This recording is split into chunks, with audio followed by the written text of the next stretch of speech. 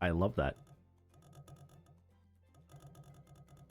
Why is the game's really quiet? Oh, that would be why. Because for some reason it's only at half volume. That would do it. All right. Oh, there we go. That's more chunky. I love little funny noises in video games. You know what's funny? I was there literally the entire time, Eden. I was setting up like literally that entire time. I was just watching it happening. I was just like, oh, yep, there they are.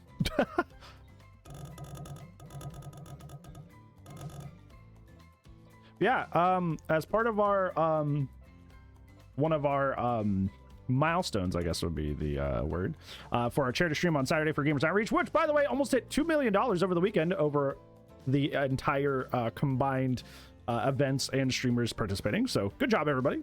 Super proud of you. We actually got some extra donations from the bait tweets. So we got up to, I think, like 1,020 something. So the bait tweets also helped. So that's pretty cool. That's pretty neat. So good job, chat. Good job. Yeah, that was excellent. But like I was saying, one of our milestones was that we would, if we passed it, we would have to play Hooked on You, which is going to be very interesting for me because, yeah, if you guys don't know my background, I don't like visual novels or dating sims very much. I'm also a demisexual individual, which means that like I don't even get attracted to things unless there's like a strong connection there. So it's like, it's not like I can look at one of them and be like, oh, they're hot. It's like, so it's gonna be a kind of a weird experience. Hi kittens. Hi Ozzy. But yeah, the Demi gamers. Demi club. You know what was funny about being Demi growing up? I was just like, because I was raised in a really religious household, so I thought I was just like doing the right thing. I'm like, wow, I don't want to do things with people. Oh, my closed captioning is on. There we go. I don't want to do things with people until they're married. I'm doing the right thing. Like, no, it was not normal to just have no attraction to most of the people that I was around unless we got really close. There's a word for that. And I didn't know that until I was like my mid-20s. But yeah, hi Toy. We're gonna be doing this. Just some preliminary stuff going into the playthrough. I'm not trying to like get with anyone in particular. I'm just gonna kind of like gotta wing it. And I'm gonna see who naturally kind of takes to my vibe. And then I guess we'll pursue whoever takes to my vibe, you know? Yeah, sorry, place. I don't have any plans here. One thing I am interested in seeing in this game is if there's any opportunities to kind of like, I don't know what the plot is of your character, but I wonder if like the whole killer survivor thing comes into, you know, play. I wonder if we could kind of role play being a killer main a little bit. So I might want to do a little bit of that, but yeah, yeah, I don't think there's any other reason to keep prolonging this. Let's go and start.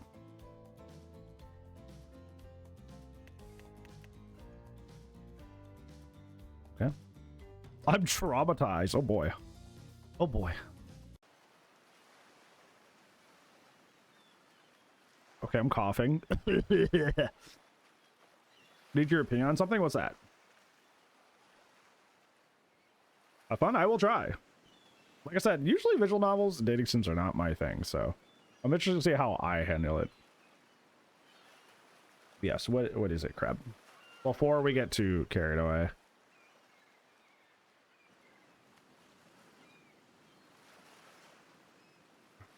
Okay. A lot of readings to get some water ready. I did just refill a big ol' water jug, so. Okay, South of P, do you think Lightboard should be work? No, it's fine.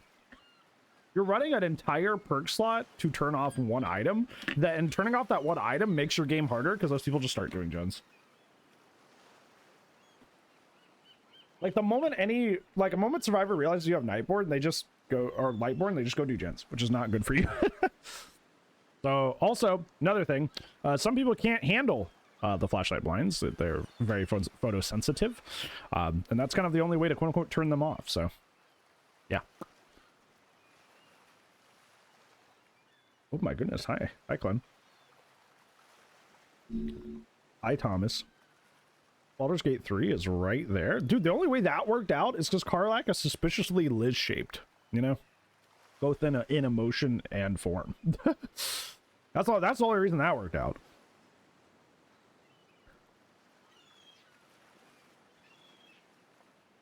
Brand the Death Flame guy. Awesome. All right.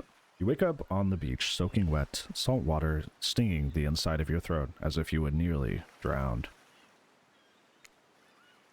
I think my issue with it, playing with friends, is that playing with friends that get tunneled consistently, I'm seeing it every single match. Well, if your friends are annoyed getting tunneled, they should run stuff like DS off the record and stuff like that. I don't think Lightborn and going for flashlight saves should be the solution there. I am very bright with the light from the screen here. Hold on, let's see if I can fix that. Okay, turn it down a bit. There you go.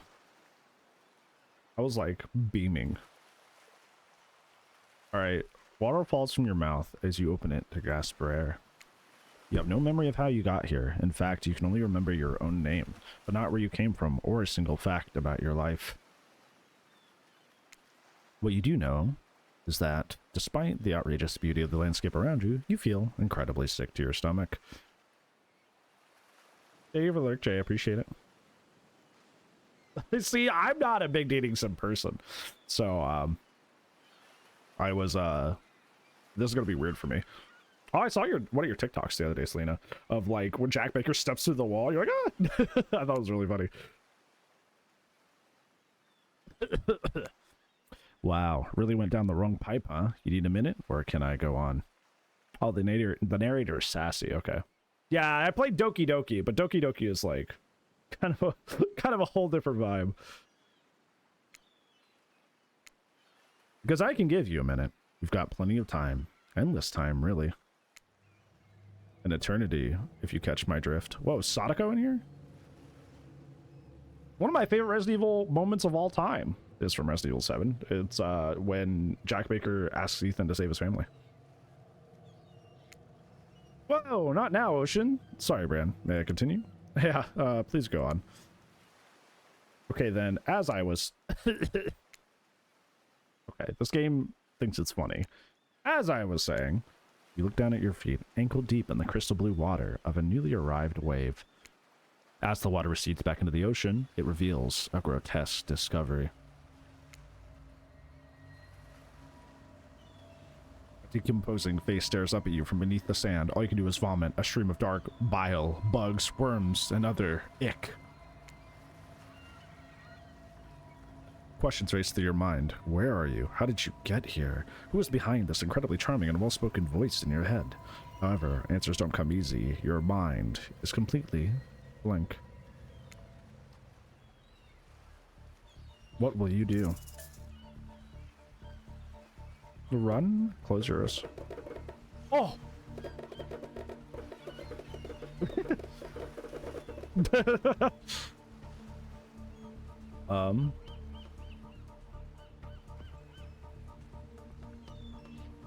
Oh, it's the connections. Anthros, the connections. Close my eyes. You close your eyes. This must be a nightmare, right? This is not happening. This is not happening. The mantra centers you, and you're briefly able to find peace. The lapping waves go silent. For the first time in your life, it feels like you're in control. Reopen your eyes. Oh, cool. You're in the exact same place, except now that disgusting corpse is smiling at you.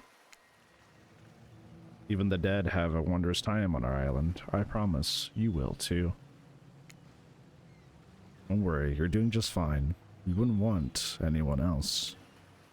That was sure pretty weird, that voice again. Do oceans normally talk? Your memory isn't right, but you're pretty sure you remember learning as a child that oceans do not speak directly to people, at least in spooky terms. Your mind doesn't have a chance to linger any longer on your current situation, as you feel something soft bump into your foot. A volleyball! A bloody volleyball. When you look down, you find a volleyball sitting in the sand there next to you. You stare down, frozen. A voice calls out from behind you. A little help, please. Ah! You know, she's gonna do her little ah! thing that she does. Where's my... Sorry, something over here that was like, why is that like that? Wilson! Yeah. You turn around, and when you see what's waiting for you, your jaw just about hits the ground. Oh. Oh. Oh, they're all here. Hello, everyone. Oh, boy. King for yeah, Berta. Holy moly. 4 gorgeous monsters stand halfway between you and a well-tended volleyball court. Hi, Baldi.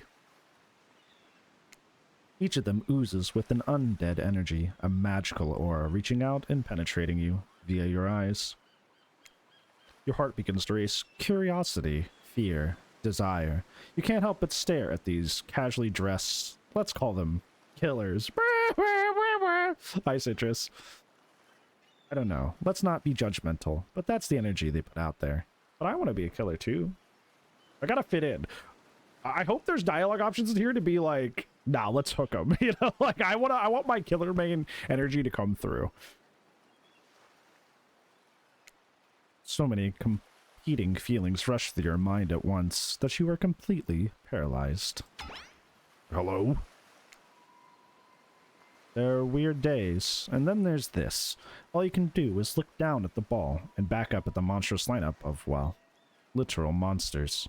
Sexy-ass monsters is crazy, though. What do you do? I think realistically, in this moment, I would just be like, I'd be like, what is happening? I would be mind blown. You stand, frozen, in complete silence. It's, can I be honest with you? Kind of weird move. What? What do you mean it's a weird move? If I wake up on a beach with no idea what's going on, where I am, and then like 4 monsters show up, 4 killers, I'm gonna be like, huh? What? What is this? This is a Dead by Daylight dating sim. And it's real. It's not a fan thing. They made it. It's as if you truly don't care that someone asked you politely. You're doing you, despite how much of a weirdo or just a jerk it might make you look like. Clearly, you don't even care. Is this some kind of display of confidence? Confusion? Sheer awkwardness? You feel judged, but you're not sure how. Spirit comes to silence with a giggle that she quickly swallows when she sees it caught your attention. Ah! Ah! Spirit's put the moves on me! Run! Oh, she's on the left. Oh boy. You need to move your camera. You're covering Huntress. Oh, I'm sorry. Am I blocking the material? You know, you could Google this anytime.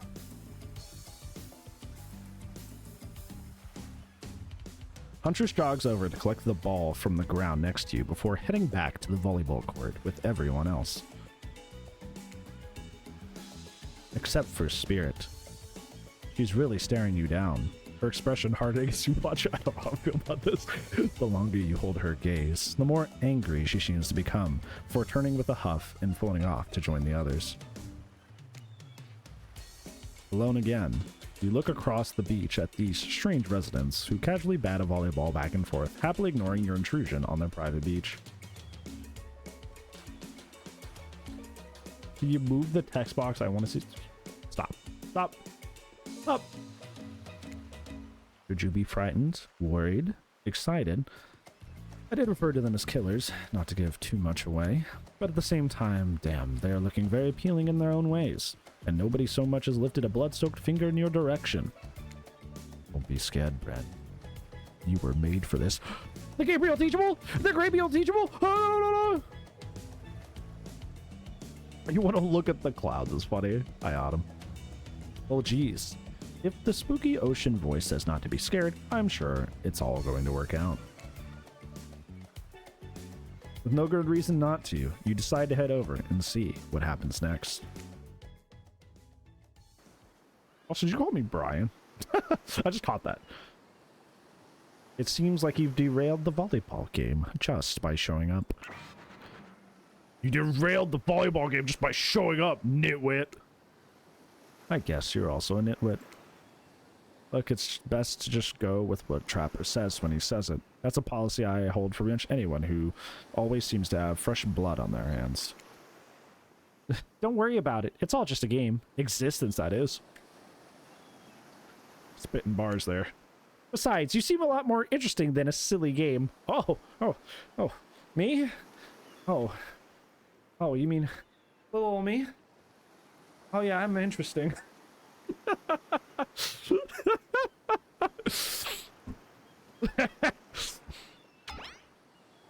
What's your deal? What brings you here? No, it is Bran, not Brian. You mean they're here to do more than distract from my total domination? Man, we broke up his 4K. That was the Wraith. The Siamese, he was done with the game too. Either that, or he saw a butterfly, or something. Look, I don't care why this slack-jawed moron is here. I just want to know, can I kill them or not? You know you can't. At least not yet. Yeah, not yet.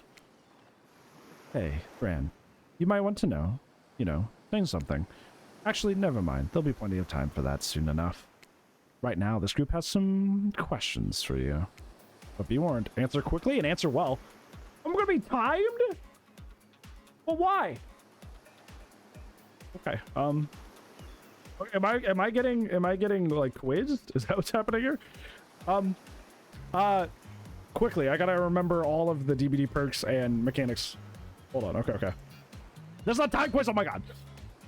It'll be very important later. Why? I don't like this. This makes me anxious. I came here to vibe on a beach, not get tested. Holy moly. Test anxiety. Very important. Or not important in any way whatsoever. Probably that one. I can't remember. How would attractive you say you are? Not at all. Okay, that's an answer. I never thought of myself as attractive. Whoa, watch it. That's bullshit. You're beautiful. You hear me? What? Why is the narrator trying to stick up for me? The narrator's like, hey, don't you make fun of yourself. That's funny. Oh, no. Base narrator. The bear's like, you stick up for yourself. If you had any superpower, what would it be? Invisibility, super strength, or flight? Ironically, flight, because of my acrophobia. I would love to be able to actually, like, overcome my greatest fear by just having complete control over it. Apparently, I suppose I can fly. Honestly, it's not all that's cracked up to be. As far as I go, I'm still not where I want to be. Wait, you can fly? Don't you just kind of like speed forward? Is phasing? When she's phasing, she's not flying, is she? Is she lying? Or is she actually technically flying? Okay, this is bringing up more questions than I want. What was your best subject in school? Well, considering the fact that I have a social studies degree, I feel like I have to answer history. She floated over? Oh, so in this universe she can float. Ah, okay. Nice. It's important to know what came before so that we are not doomed to repeat humanity's mistakes. I mean, we will anyways, but still, I feel like I've said that in class before. Like when I used to teach, I feel like I have said that before. Why is history important? Oh, so we can avoid the mistakes of the bad things that have been done in the past. Will they continue to happen? Probably, but we can lessen it by knowing what comes next, by learning from the past. What's your favorite animal?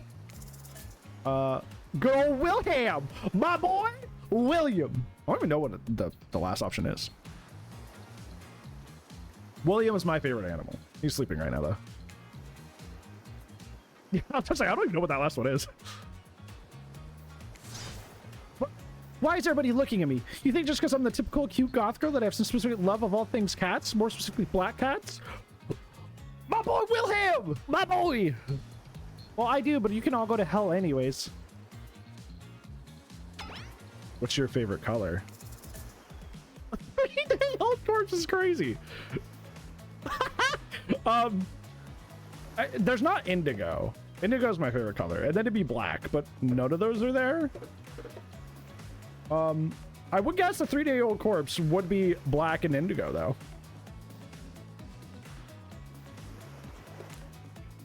You know, it would probably be those colors. Nobody expect me to pick this, so I'm going to say 3-day-old corpse. That's a pretty edgy answer. I'm pretty dangerous. I talk about corpses. That's not why I picked it, but okay. I picked it because I'm like, wow, a corpse would technically be like, you know, black and a bluish purple, right? Those are my favorite colors. But nope. Okay. They're no good to me unless they've been frozen. You'd be surprised by how quickly good meat can spoil. Or maybe you wouldn't be surprised. I'm still getting to know you. What's your dream job? No, with Fear Heights, not astronaut, nightclub promoter? No. Not working at all. I mean, don't call me woke, but I think that your mere existence is valid enough for you to be able to exist on this planet. You didn't get to choose to be born here, so the fact that you are then tasked with a requirement to exist is kind of annoying. Just looked it up, and mustelids are animals like badgers, otters, polecats, and weasels. Oh, I might have picked that then. Not over Wilhelm, of course, but it would be tempting. It would be very, very tempting, because those guys are adorable. I don't want any of these. They said this was timed, but I'm just like sitting here looking at you guys. Is it not actually timed? If we get to do what we really want, why work at all? Okay, that's not what I meant by that. Once again, not what I meant by that, but okay. Maybe on the second playthrough, yeah, we'll play through again. It takes a lot of courage to break free from society's expectations to climb the ladder. Spirits and anti-capitalists. You're kind of selling me. You're kind of selling me.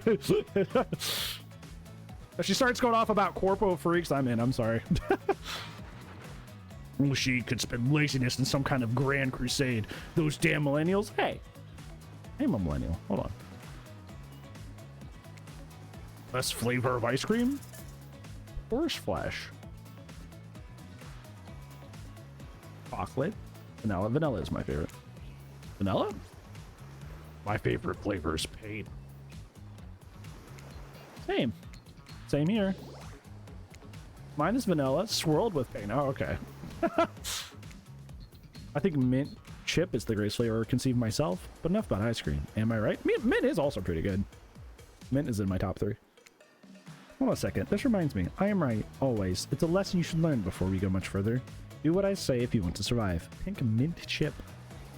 Are we teaching lessons now, narrator? You rascal. Kill or be killed was the only rule on this island, even for those faceless voices.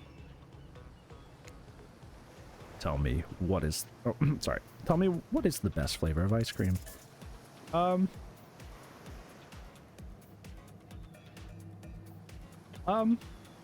Is it too late to say horseflesh? Say horseflesh. Got a reading comprehension problem? I just told you to... Mint chip was where it's at. You almost brought yourself a game over there, buddy. That's right. I can end your life whenever I want to. I am in control, so don't you forget it.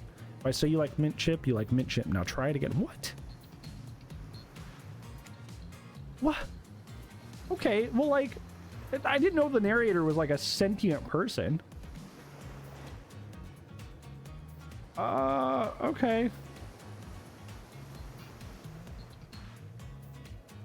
I know why that got blocked, but yeah. That's very smart on Twitch's part, but yeah, you're fine. Cookies and cream? Cookies and cream is also good. Okay, don't game over me. Sure, mint chip, whatever. Obedient. I don't like this. I think you're gonna do just fine. Anywho, now that they know so much about you, I'm sure the group wants you to start getting to know them. I'm Trapper. I pretty much run things around here. I'm the smartest, richest, strongest person on this whole island. I don't like losers. If you want to know what a loser is, say hello to Wraith. Hi, Wraith. Hi, I'm Wraith. I'm nothing like everyone else. I like nice people and loathe big, dumb idiots. Hi, what's up? I'm Spirit, and I don't like most things. That's, you know, it's true. That's, yeah. I don't really hate most things either. It's not worth my time. But the things I really hate, I do hate, I really hate, you know? That's fair. Based on personal observations, life is nothing but suffering, and society has carefully calculated lie to keep everyone subservient to those. She's anti-capitalist. That's so funny. Like, like that's the most. Like, I did not see this coming. I guess it makes sense because, like, in her lore, that her dad is like worked to the bone and he snaps one day, and that like the whole deal, and that like her lore. It's been a while. So theoretically, capitalism ruined her and her entire family's life. So I guess that makes sense. Oop, I smacked the mic arm, sorry. It's better to choose just to not take part. Does Spirit avoid her taxes? She's gonna get jailed for tax evasion. It's the 15th is soon, buddy. Jeez, it's like she was downright murdered by society. She hates it so much. Oh no, wait, I'm remembering Spirit's story now. That's almost exactly what happened. Oh yeah, that's what I was saying. I'm like, is this her lore? Huntress, don't let those bummers get you down. There's lots of fun to be had on this island, and along with the lots of love. Yeah, there it is, if you know what I mean. Grow up. Grow a body. I've explained this 1,000 times. I'm dead, but I'm not a literal ghost. I just create a trail of fog. I'm not made of it. Whatever, fog body. That's not nice. He's not nice. Sorry, you love it. Only sometimes. Wait, are they? I feel like okay, y'all need a room. I'll butt out. You really? That's disgusting. That's why she likes it. Don't speak for me. I also hate it. Not speaking entirely, actually. For the first time ever, I agree with Wraith. Let's move on. Otherwise, they'll do this all day. Besides, if I know this crew, and I do, they'll want to show off soon enough. If we're done playing, let's get on to something else instead. Wow, for once I actually agree with the meathead. I said we go to my yacht. It's a massive boat dock nearby. I'll give everyone a true taste of luxury and power. Oh, wait, was that also Trapper? I thought Wraith was speaking. Don't mind him. He just hates fun and happiness. Okay. Well. No, I hate the endless, desperate, soul-crushing pursuit of wealth and the way it's flaunted needlessly and the cruelty it engenders. Wow. Okay, another anti. Okay. Okay. Down with the system. The two in the middle are down with the system. Apparently, Trapper is part of the system. He's losing me. What about hanging out by the pool? I find the water calming, simple, beautiful. Shouldn't that be Spirit's thing? She's just kind of based on an Onryo.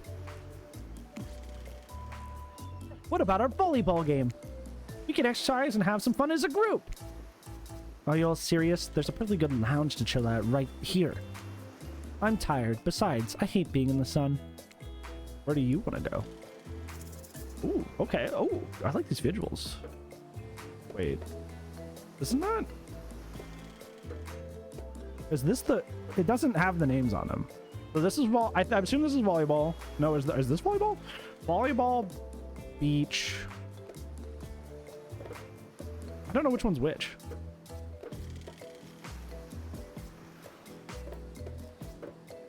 See, there was a lounge. It was like lounge volleyball. He wanted to go in his boat, so that's the yacht. So this one's the yacht. Volleyball, lounge. He said pool though. So I guess I don't know which one's the pool. Left to right is lounge. Wraith hangout. Why do you say pool then? This doesn't have a pool in it. It's just the ocean.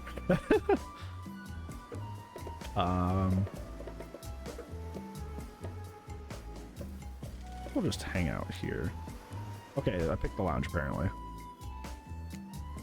To kick up your feet, look over the ocean, and relax on your own terms. I am unintentionally just funneling straight into this. Into good old Renathan here, and it's not on purpose. Yeah, why are we going to a pool when we have an ocean? Good question. Who would want anything else? Dry, comfortable, enjoying a cool drink on a hot day? It's the best. Yeah, wait till she finds out I don't drink. She's gonna kill me. Literally, probably.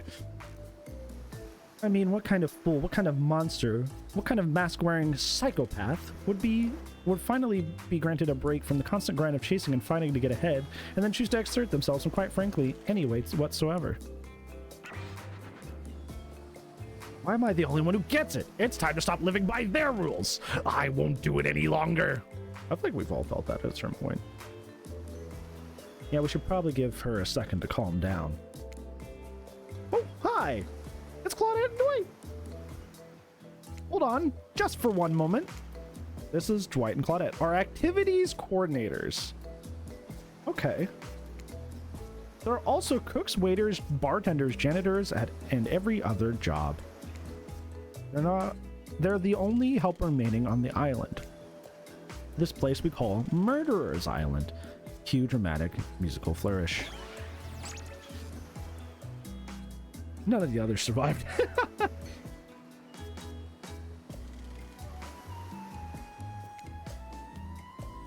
Survived the interview process, I mean. Hence why we shall wait heretofore? How do you say that? This is a new word. I'm learning today.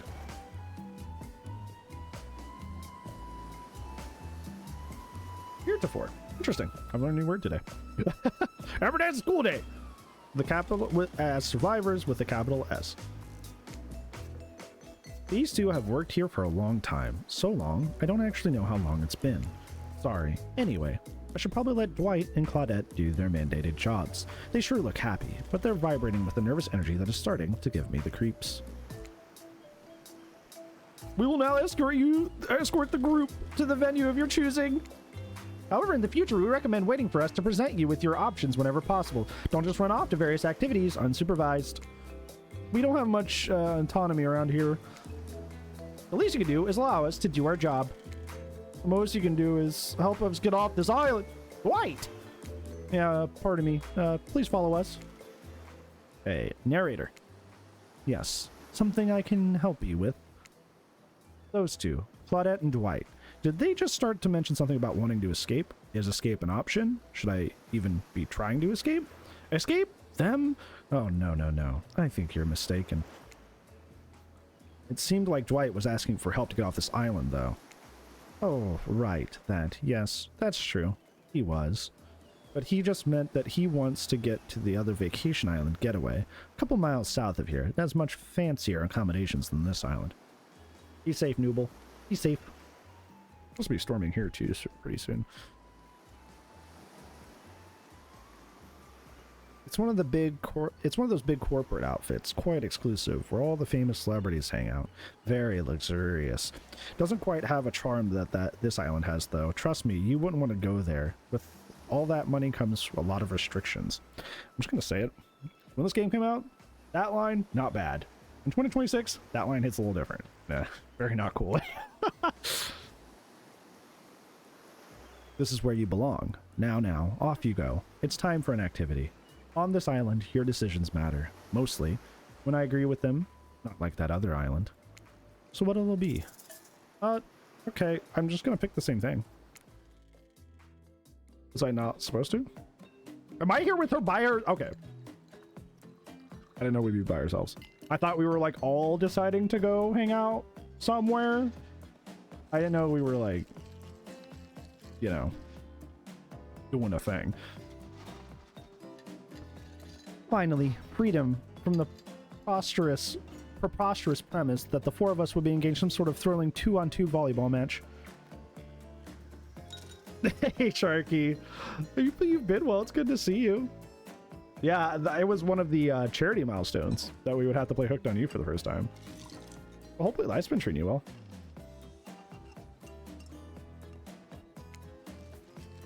Spirit looks at you from beneath her gigantic sun hat. She takes a conspiratorial tone. Oh, okay. Maybe I don't have her, I guess.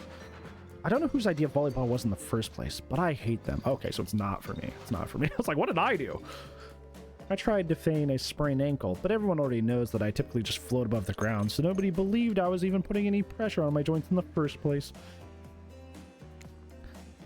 Then I tried to annoy everyone into not giving a crap. And when that didn't work, I tried whining. And then that didn't work. I threatened to kill every single person on this island. But It turns out that I'm not the first to toss those kind of threats around on this island. Is she like canonically referencing that she was like the latest in release order? is that a subtle reference out of before? Because that's really funny.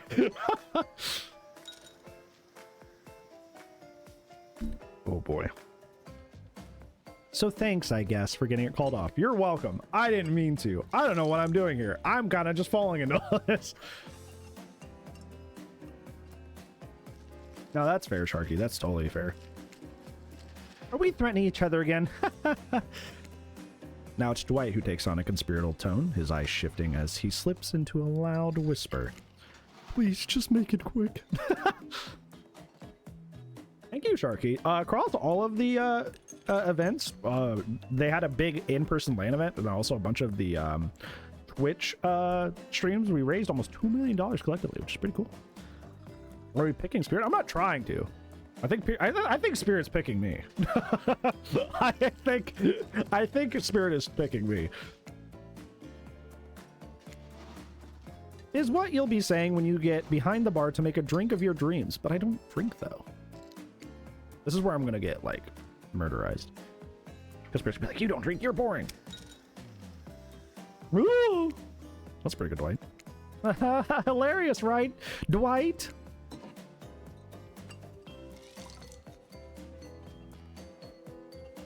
Yeah, right. So, what will you be having? Salt means nothing to me. I don't drink. This means nothing to me. I don't know what any of these drinks are. I don't know. I do like the drums though.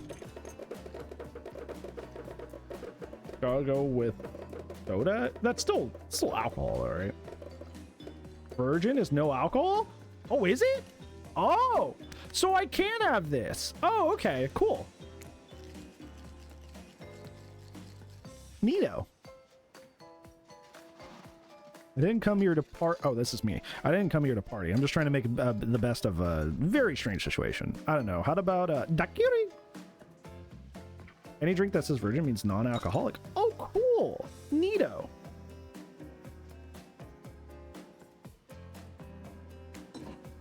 I know how to make that. Let's skip the liquor. I'll have mine virgin. I don't like the way you said that. And then by him, I mean me. Proper Snickers as opposed to Twix, which is superior, by the way. Don't at me. At your choice of words. Sure you will, kid. Don't mind him. We don't need to soak ourselves in booze just to please someone else's expectations. If you ask me, there's enough spirits here already. She doesn't drink either. What is happening? I don't like this. I thought when I came in here that I would never go anywhere near Miss Rin Yamaoka over here. Matter of fact, I asked Liz, who do you think I'll end up getting? And Liz said Huntress. So this is very strange. Besides, alcohol just numbs you to the painful realities of the world. I choose to face them head on. It's like a very like Leon Kennedy-esque thing to say. You'd never do something like, I don't know, hide it all from behind the world's largest hat or anything. Please allow me to ignore any in-fashion advice from the man wearing a doll's face as a mask. Sorry. Ooh, got him. Ooh, you better put some sunscreen on because I'm the bird. Yeah, sure, it's good to see you. Also, wow. 3 stream streak. I can't even count to 3. Good to see you, Mage. Not a doll's face, jerk. Since we've fulfilled your requests, it's time for you to return the favor. I should have known there would be a catch. Icebreaker time. I swear I had known they'd pull some kind of fall enthusiastic community building crap. I'd have suggested we attempt to walk to the lowest point of the ocean before I ever set foot near this bar. You don't think it'd be kind of fun? A little fun? Never mind. I hate it. This sucks, but it could be fine. Or whatever you say. Has anyone seen my hat? So we all did come here. When we first dropped in, I was like, oh, are we did I just come here with Spirit alone? Because that was not the intention. But we did everybody did come here. But Huntress hasn't said anything yet, but the other 2 have. So I guess we all did come over here. I'm gonna wait a second. This ad is hitting. that I was your main. That is true. I did main Huntress for like a year or two. Because I went from Myers, and I played OG Myers for a while, and then he was like, okay, well, like, I love Halloween, but like your kit is really simple, and I want something more complex. So I did main Huntress for a couple of years. And then I was like, okay, I like the complexity of Huntress, but I want something more complex. And then I played Overheat Billy for like a year or two until Xenomorph came out. Take notes if they're spirit related, so you're like, oh wow, I'm going to do this in my own playthrough.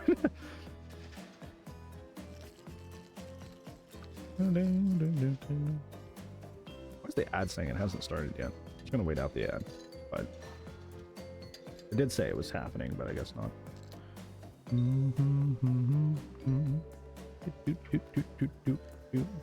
Okay, there it is. I was like, there was an ad coming. I didn't want anybody to miss anything. Can I mess around in those settings? Okay, there's literally like nothing.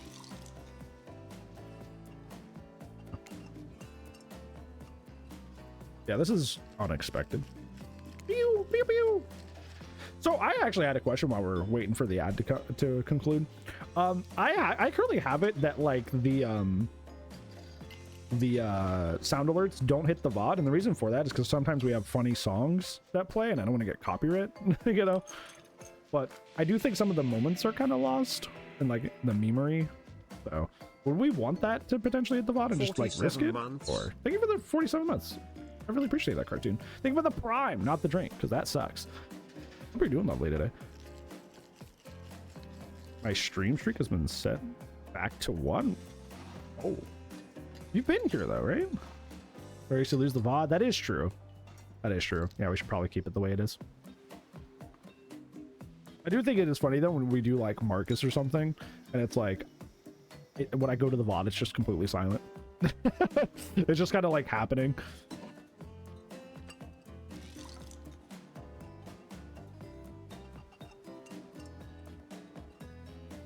Was it 100? That's as high as it goes. I think it goes higher than that because there's some people in here who have higher streaks.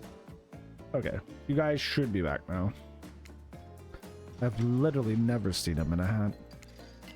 If you must make small talk, I'm at least picking the topic before we end up being forced to do some lame improv game that nerds learn at their non-sports after-school activities that I definitely never did because I'm no nerd. That sounds like an omission. You phrased that a little bit too thickly. It sounds like that was an omission.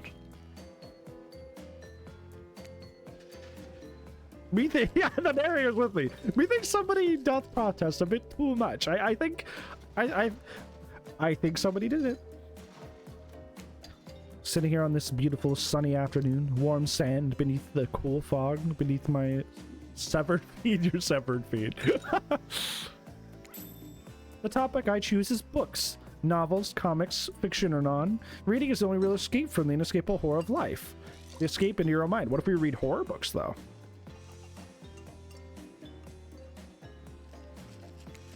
A groan rolls through the crowd. Not a lot of readers here, I'd imagine, based on the response. They were much more enthusiastic about drinking. Did she? I didn't know that. Considering the situation we're in, it seems an appropriate time to ask you. What's your desert island book? The one book you'd bring if you were, well, on an island like this? Oh, and it has to be classic horror, for reasons that should be obvious. Well, I already said that. She means because this is an island of horror villains, and those books are all in the public domain. Nothing too modern. Humanity has really gotten soft these past 100 years. So what's your favorite? I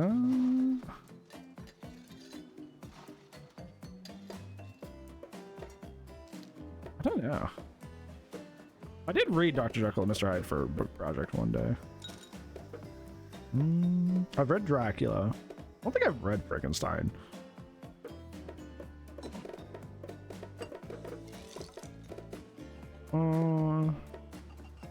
What if I just said no books? That'd be funny. Well, she gave me the option of like comic books and stuff, but like that's not here. You know? I was excited. I was hyped. I don't know.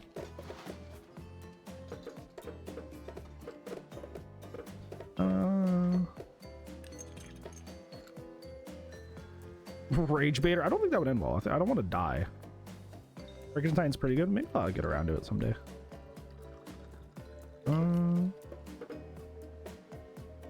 think I liked this one the most. I don't know if it's because I had to read it for a project, so I got really into it just because I had to write about it a lot, but I remember that one. You know, I really enjoyed the story of Dr. Jekyll and Mr. Hyde. I always felt like I had this other person living beside me. That is not why I enjoyed it. Dr. Jekyll and Mr. Hyde sounds like a fun one. I love a good story about friendship, but I can't read.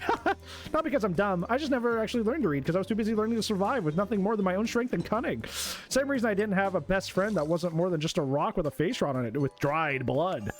Until we can meet again, Roxanne. Huntress looks outward to the horizon. There's a moment of silence among the group. Will you tell me more sometime? I might not be able to read books by myself, but I love being read to, especially when someone else does all the voices. Now she's coming after me.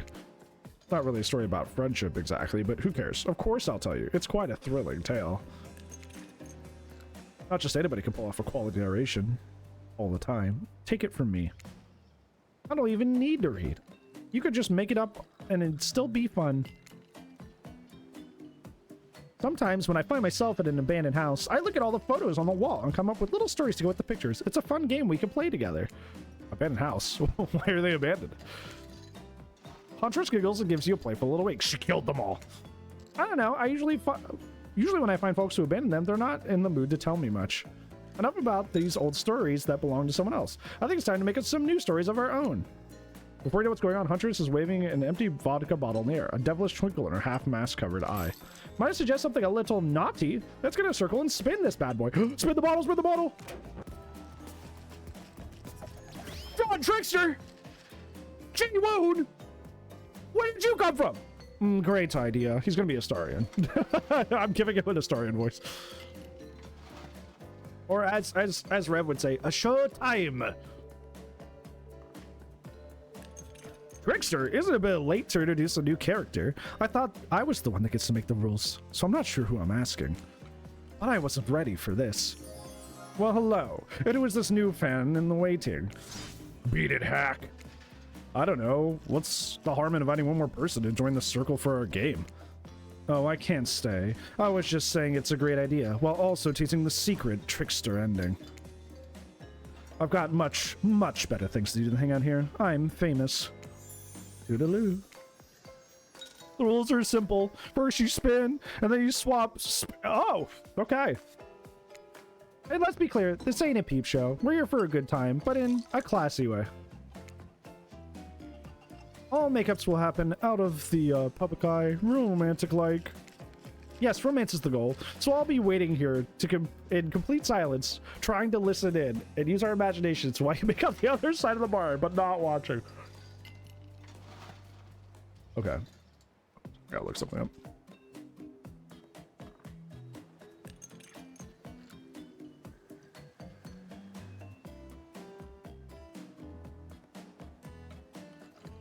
Okay, good. It doesn't get raunchy.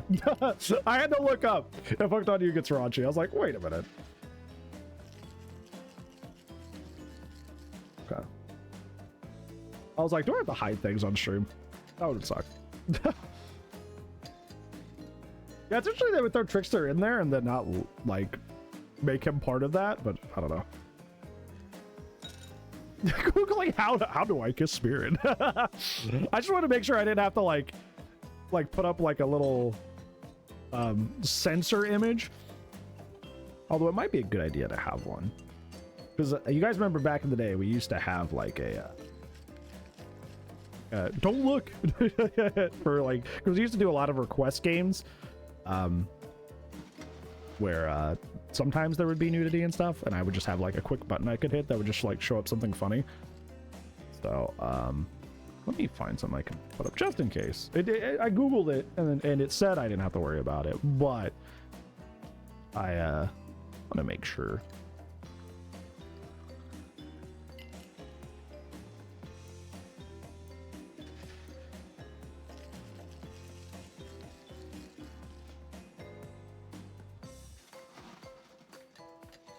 Let me get like a cute Dreamlight with Mickey. Yes, my previous image was me in Dreamlight Valley taking a selfie with Mickey, and I would throw it up whenever there would be any issues. I'm like, don't look, don't look. So I need something else again.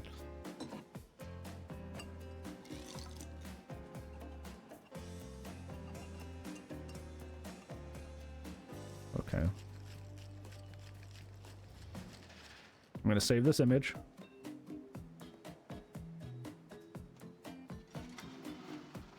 Image. Sensor. Cover. They were the 100 stream street clone. Holy moly. Holy moly. That's a long time. Yeah, we'll just do this little nice, lovely artwork of Ripley protecting Newt from a gazebo worm. We'll just throw that up there anytime we need to hide anything. Just boop. Boop. You didn't see anything. Maybe I'll put it below where my webcam is so you can still see me at least. And then with the boop. There you go.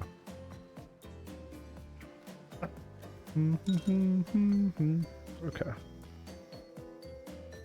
There we go. Now we have an emergency sensor image. You press the E key. Yes, romance is the goal, so I'll be waiting here in complete silence, trying to listen in and use our imaginations while you make out on the other side of the bar, but not watching. Like adults, romantic, well-adjusted adults. Fran, you're up. You grip the bottle in your hand, but your fate, and put your fate in the hands of the empty bottle gods. Minigames consist of 2 parts. On top, a pointer which rotates in a clockwise direction. On the bottom, a target you're going to be pointing at. This here upcoming minigame is a special minigame, perfect for the less coordinated because there's no winning or losing. Well, not technically. Wherever the pointer stops, that's your result. I suppose if it doesn't stop where you want it to, it's a bit like losing, but no one has to know if you don't tell them. Okay, ready to play, or would you like me to repeat that? Alright. Would you please repeat the instructions? My pleasure. Okay. Okay, there's on top, there's a pointer which rotates clockwise, so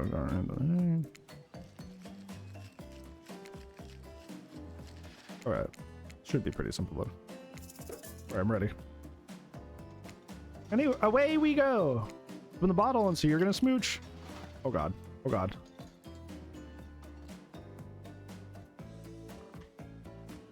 Oh. Oh, down here. God, Huntress, you two are meant to be? Psych, you actually have multiple, you have to spin multiple times to get your real result. First to get to 3 times is a true match. That's how we play a hardcore spin. The bottle here on this island. Okay, we got spirit once. Huntress again. Spirit twice. So who do I get then? Oh, it has to be 3. Okay.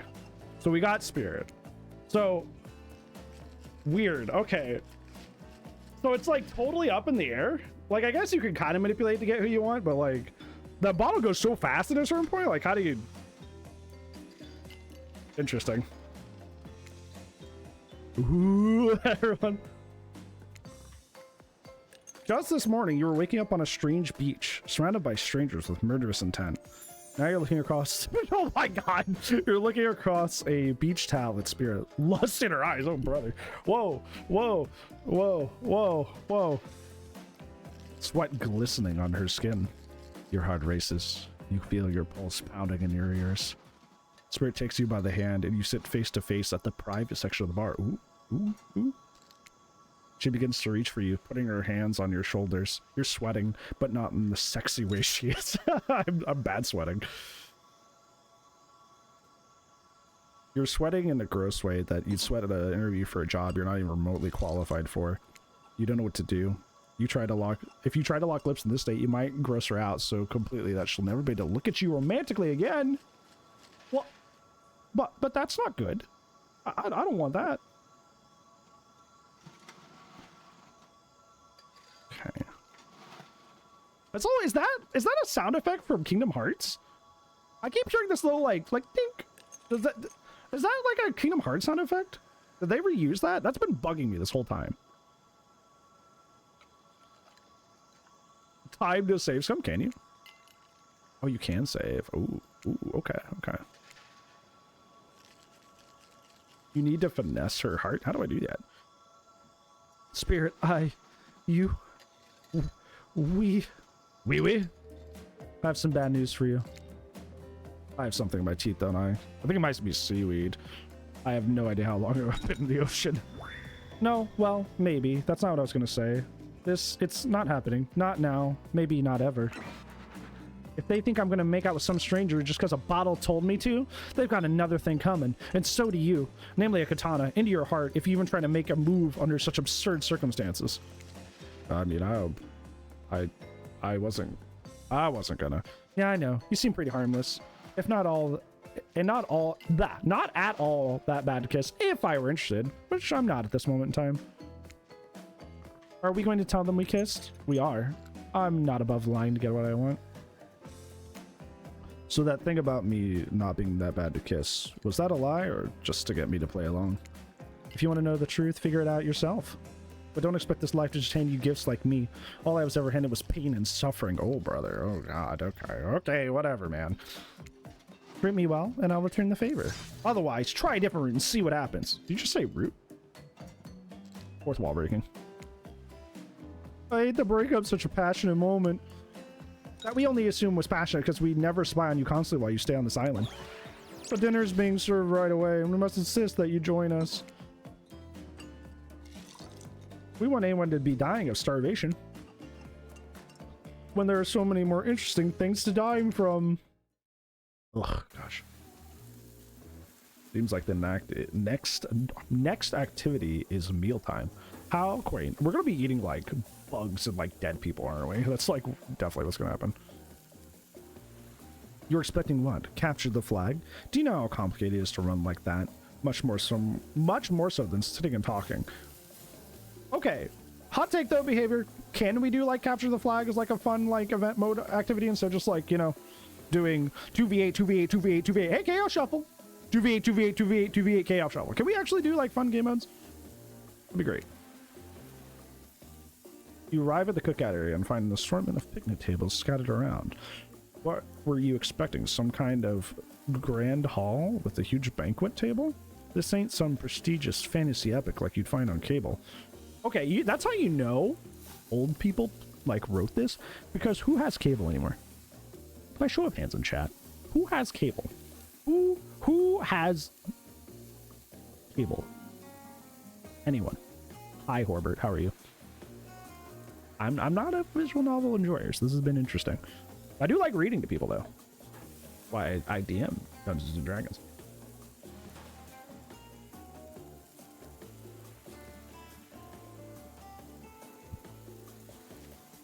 Look like just endgame post on Hook though? What do you mean?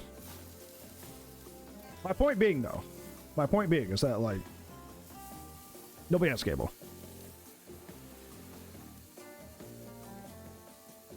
Go eat with your girl. I'm sorry. I was trying to make a point that nobody has cable anymore. I have, ever since I was like 20, I've just used YouTube as my cable. Why just have a bunch of random channels that are handed to me by corpos when I can just watch content tailored to what I like? You're the secret romance option? Oh. White and Claudette usher you to your seat, but there's very limited seating directly around you. Oh, I get to pick who I sit next to? Oh boy. And oh great, terrific. It seems that everyone wants to sit next to you. Have I been finessing everyone?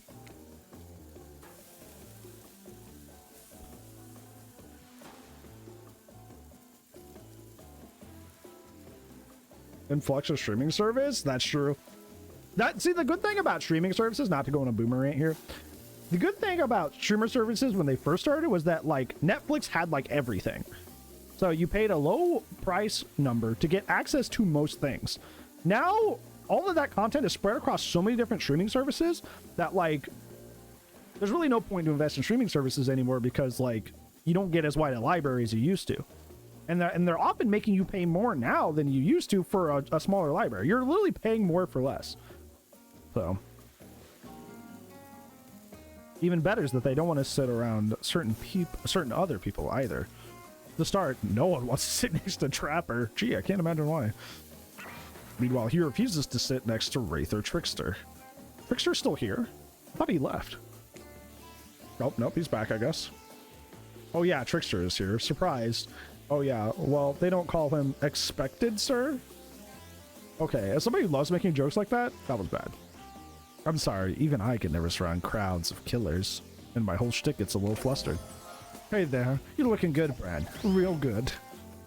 And we literally can't let Huntress and Trapper sit together. Why? They seem to be into each other. No, seriously, their arms are too big out, and they can't fit at the table if they sit side by side. Look at this. We can't even fit everyone on screen at the same time. It's true. You probably think there's an error, but it's not. It was completely intentional. Let that be a lesson to you. Every error you think you see is a choice. Got that? Hi, Apple. It's good to see you. Okay, Dwight and Claudette are directing traffic. You sit on one side, the rest of them will sit opposite to you. Huntress and Trapper can sit at the ends with their enormous sexy arms. Now that everyone is seated, we can begin dinner. Wait, what was all that for? They, like, set it up like I'd have to, like, make a choice there. And they're just like, anyways, everybody's seated now. Okay. Tonight's meal was prepped slowly and carefully with both love and hate for over 12 hours over a spit. We all hope you enjoy. We really, really hope you do. Hey, you didn't actually tell us what you're serving. What are we eating? It's meat. Seasoned with a specific number of special herbs and spices that we simply can't divulge. The Colonel's secret recipe? My favorite. Meat is good. Meat is murder. Are you a vegetarian? Which you know, considering what you've been up to. Who are you to get judgy now? Oh! Oh! Hit reference to Philippa Jomo lore, where he was crushing people for a living by accident. I'm just sharing facts. You need to murder someone to eat meat. It's like technically true. Technically true is the best kind of true. Enough yapping. Let's eat. Hey, Bran. You thinking what I'm thinking? It's going to be one person on that spit, right? Or several parts of overlapping people, perhaps. I haven't seen many pigs wearing palm tree button-down prints, you know? When you look closely at the spit, you spot what definitely appears to be scraps of fabric sandwiched between the layers of meat. People sandwich! People sandwich! I think I might be sick. Is there anything else to eat? This took 12 hours. Oh boy, why did it take you 12 hours to make? And we do literally everything on this island. Actually, there's one thing you're not doing today. You're not carving up this delectable meal. Wow, he's right for a change. And I am with my broad axe. It's the perfect tool for chopping anything in twain. Who says twain? Sometimes I swear like we're all from completely different historical eras. Self-aware Trapper, self-aware. Second, I'll handle this with my cleaver. Fast, powerful, and clean. At least it's clean when the meat is cooked. No blood. You two and your ridiculous bicep swinging contests. Enough. Grow up. Obviously, my gorgeous katana is the only option, obviously. The hell it is. Or I'll show you both my katana and send you to actual hell if you like. Please, stop, please. I hate when we fight, or talk, or even when we look each other in the eye. I can do it. I have the skull of Azeroth. Okay. Would it be so real, Philip? No shade. You really, really are like the last possible person to be interjecting here. Everybody else has a carving device, and you have a skull. Great, instead of slicing it up, you can club it to a second death. Hey, Brand, I know this isn't what you want to eat, but better hurry up and volunteer to carve up Felix. Felix! Whoa! Poor Felix! Otherwise, this will go on for hours. No hyperbole. They've argued once over who had the most effective weapon for 72 hours. It doesn't matter who does it. When they're done, they'll take even longer to clean their weapon, all while explaining the value in maintaining your tools. Okay. Despite being a bunch of cold-blooded killers, for some reason they're always terrified of tetanus. Why don't you just have me carve up dinner? Splendid idea. We'd hate for it to get cold. That's the second time they've like teed me up for a decision and just went, no, actually something else is happening. Why do they keep doing that? He hated when it got cold. Here's the machete, freshly sharpened. Okay. Fun. Okay, this is skill check stuff. Press the space bar. Okay. We're literally doing skill checks. Okay, hold on. One more time. Just because I thought it was just going to be the same thing. It's not. Okay, this is literally just a skill check. Okay. Okay.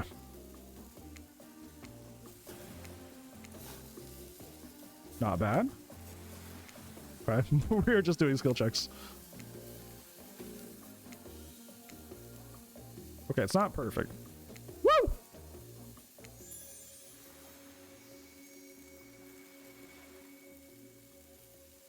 This isn't what I intended, but it's happening.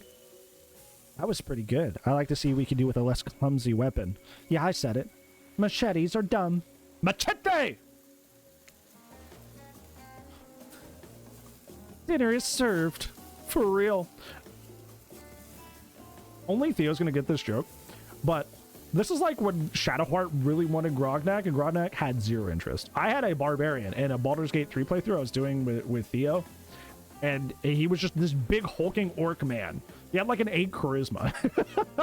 And like for some reason, like anytime Grognak would do anything, Shadowheart would be like, Grognak. He's not doing anything. He's just lumbering through life like a big sentient rock. And Shadowheart's like, oh, Grognak. It's like, I'm not even trying to romance this person. I'm just existing. Oh man. Oh gosh. This is what that energy is giving.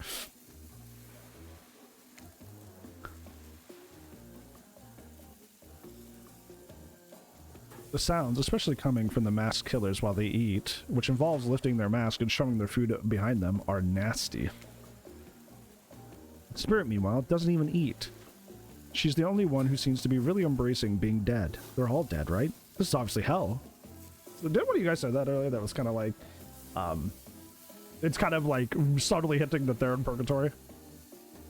All roads leading to Spirit? Like, there's got to be an option. There's got to be like a rapport system. Or approval system, and I just happen to be getting hers a lot. Come on, we're still trying to be mysterious here. You think the mystery comes easy? Claudette and Dwayne aren't the only ones who've been working their asses off to make this night perfect. You know, dude, my dad played a character like that. It was a half ogre, and his name was Oshet. And he's like, well, that's my name. That's what people say when I show up. Oh shit.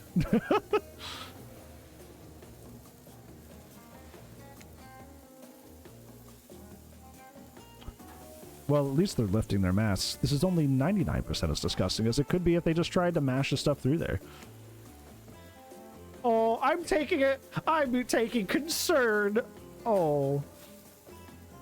Spirit, why aren't you hungry?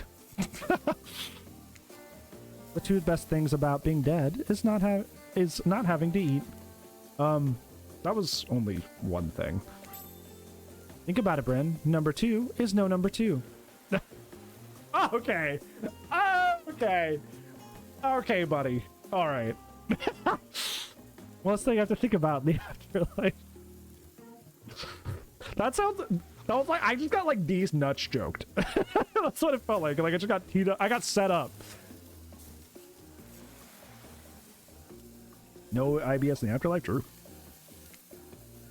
Even if I wanted to eat, I have no idea how that would actually follow, or what would actually follow.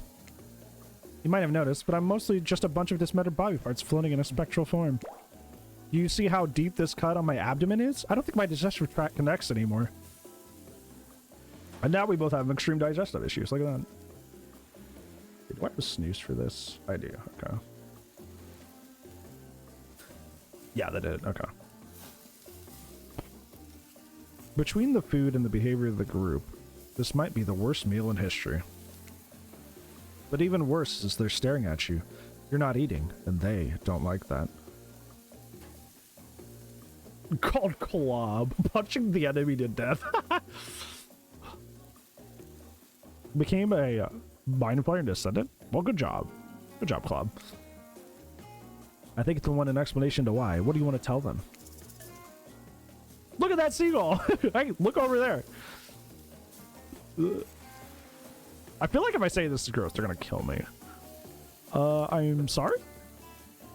Actually, it's not the food or the company. I'm just super self-conscious. That's not what I mean. Dude, this... Okay. This is one of the reasons I never have beaten, like, a Mass Effect game. Because I feel like Mass Effect was really bad about this, where I'd be like, I pick one option, and then they're just like, actually, you're going to say something completely, like, opposite of Shepard. Does anybody else feel that way? Because this game is doing the exact same thing to me, where it's like, sometimes I'm just like, oh, I'm just going to apologize. And they're like, yeah, I'm just super self-conscious. I'm like, that's not what I was trying to say. Ow. I was just pretending to be grossed out by dinner, so I'd have an excuse not to chew in front of everyone. Sorry if I made things awkward. I'm actually extremely hungry. Okay. I would not eat the remains of Felix, but I do unironically not like eating in front of other people if I can help it. Like, a lot of people, like, when I'm doing on streams, they'll be like, oh, just eat on stream. And I don't. Yeah, watching people eat is gross, but try to relax and not worry what everyone thinks. It's so important to always remember people are watching you, judging you, definitely not ignoring you. Right, guys? Is anyone listening to me? Are you okay, Wraith? I don't think you should be here. I think you need to figure yourself out before you become a relationship option for someone else. I think you need to have some soul searching to do, buddy. Yeah, bro, you good?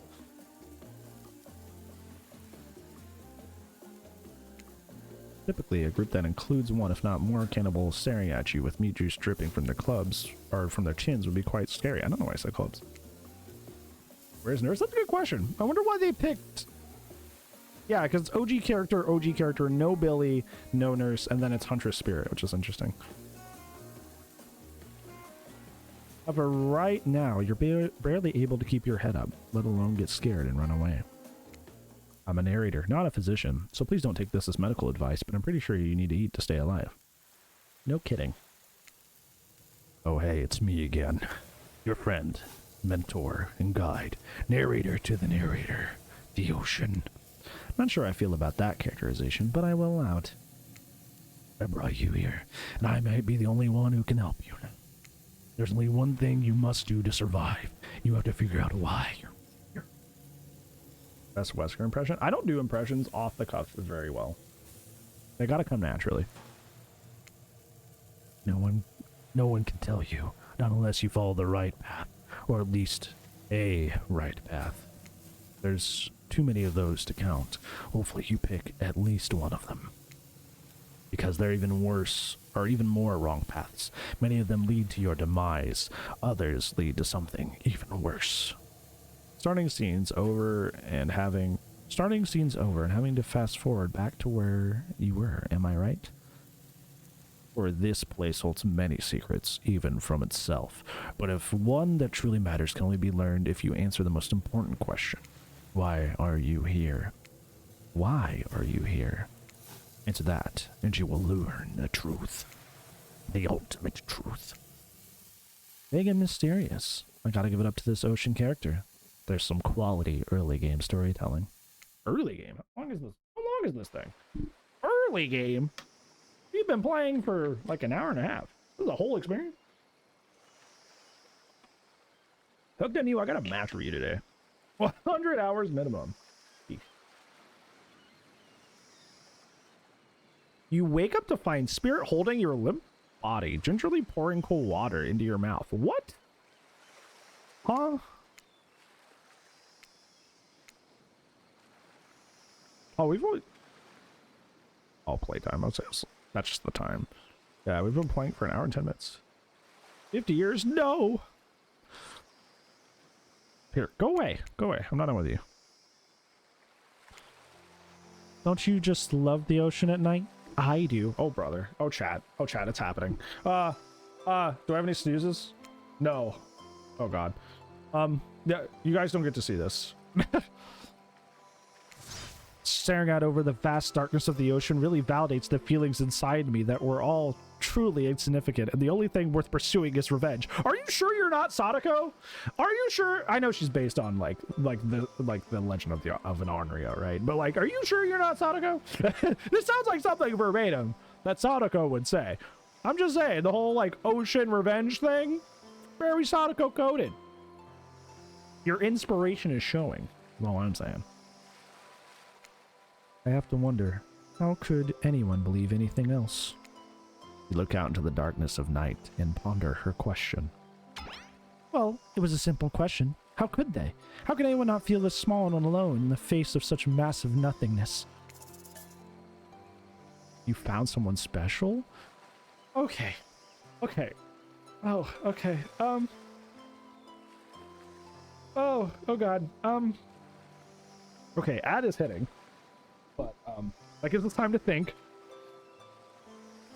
Do it? I don't know if I wanna.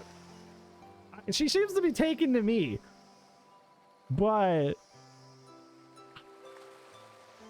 does courting spirit mean you have to get approval from Kazan? Isn't he like...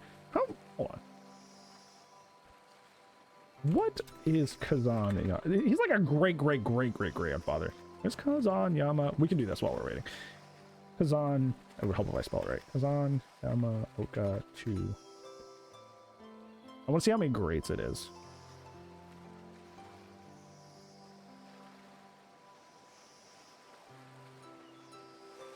Okay, it is a 5 times great-grandfather. So it's a great-great-great-great-great-grandfather.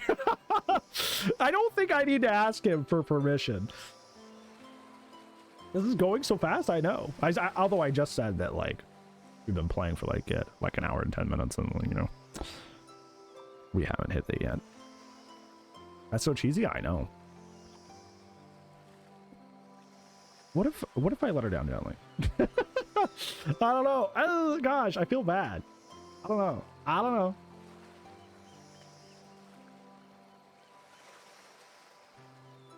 What is like from the 1800s? Hold on. We can look that up while we're waiting for the ad to end too.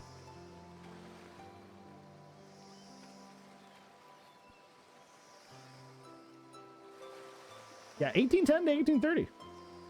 Good guess, good guess. Or, well, you knew that, I guess, but yeah. Good estimate. Because 1810 to 1830. Okay, what if we gigabrain this? Think about it this way. What if we gigabrain it? Because we could just say we found someone special, and we could lay it on really thick. Or we could say, hold on, I gotta do the thing again. You know, I've always been alone. Yeah, but would she be into that though? So the first is actually build up trust. That's what I'm thinking. What if like I get really dramatic right back at her, and she's like, oh, a kindred soul. This is like at the end of RE9 when they're like, do you want to destroy Elpis? And I'm like, okay, well, the obvious answer is destroy Elpis, but there's a lot of hints saying I shouldn't. So I should do the other thing. And then it was right. Because apparently the other one just blows Leon to smithereens, which is not good. So, go into Omega triple brain here. Just gotta be blown away. Dramatic performance. I gotta hit her with it. I gotta hit her with the... You know, I've always been alone too. I gotta hit her with it. Maybe it's Spirit's words. Maybe it's the ocean. And maybe it's always been this way. Do you suddenly feel connected to Spirit's words? We're trying to 40 us our way with Spirit. I may not remember much about my life before, but there's one thing I know to be true. I've always been alone. Oh, hold on, I gotta hit him with it. I've always been alone.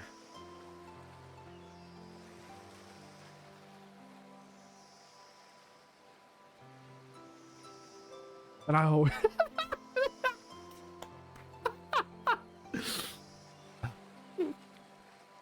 I'll always be alone.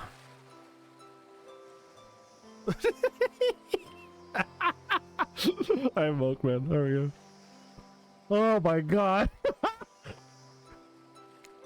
Spirit has turned from looking at the ocean and is looking directly at you now. It's a funny idea, isn't it? Being alone. Together?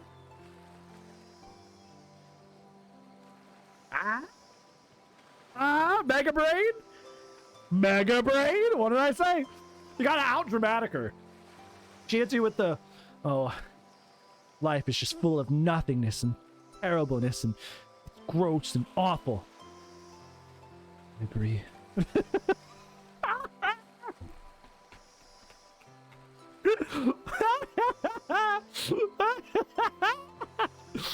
Yeah. Life is horrible. Just I'm playing again. Oh my god. Did we curve Trapper? I feel like Trapper's probably who I have the lowest approval with. I wish I could check. Yeah, I think Trapper's who I have the worst approval with. It's the best we can hope for. Maybe. Or maybe it's too much to hope for. Maybe it's impossible. To pretend we know anything. Is that just arrogant? She's crying? I didn't make you cry, bro. I'm sorry. You're crying. Okay. Hopefully it's like a sentimental kind of cry and not like a... You made her cry. I made her cry. She's sobbing. Hold on. I gotta get up here. You see this? You see this? Hold on. Oh, I got rid of my zoom because apparently it's bad to have a display capture and zoom capture. Hold on. Hold on. Oh. Look at this. Look at this. He's fucking sobbing. Look at that. Look what I did to her. He was so like, oh, everything's so dark and scary and I could never be like taken away or hurt by anything. Now she's sobbing. What have I done?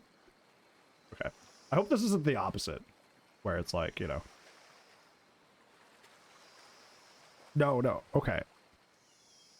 Okay. I thought I had gigabrained her. Hold on. I need to fix this. I'm going to control Z. It might mess with things a little bit. Just a heads up. Because whenever I control Z on this, it kind of like gets a little freaky. So just a heads up.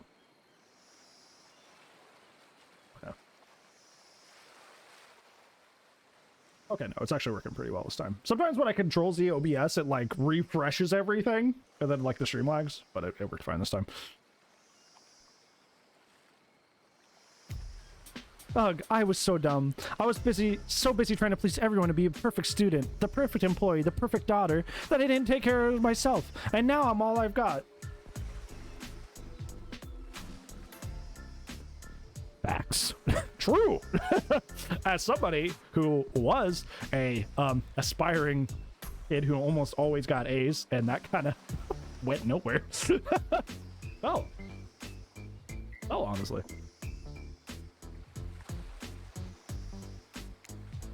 Worst of all, I got distracted from my true purpose, my destiny. Okay, I don't feel that part. The purpose that was sitting inside me my whole life. Okay, this might sound silly, but Barrett looks around to see if there's anyone else to be on the beach. She's convinced it's only you two. She could...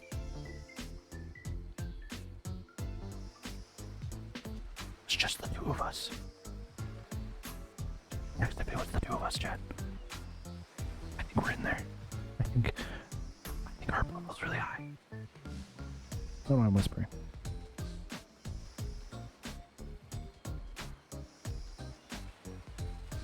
Just the two of us. We can beat it if we try. Just the two of us. You and I. She's gonna kill. I didn't think about that.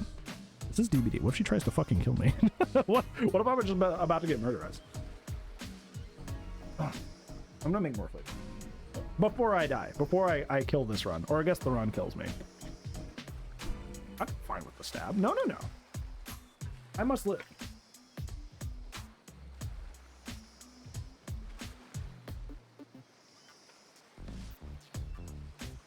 The good thing about refilling or having my water bottle refilled is I can just make flavored water whenever I want. The love stab never hurt anybody. I mean, it is hooked on you. Maybe that's a positive. Maybe we're building our relationship.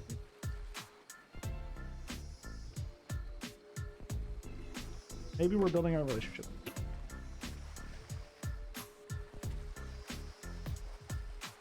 I think the no one would be separate technically, I'm not teaching more. I don't have to agree. Hi, Reaper. Yeah, it was our $900 milestone. Was to Hooked on You.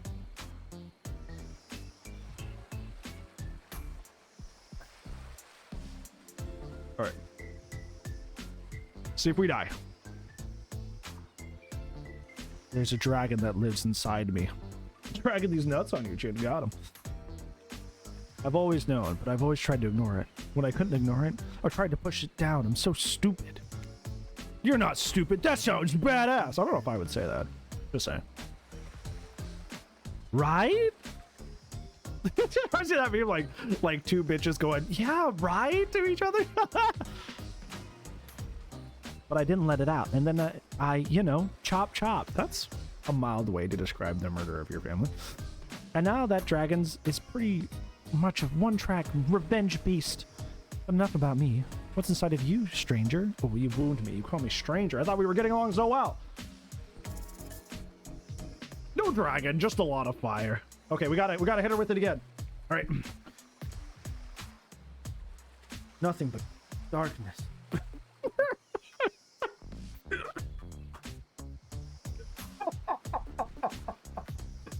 I'm having so much fucking fun. Oh.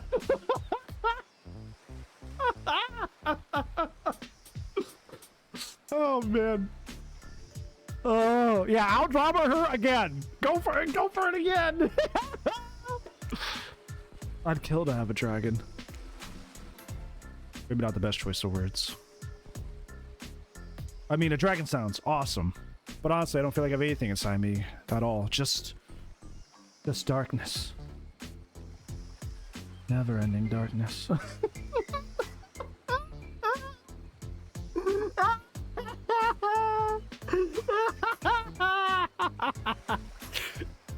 Oh man, that's so funny. Don't look, Uzi. I didn't plan this. Don't look. I knew Uzi was gonna come in and be like, "You gave me shit all this time." I'm like, "This is an accident." Okay, we were just similarly both going like, "Yeah, corporate life sucks and it's terrible," and then we just kind of ended up here. Okay, now I'm just trying to out edgy her. I'm like, life does suck.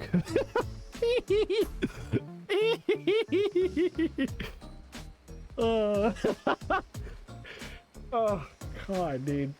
Oh man, that's too funny, man.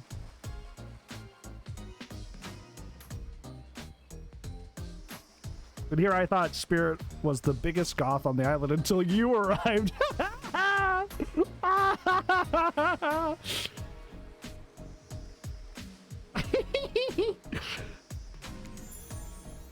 Perhaps I could light a torch and search through that time.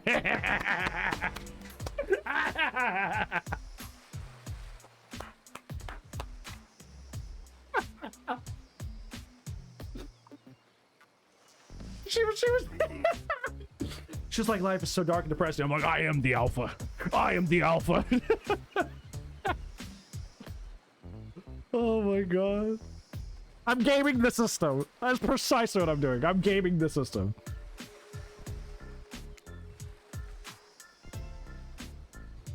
Just as things are really heating up, you hear a flurry of footsteps behind you, and you quickly spin around, ready to fend off whatever new danger has popped up on this strange island. Only to find out that Dwight and Claudette sprinting across the beach sprinting across the beach, clipboards in hand, and are waving. They're waving in the air above their heads. I don't know why I couldn't read that. Okay, I can actually explain this. It's really funny. Also, I just noticed that I'm not fully filling the circle. That's been a thing for a while. Oh god. I don't know when that got changed. Hold on.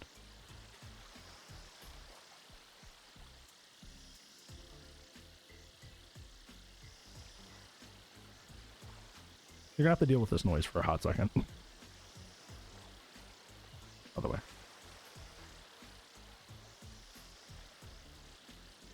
Other way. My little shadow border was not fully fitting my camera for some reason. I don't know how I nudged that. It's very important that we stick to the itinerary. And we attend every event as scheduled.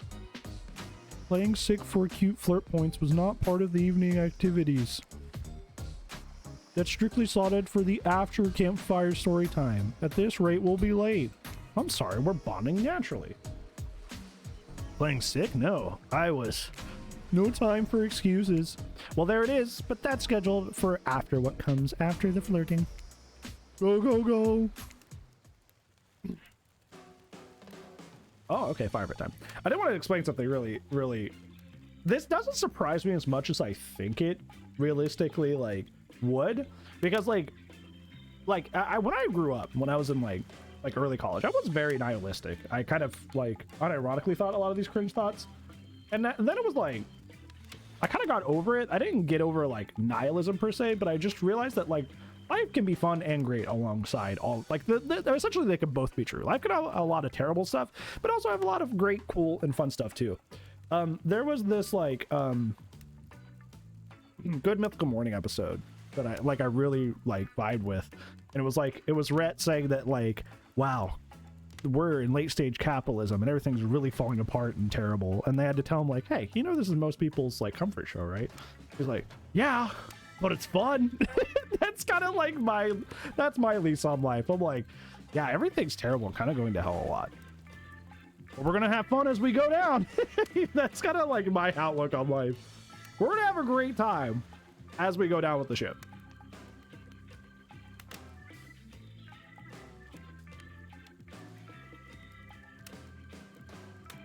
Once everyone has gathered around the fire pit, Dwight and Claudette quickly make an announcement. We're not going to blame anyone in particular, but someone, and we're not going to say who, so don't worry, you, hasn't been sticking to the schedule. That means we're behind for the evening activities, and we'll only have time for one person to share their special spooky nighttime story. Just one story, but story time is my favorite activity. This is a narrative-heavy experience. You're telling us that only one person gets to share? How will we decide who? Oh, great. We have to decide as a group. That never goes well. Now, do I actually get to decide here? Because every time it's, like, teed up, one of these changes. Or one of these, like, oh, they're all four not getting along. Somebody has to pick something. Like, it doesn't actually let me pick. The Huntress, what?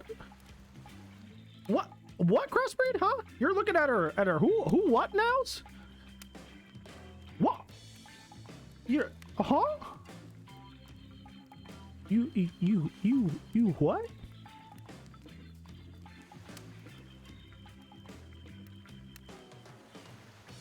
You want to run that by me? Big muscles and Huntress hooked on you. Okay, are you saying that, like, the cosmetic in-game doesn't have them, or that this, like, what's the angle? Okay, I'm looking at it now. So you want the I'm covering it, sorry. So you're saying that in-game don't got those. Don't got those. You want more? Okay, okay. I know what you are. I see you. I know what you are. Who did this setup now? I swear I won't be angry. I will merely chop your head clean off. No fuss, no muss.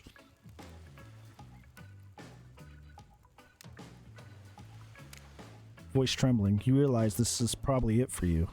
But you embrace your fate. Is it just gonna pick me again? Sorry, everyone. I think they're talking about me. And to be honest, I still don't understand how this whole schedule thing works. I guess I lost track of time while I was passed out. Don't judge me. I'm not judging you. I just know what you are. Been there before, even though it's taking some pressure off me, which is an absolute dream come true. Is it really fair to pick on the newbie? Seriously, has anything here ever happened on schedule, even once? I'm McDonald. If you try to flex that authority gimmick one more time, so help me, I'll snap your head off so quick, and then I'll drown you in his blood, Cynthia. Fuss and muss are back on. You two know I love to hack, slash, and slice.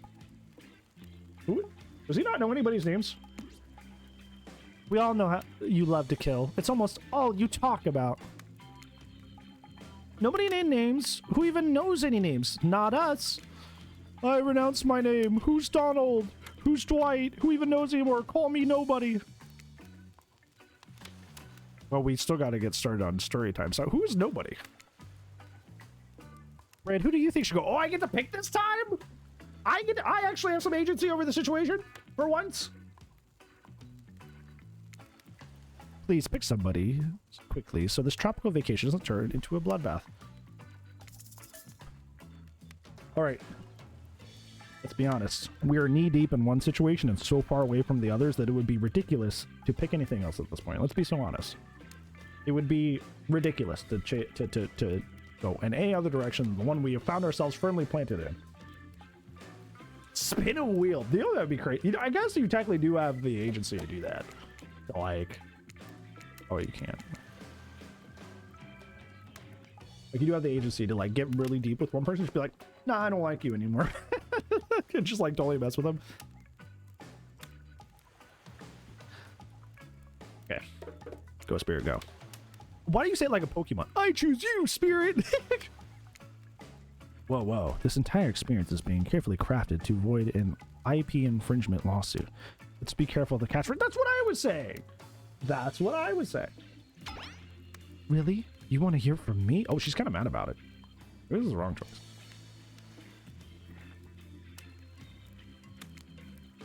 Oh, never mind. Did a bad. So yeah, that's what I was saying earlier. She made it very clear early on that if you lay it on too thick, she gets kind of mad. She gets kind of mad. Yes, you did notice that. Like I didn't notice it till like she came out of that, but you're right. Her hat was different in that icon than it was like here. Interesting. Spirit huffs dramatically, rolls her eyes as she gets 2 feet in front of the campfire. I thought she floated. Does she float or not? Make up your mind. Don't let her talk you out of it. She's great with ghost stories. I don't know where she gets it, but she comes up with the scariest stuff. Seriously disturbing, even to me. I literally pulled a guy's skull out of his spine once with my bare hands. Talk about bullshit stories. If anyone's going to chit-chat, I guess I could just sit down and watch her eyes go red behind her mask, and both Trapper and Wraith take their seat. They know when it's worth fighting and when it's not. Well, I hate to break it to you, but tonight's story is scary. It's a romance. Too late now, though. I was selected, so I'm going to tell my story. I call it The Prisoner's Kiss. Oh! You notice that Huntress and Wraith are both sharing a giant tub of popcorn. Why do I get popcorn? It is a dark summer night. Warm rain seep from the sky like blood from an old wound. Ooh, edgy. Detective Hada, a celebrated investigator and renowned hostage negotiator, was called to the scene of a strange occurrence, unlike anything she had seen before. When she arrived, the scene was chaotic. Crowds had begun to gather. A dozen other officers were doing everything they could to keep curious onlookers away. But how could anyone resist wanting to know more? For there, in the middle of a busy market, had appeared a giant box, strange, alien in its appearance, and massive in size. No one knew how it got there. Was it delivered? Built on site? In such a busy area, how could something like this just appear? A mystery. It was as if it was conjured by magic. Massive? You open the box, I came. But this was no illusion. This huge box was very real, and someone was trapped inside. Spirit pauses her story to look from face to face of each audience member. She has no expression, but you feel her vibrating with energy. She is in her element. Help me! Cried someone from inside the box. It was a man, terrified, trapped, imprisoned, his voice trembling. By now, it was as if every detective in the city was here, looking this strange sculpture up and down, inspecting it on every side. It didn't make sense. There were no doors, no windows, no fasteners or seams. It was completely solid, and much too heavy to move by hand. Solid, that is, except for a single small slit, just enough to see the bloodshot eyes of the prisoner trapped within. I don't know what happened. I woke up, and here I was. I'm so scared. Please help me, cried the man, as if pleading for his life. No stranger to tense situations, Detective Hada confronted the man. She used her training to calm him and buy time for the other investigators. However, time did not bring clarity, only anxiety, as the night dragged on with no progress opening the box. And as the night grew longer, the sleeping rain puddling on the ground, the man inside grew more desperate, more sad and lonely, more pathetic and in need of help. But Detective Hata was no help at all. Powerless to save him, guilt began to weigh on her like it had never had before. "Don't let me die in here," the man begged. "Don't let me die alone." "Stay calm," instructed Detective Hata. "You're not alone. I'm here. Hell, half of the town is here. We're all in this together, and I won't let this be the end of your story." Looking through the narrowest of passageways, Detective Hata watched her own reflection in the tear-filled eyes of this strange, sad prisoner. Together, they both wept in silence at the hopelessness of the moment. "Promise?" asked the man. "Promise that I'm not alone." "Yes," she promised. "I do." A simple pledge. She felt an instant connection like she had never felt before. Not to her family, not to her friends, not to any of the other hostages that she had worked so hard to free before. And so, when the man's eyes closed and backed away, it didn't scare Detective Hata, for she knew he would return. And he did, pressing his lips up to the narrow slit in this horrible puzzle box, repeating his question again, steam flowing from his mouth as he asked, "Promise? Promise that I'm not alone?" "Yes," she promised. "I do." Then, pressing her palms against the cold outside of the box, without truly knowing why, Detective Hata leaned forward and placed her own lips to the opening. "They're kissing?" Letting her breath creep into this strange structure, allowing her warm lips to fall on this man's. "They're kissing!" It was a gentle kiss, a moment of compassion. You could feel in this brief contact the beating of her heart, pulsing blood through every inch of her body, matched beat for beat in his soft touch. Hey Hulk, yeah, this is my first time playing it. "Thank you," said the man, no trace of fear remaining in his voice, and he backed away into the darkness, disappearing in a single moment of eerie calmness. "Get back!" yelled an officer, suddenly thrusting himself between Detective Hata and the box, breaking the silence that would soon be filled with a cacophony of whirring gears and clicking latches, a symphony of mechanical activity happening all at once. Something had triggered, as if an unseen lever pulled, and the side of the giant box began to slide open. Detective Hata gripped her flashlight tightly and pushed forward into the foggy interior of the giant box. Her feet splashed in the puddled rainwater, her heart racing as she swept her light from side to side. And that's when her eyes landed on the man, or at least landed on what should have been him. There, in the corner of the box, was a pile of pieces, like parts of a doll, almost pulled apart, or perhaps that's just how Detective Hata had to think of him in that moment to survive. A collection of segments, limbs, pieces, disconnected from one another, cleanly severed and placed in a little neat pile. And atop that pile, a head, cold, pale, eyes open, lips in icy blue. "She's crying again! How come everyone come and talk to you, I'm making you cry?" It's working, I guess. Spirit stares at the fire, her own expression lifeless, her lips blue. Tears fall from her chin and soak the sand. It's her! It's an allegory for her! That's why she's crying! Because she was chopped up too! She's reliving trauma! You're blown away by the story, and it's safe to say you're not alone.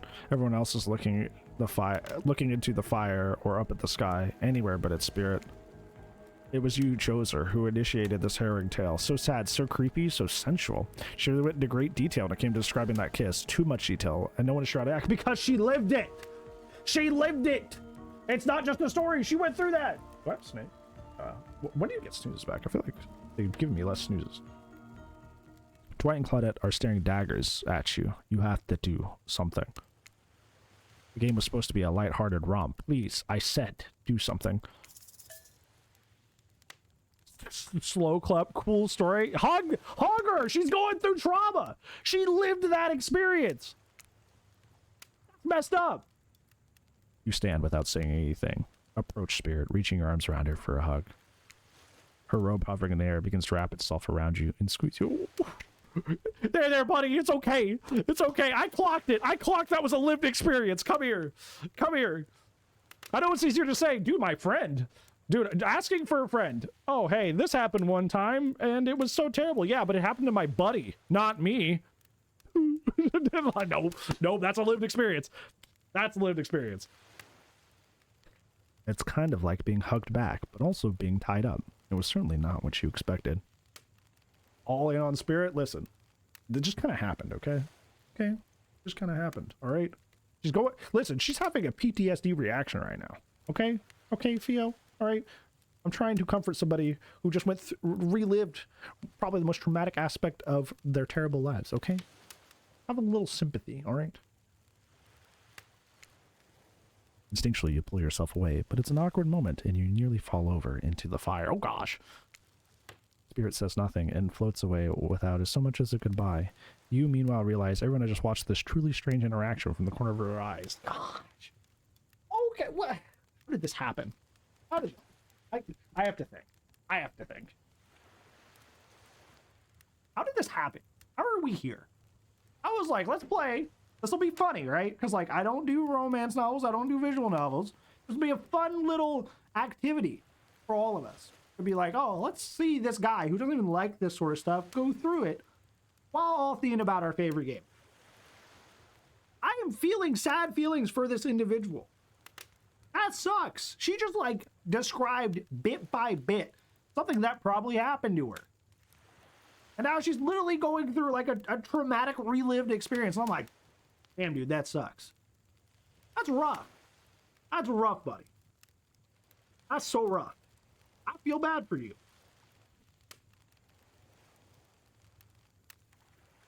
It's making me feel things. Silly, stupid, Dead by Daylight dating sim is making me feel things. That's rough, man. Don't worry. It's okay. At the very least, we're supporting her. Even if the romance somehow fails at this point on, we supported her in a rough time.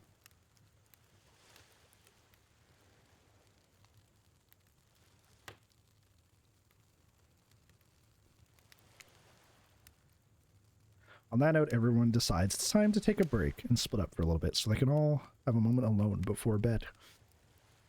This feels like a Baldur's Gate 3 where they're like, somebody needs to talk to you before you rest for the night.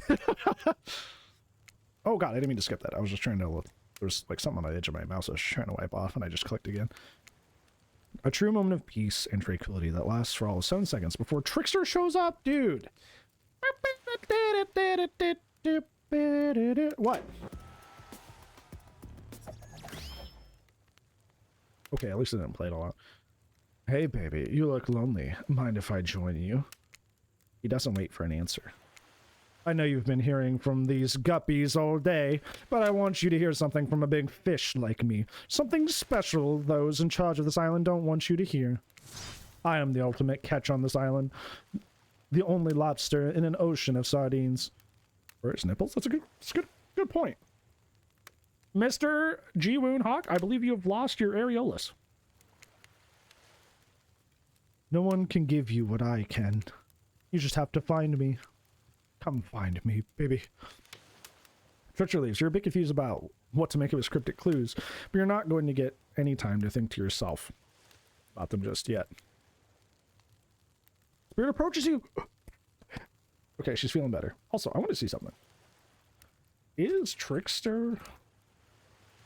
I can spell Trickster right. Actually romanceable. Hooked on you.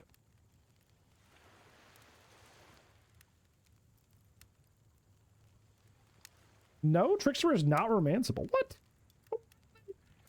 Why do they tease you so much? He's just a cameo? Then why is he laid on so thick sometimes? What? Why?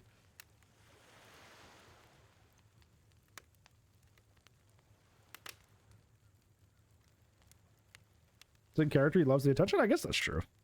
Also, I think it was really funny when I went to look that up, Revium popped up in my search bar like 3 times before I finished the question. Shout out to Revium. Trickster made.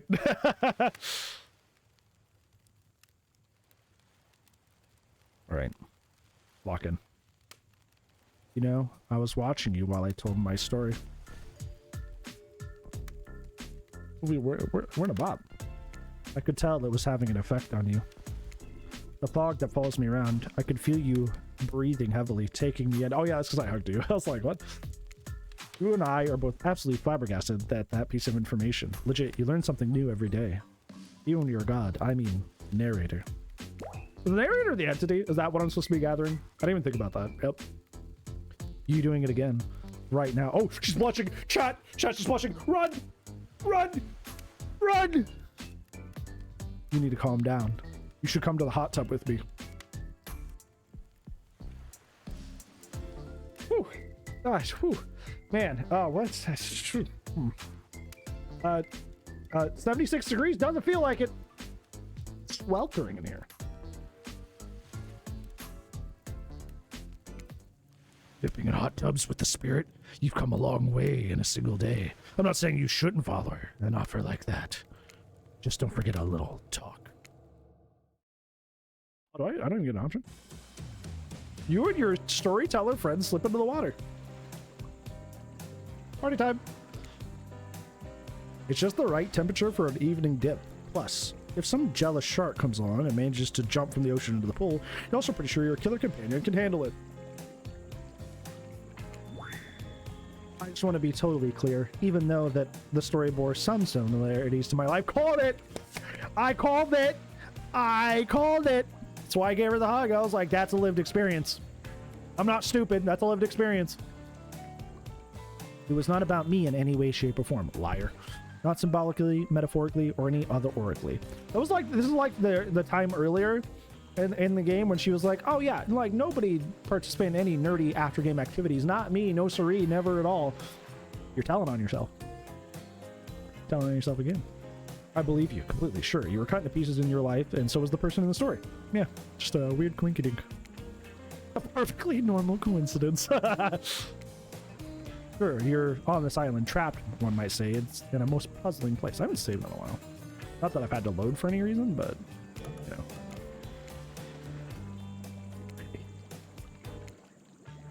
A completely regular coincidence. Yeah, what a coinkydink. And sure, his lips were blue, your lips were blue. I like how my character's clocking her. She's like, nah, nah, nah. Really? You'd call this blue? It's more of like an indigo, but yeah. Searching for answers, hoping to find revenge. Okay, so the similarities kind of stop there, I guess. And you love indigo, sure. It's my favorite color. Coincidences. Sorry, no, coincidences. Get this through your head, whoever you are. Samurai blood runs through my veins.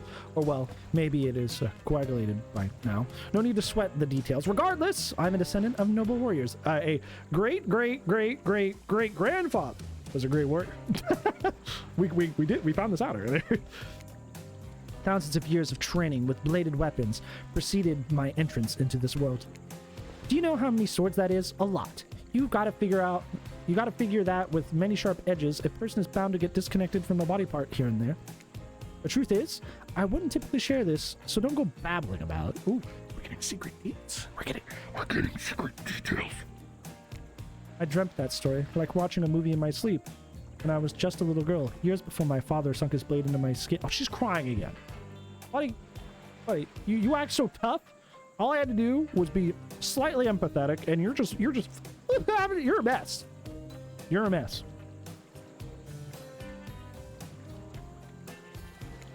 I've never been able to shake it. A precognition. She got there. Don't make fun of it. I gotta make it through this somehow, Theo. I gotta deflect with humor.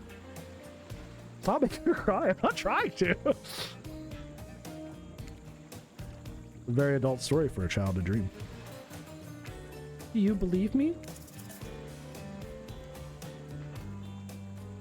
Oh, but if I say no, she's gonna get mad. But if I say yes, I'm lying. Who cares? Okay, it depends how you take that. That last one could be like, who cares? Whatever works, works, you know? But we risen up, we've accidentally fallen in with spirit. And now we are so deep that I feel bad if I go another way. I'm gonna save for this one.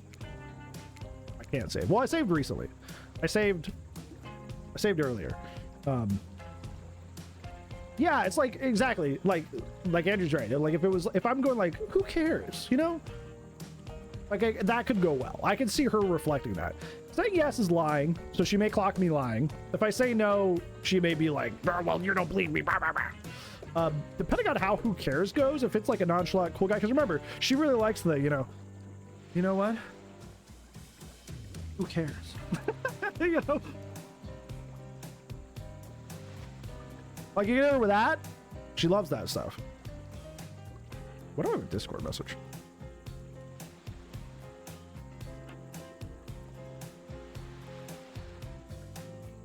Hold on. Oh, that's so funny. That's so funny. Salem, that's hilarious. That's so funny. How do I turn streamer mode back on? Because you can't, it won't let you see who's DMing you unless you turn off streamer mode. Okay, it's back on. Okay, cool. Save, I can't, I already saved earlier, so I should be fine. I saved like at the beginning of this dialogue, and it won't let you pull this out. Okay, we gotta hear what the, who really cares? Dresses you as your job. That's so funny. See, that's positive impersonation. Who says I believe in anything? Yeah. just who says I believe in anything?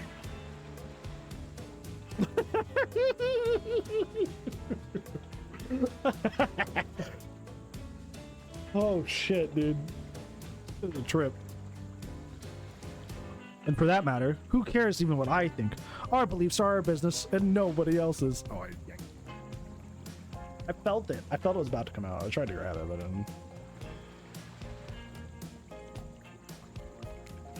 well, I'll be. That's a strong take.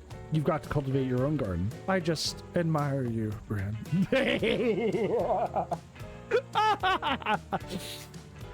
You're not offering up your thoughts or opinions simply to feed the curiosity of others, like some more desperate residents of our little paradise. Good for you, I say.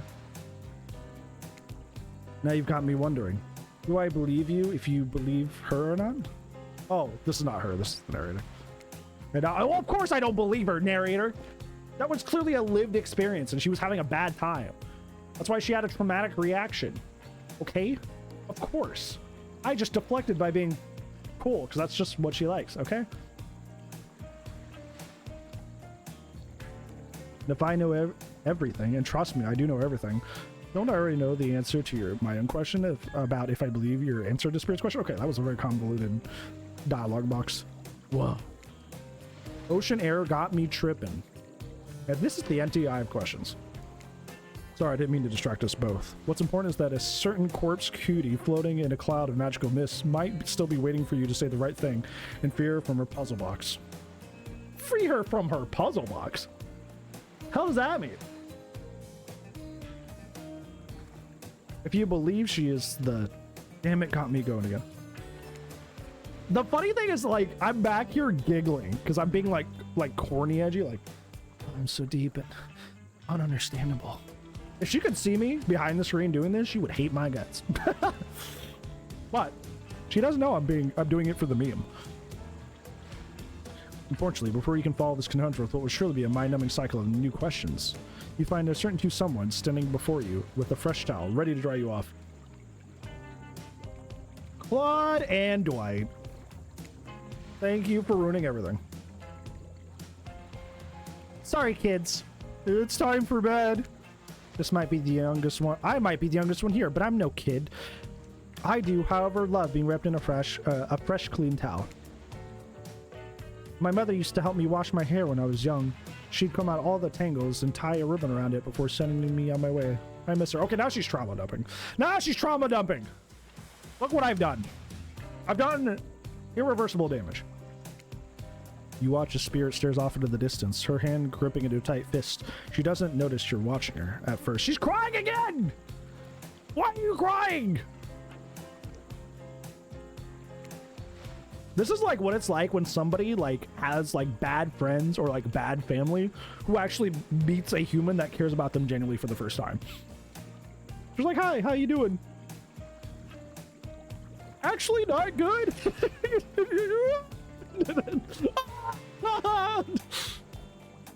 Well, don't worry, buddy. Don't worry, buddy. We got you. We got you. Don't call me out like that. Hey, it takes one to know one, okay? That's a bit. Lay your cards on the table. It takes one to know one.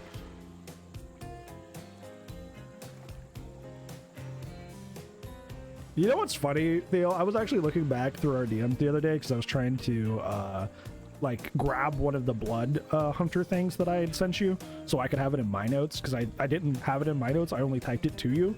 And it was really funny just going to like the top of those messages and be like, yeah, this Lord of the Rings thing's really cool. Just like the very like normal casual conversation that we are so far beyond years later. It was really funny. When she catches you looking, she turns away, roughly grabs a towel from Dwight, and then pushes him and Claudette aside as she floats off. You head over to the campfire. The heat is comforting on this chilly night.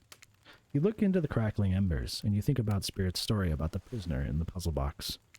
If you manage to escape this place, will you leave with your life? Or has it already been taken from you, and it's just a matter of time until you make the gruesome discovery? Or you can dwell too much on your fate. Claudette and Dwight arrive. They are now familiar, creepy smiles stretching from ear to ear. It's a bit menacing to see a smile like that by a lit firelight. We must apologize for the accommodations. Okay, why are they getting all freaky now? We weren't prepared for another guest, but we're going to make you comfortable, or die trying. They hand over a pillow and blanket and welcome you to snuggle by the fire. Perhaps some music will put you at ease. Just try to keep the volume to a minimum. Our other guests aren't the types that you want to rob of beauty sleep. Neat. Repeat the instructions. Did you even give me instructions? Oh, it's just the same thing. That's why they didn't. Okay, it's skill checks. I thought it was like, I was like, did I miss the instructions? Am I crazy? No, it's just the same one. Away we go. As you relax and look into the fire, the radio begins to buzz and flicker. You examine it and decide that you might adjust the dial and fix it. Matter?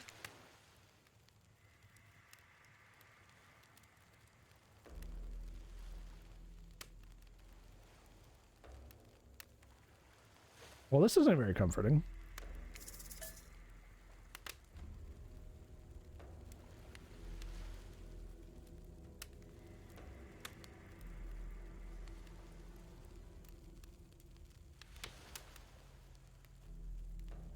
Sure. What if I get the same one? Haha!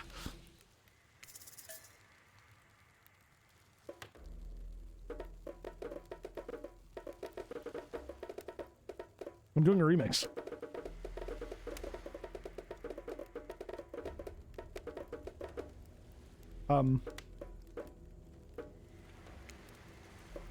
Just turn it off, I guess? No matter how many things you listen to, you still can't sleep.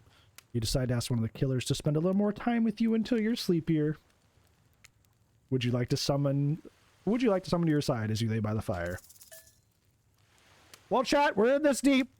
We're going down with the ship together. Like I said, we're going down with the ship together. I wonder.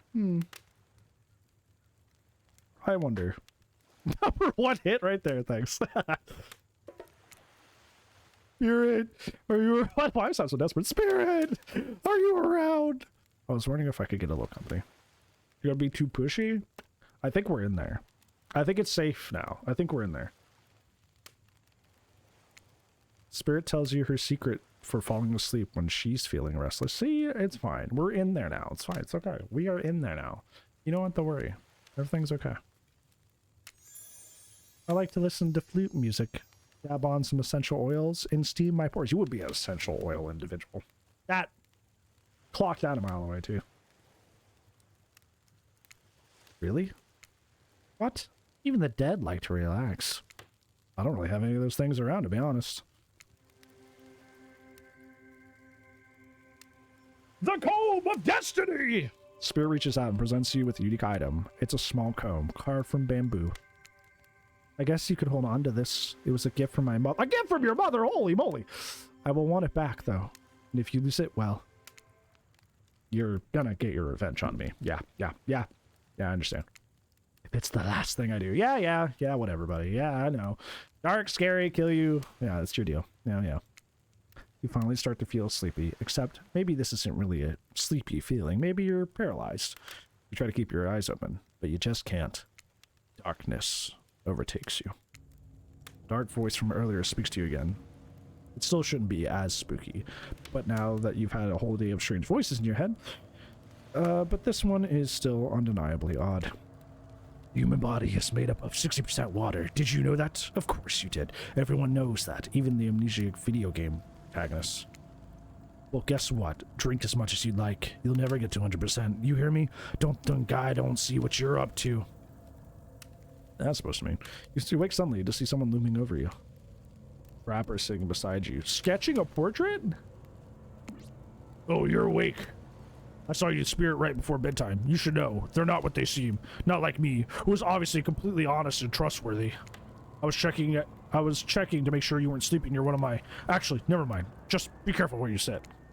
But since I'm here, I'd like to share 2 things with you. I do not take rejection well. The first thing is very important to remember. Were you drawing me? Trapper doesn't answer. You aren't drawing stink lines rating out for me, are you? Still nothing from Trapper. Look, I'm not an easy guy to get along with, but I'm an easy guy to spend time with. That will make sense if you choose to spend time with me tomorrow. The rest of the scum live like rats. They wouldn't know a good time if it bit them in the ass. I mean that literally. Point is, if you select me, you're in for a day of luxury, extravagance, fun. Yes, I said fun. And if I don't pick you, remember what I said earlier, or it might be the last thing you ever forget. But hey, you look tired. Get some rest, sleep. Maybe even sleep well if you can. Just try not to roll over to about 15 feet to your left. Finally alone, for real this time maybe, you drift to sleep again. Hopefully you're not poisoned. What the heck? Well, I didn't even know Trapper and I had any sort of rapport whatsoever. Why is he mad?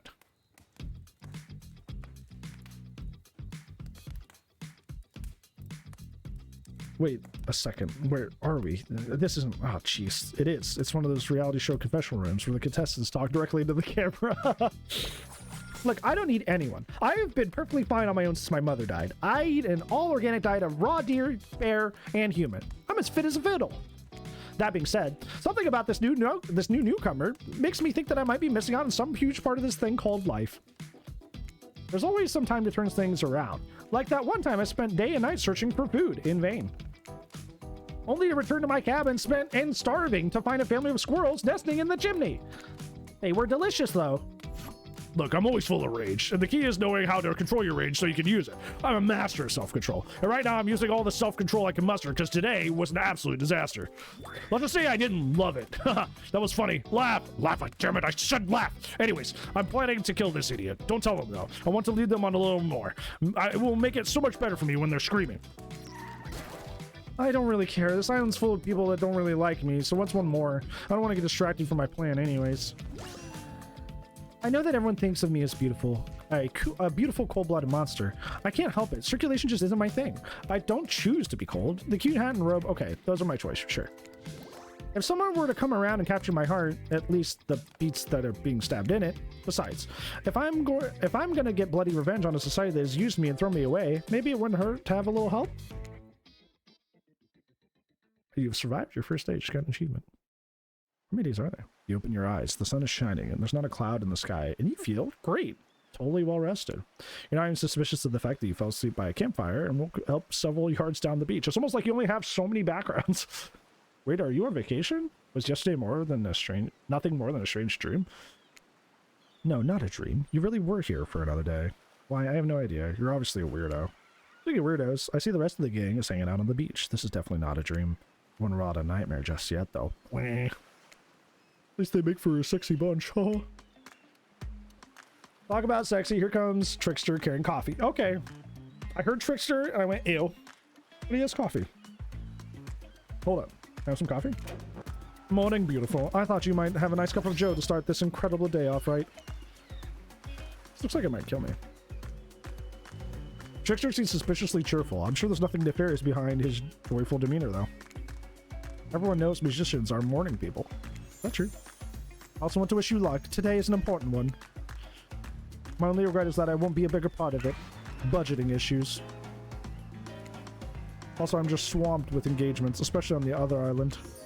Trickster winks at you. If you want to ask him how to reach the other island, now is the time. Never mind, he left. At least you brought a cup of... No! Wait! Don't drink that! What the hell is that? They don't call him the Trickster because he's good on a skateboard. And he definitely didn't get that name because he brings people drinks so they can have a good morning. There's almost certainly not coffee, and I don't want anyone casually poisoning, imprisoning, and torturing you just yet. It's supposed to be a tropical paradise. The type of place you leave a 5 out of 5, 10 out of 10, 2 thumbs up review to, not an eternal prison of pain. Please make sure to at least leave a review, though. It really helps with the algorithms. Just trust me, I'm looking out for you. So please move on. Hey, wait a second. How did a possibly omniscient, possibly unreliable narrator physically just knock that coffee out of your hand? This is not Parliament, and the floor does not recognize the ocean to speak out of turn at this moment. I need no recognition, for I am the ocean. I dominate the land. I submerge those who defy me and become their watery grave. Actually, speaking of graves, I'd like to say something. It's something of grave importance. Fine, go ahead. Even if this place is an eternal prison of pain, and I'm not saying it is, even in a place of extreme horror, it can still receive a 5 out of 5, 10 out of 10 thumbs up review. If I was crafted with love and or that's the kind of thing that you're into. You know, the ocean is right. A lot of hard work goes into a place like this. You should really judge it based on the artist's intent. Is this like a big fourth wall block to review the game, possibly? Is this like a fourth wall break? Whenever possible, start from the mindset of giving the benefit of the doubt. Constructing these elaborate simulations, vacations, is not easy to do. Sometimes there are small bugs or inconsistencies. Oh my god. Is this the devs directly being like, don't be so hard on us for the bugs, dude? Perfection is underrated. The universe is filled with mysteries. We ought to celebrate those who ventured to bare their souls as part of the creative process with the ultimate intent of making things for our enjoyment, not be overly critical.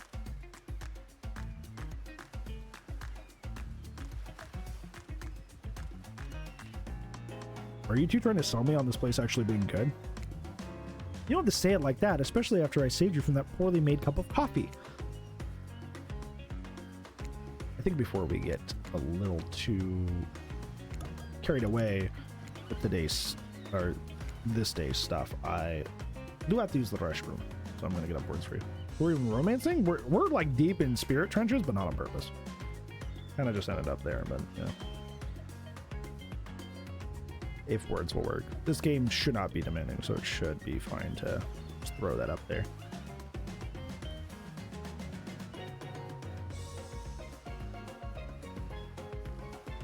Come on, words. You can do it. See? Brenda? Today, maybe? At some point? Okay. Just showed up on there. Can OBS catch up? Alright, there we go. I'm gonna use the restroom. I'll be right back. Enjoy your words, or don't. But either way, I will be right back.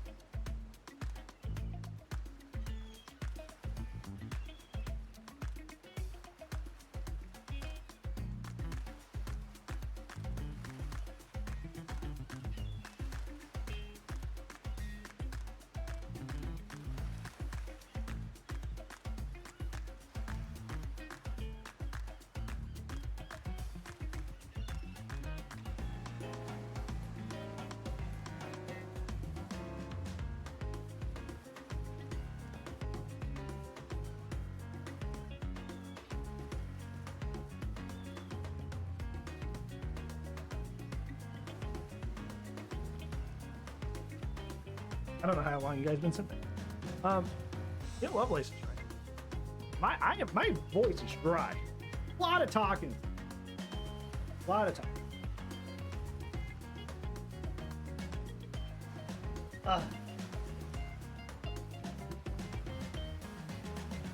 Oh boy. Whew. Yeah, my voice is scratchy because I've been talking to him.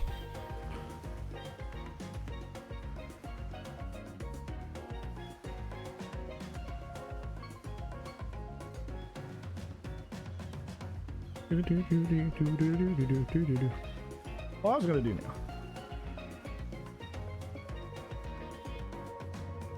He's still logged. I can't do my next one. We're destroying this one. Lion, okay.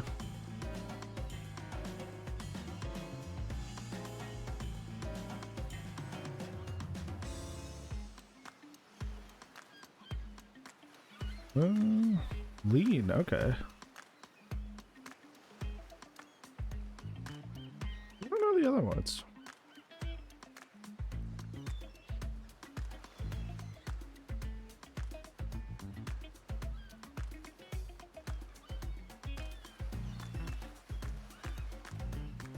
Did he didn't just guess this the same one they just put?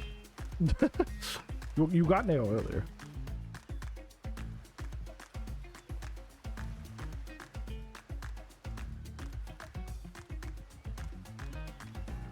That's a name, not a word.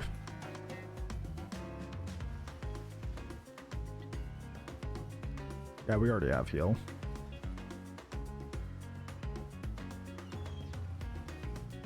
Yeah, I don't know. We beat it, but I don't know about the other ones. Kind of sad.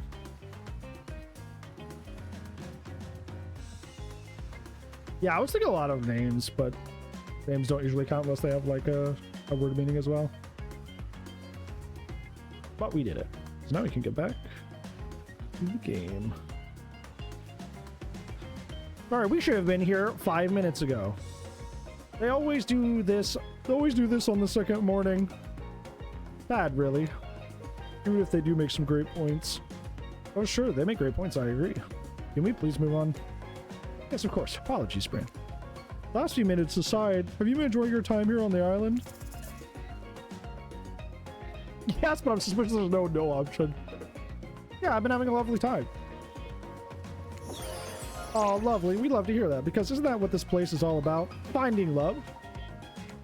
No. That's what I was saying. Shut up, Dwight. You get us all killed. Again and again and again. We do need to ask you one more question, though. We all had to sign a waiver of rights to say anything negative about this place. Would you please sign a non-disparagement agreement?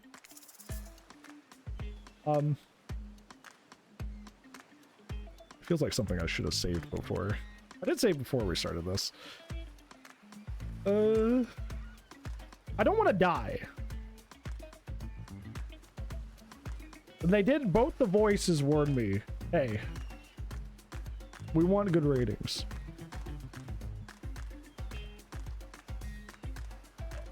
If you say no, though? Yeah, that's, what I'm worried about. Sure. Hereby agree to participate in verbal conversation. The library will never say anything negative about my stay here on this island. Perfect! Delightful! Excellent. The ocean's like, yeah. Yes, yes. Hey, Brandon, it's totally cool if you have some constructive feedback. The place to leave that is in a positive review, because we all know nobody reads negative reviews of games or resorts like this. What the heck is going on? Anyway, I see Dwight and Claudette have gone into a trance, and with all the grumbling I hear from your belly, that can only mean one thing. Breakfast. Listen, I'm here for a good time, not a long time. Perfect timing. Everybody rolls into the dining area to lard up those sexy little bellies with pancakes. Sexy little bellies is a writing choice I did not enjoy. So much for maintaining those beach bods. We're all half naked in a tropical paradise. Can we get some strawberries here? A yogurt? Magical powers? Will only get you so far. Even killers watch their sodium intake. You take your plate and sit down. Think about yesterday and the whirlwind of feelings you experienced. Danger, dread, disorientation. It's like you're going through puberty again. except all in one day on a beautiful and mysterious island. It looks like you're not only the only one in this doing some introspection though. Trapper stands up to talk about how his day went, in case anybody was wondering, which nobody was. Personally, I wasn't. I can't imagine you could make me any angrier today than you did yesterday, but I really hope you do. I really, really hope you do. Unrelated, has anybody seen where I left my cleaver? Just kidding. I always know where my cleaver is. What did I do to make Trapper mad? Is it just one of those things with this game? Whoever you have the lowest approval with just gets mad at you? Well, that was bizarre. Back to your breakfast. Nope. Now Huntress does have to talk about her feelings.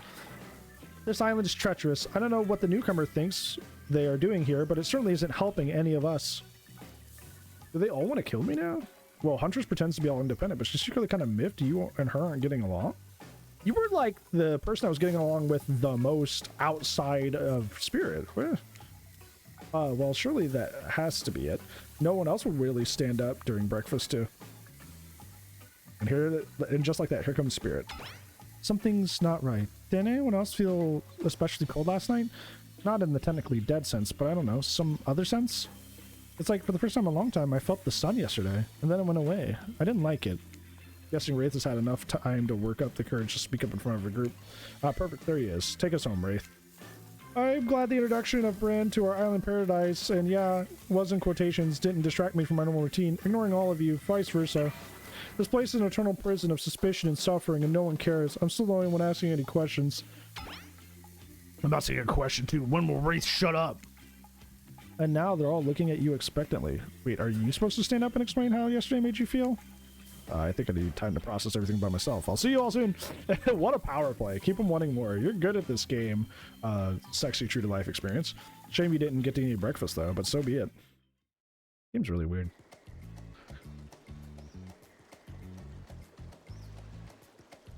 After breakfast, you head to the hot tub by yourself. Clear your head. Yesterday was, in short, a lot. Before you get there, though, someone or something catches your attention. You hear that? Who are you addressing? Me? Well, yeah, I guess. That's okay, right? You know, I might be pursuing a relationship with one of these four fine killers, but it feels like the person I'm getting to know the most is you, narrator. Oh, okay. It's only okay in so much as it serves to illustrate that you've lost your mind, seeing how I'm not real at all. Yeah, I heard it this time. I think it's coming from behind the pole shed. I'm not reading that. I'm not reading that. You can read it. I'm not reading that out loud.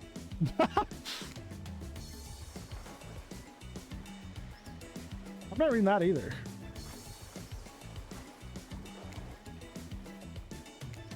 This is uncomfortable. I agree. I don't know what Claudette and Dwight are doing over there, but it sounds very suggestive.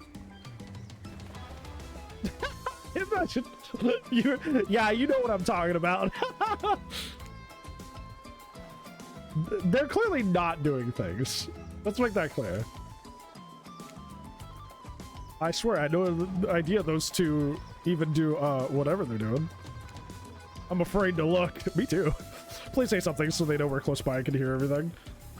Oh wow, look at this super cool bottle of Trickster brand suntan lotion that someone left on a chair. Anyone know where I can buy some? Damn it. Oh, come on, a little privacy, please. Why is Spanty and Claudia has a crazed look in her eyes? What the? Were they actually? Sorry, I didn't know anyone else to let know I was here and that I could hear you well, you know. No, what? What do you think we were doing? You're doing, I don't know exactly what you're doing, but it sounded fun. You think two people trying to find new ways to kill each other in a desperate search to make their death permanent is fun? Oops. We have 5 minutes ourselves. We get 5 minutes to ourselves every day, and we spend it hoping if we stab each other in just the right spot, we won't get resurrected. Yeah. I've come to believe that the key to finding the exact place we need to bleed out from, and I believe that place is our appendix. I don't even have that. Why else would it be there? Makes sense to me. Did you actually think we were me and him? Dwight? That's what I'm saying. Don't have to laugh that hard. They get it. Poor Dwight. My life is a nightmare, and yet somehow it's never been worse than it is right now. Go, lover boy. I noted all your entry wounds, and our 5 minutes is up anyway. Good luck, Bran. You're gonna need it. And hey, if you figure out how to escape this island, please make sure your ghost tells us how. That was both a tragedy and a comedy. A crag medi. Narrator, go home.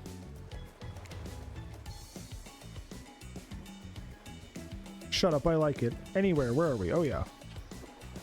You're heading to the hot tub by yourself to clear your head. Yesterday was in short a lot. So far, today has been exhausting too. We are dedicated to achieving a true...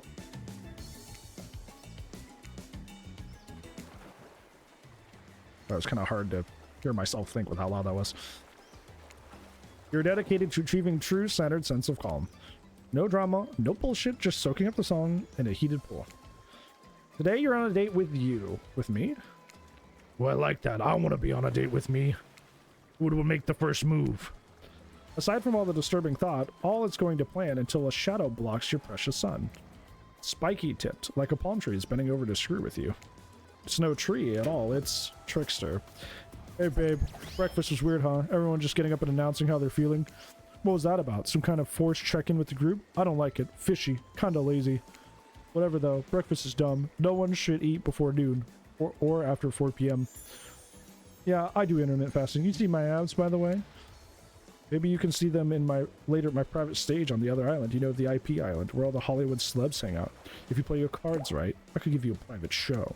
Catch you around. His abs are pretty amazing. You gotta give him that. And the blow-up bat, threatening but adorable. Makes sense for an interesting, or it makes for an interesting silhouette. Genius design. He's a psychopath, just like the rest of them. You don't gotta give him anything. We're not best friends. Just because we had a little talk about doing a little talking, it's not an open invitation to go smashing the fourth wall every 4 seconds. You mean like you are? Now that guy is gone, we've got some ground rules established. We're definitely going to abide by. It's time to lay back, take some deep breaths, slow breaths, and nope, another shadow. These people will not leave you alone. Let's see what it is this time. Oh, Spirit, that checks out. You two have gotten pretty cozy. Hey! Not my fault it happened, okay? It's just kind of how things shaped up, all right? I agree. This game's been pretty funny. We should get out of here. I know a place that brings a bit of a welcome darkness in this tropical nightmare. Best of all, I'm the one that seems to know about it, so we won't be bothered there. I don't even know why I'm telling you, really. It's my private spot, but I guess I've gotten a feeling that you'd appreciate it in the way that I do. Not like these other killers. They just don't get me. Drop a powder. Yeah, that's rude fire. And Ray, thank you for the 3-shirt streak. I appreciate it. But I'll get them. Oh, I'll get them all. And my father, too. And I'll punish them for what we did to my mother and me. Spirit radiates a menacing aura, waving her sword around in the air. She threatens, well, the entire universe. It's scary and a little bit, it's a little hot. Oh my god. Look, all this time on Murder's Island has got us both a little confused about things. I'm choosing to lean into it. I suggest you do the same. You've seen her get mad, which is probably enough to scare you into compliance, but you're also seeing that there's a more sensitive side hiding within her. Hi, Maven. Which one do you think will win out? You consider her offer, but before you can decide to go off with the Spirit, Huntress interjects. Why are you here? I guess you go off with Spirit today. She seems pretty cool, actually. I think if we weren't here on this island vying against each other for your attention, we might actually be friends. We might have something, though, you and I. I couldn't let you go off to her goth lighthouse. Ooh, it's a lighthouse? Without speaking up first. Yeah, I know her secret spot. I see everything through the little holes in this adorable mask. So, my offer stands. We can still hang out today. Plenty of room in my cabin, wink wink. It's pretty cute the Huntress thinks she has to say wink wink out loud. The mask barely even hides her face. Tough choice. You weigh your options quickly before you can go on only one date today, and you don't want to be hacked to pieces by saying the wrong thing. Hey, Zelix. We're trying Hooked on You for the first time. So always going to remember that these are all cold-blooded killers. But you know what they say, when life gives you lemons, you make lemonade. Then die a horrible, retching, writhing death after drinking it because lemons were poisoned all along. Sorry, this island's got me tilted. You should say...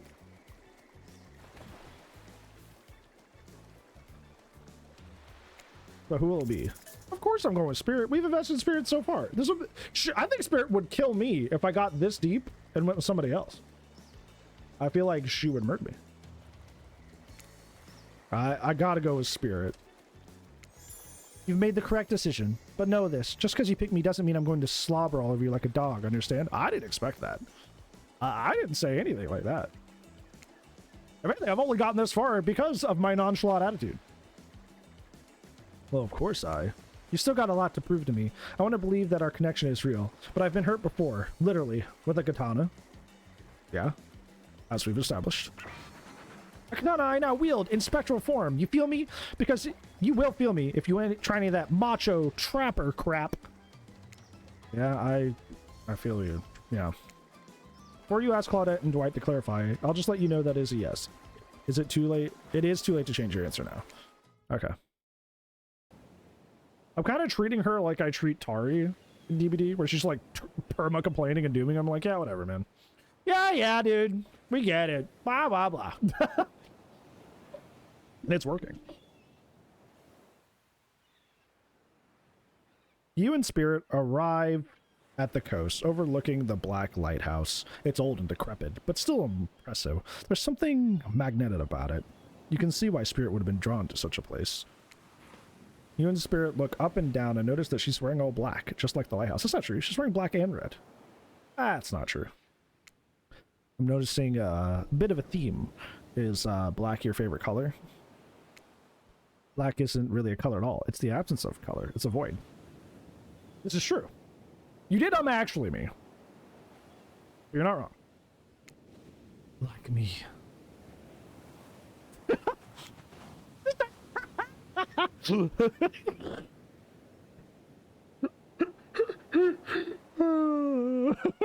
I mean, I do have a little void. It's not me, it's my son. It's my cat, but you know.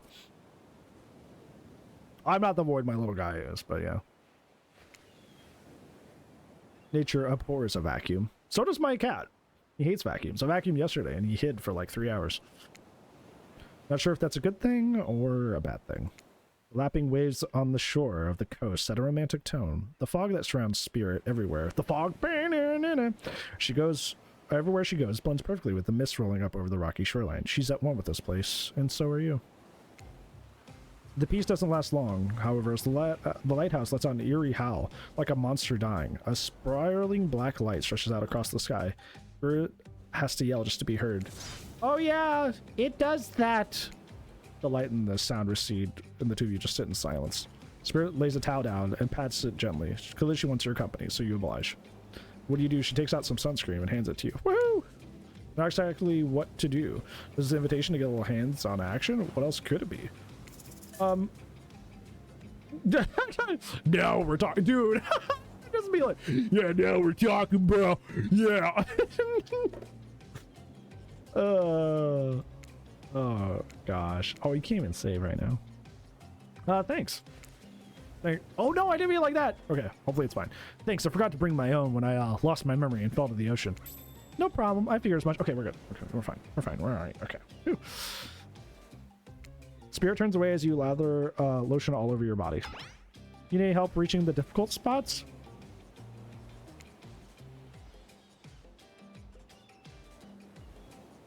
I yanked my headphone. Oh, this is so sudden.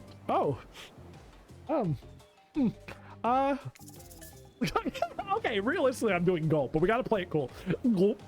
yeah, sure. Yeah, sure, why not? We gotta hit her with it, remember? This is our key to success. This is our key to success. Yeah, sure, I guess so. That's what we gotta hit her with every time. Yeah, sure. Why not? Ice cold, but it's soft touch. When she's done, she takes care of herself. You watch a Spirit apply sunscreen on herself in the most unique way by floating her own hand. I guess she's got disembodied body parts. She's like, woo, like an Addams Family skit.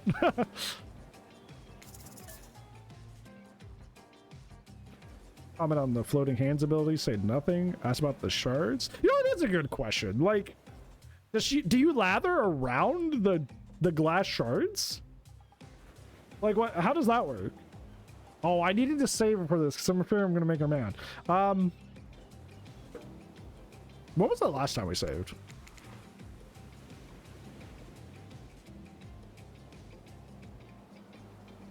I do want to know.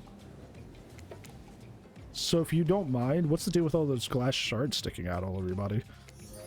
You really want to know? You're not creeped out by them?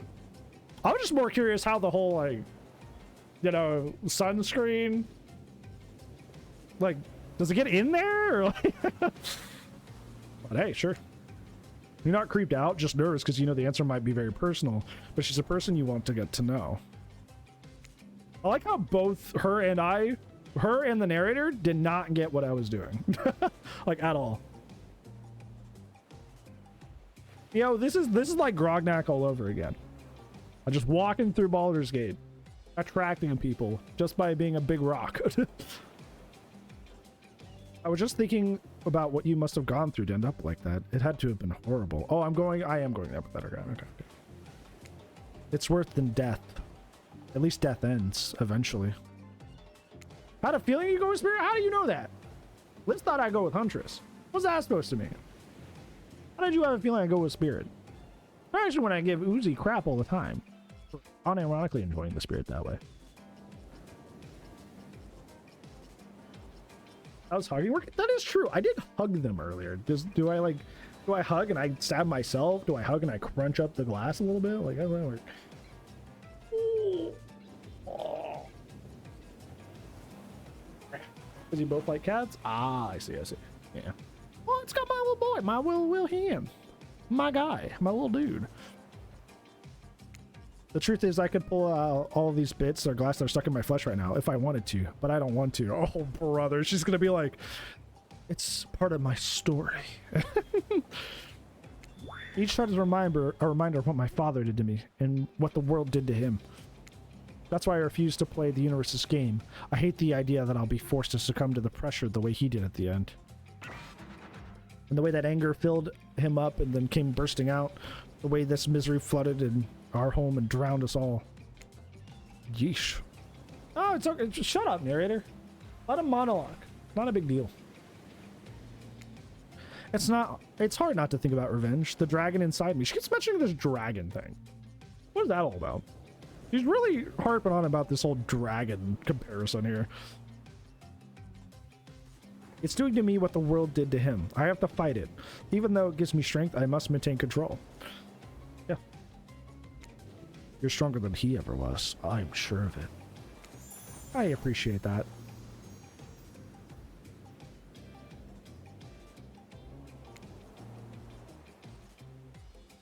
She's Oni's ancestor? I'm aware. I am aware. We actually looked up earlier in the stream that he has her great grandfather. We found it exactly this 5 layers removed. I suppose a little help isn't a bad thing. In life, in love, the world is a lot to endure alone. Maybe I could use a little assistance reaching my delicate sorry. The first ick. You know, not every relationship is perfect. There's always got to be at least one ick point. Now she wants me to do what things. We were so naturally gelling until this moment.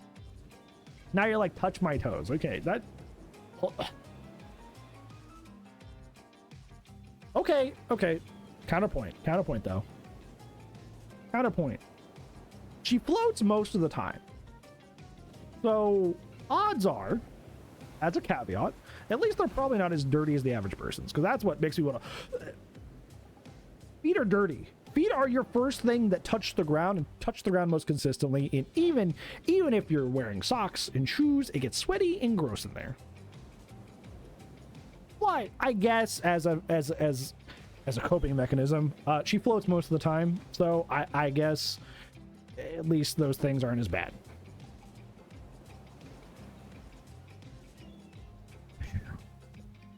You know, having your body controlled and or contorted into these vengeful poses, it really doesn't a number on my joints. It? What did you say? It? Oh, okay.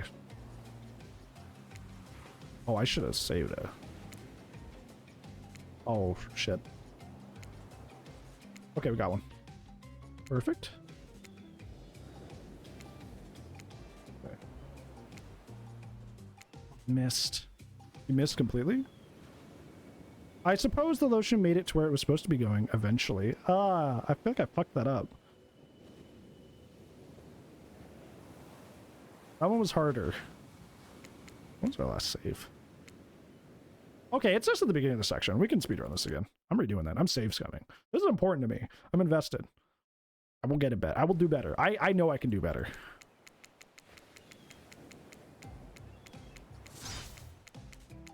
Gotta remember to pick those same dialogue options. I said... Thanks, right? Yeah. Sure, why not? That's about the shards. I'm gonna save now. We don't have to go all the way back.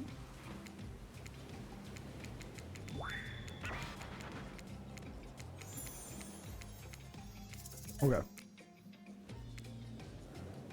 Okay, what do you mean? That clearly hit the blue. That clearly hit the blue. That's crap. That's doo-doo. Do you think they actually used like the hyperfocus coding for this? I think that's how they did this.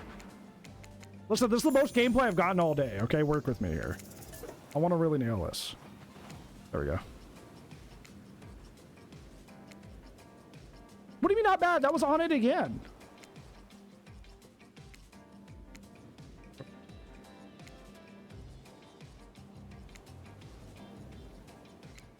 No, I want to nail this. We're going to get this. Don't worry. I want to blow this out of the water.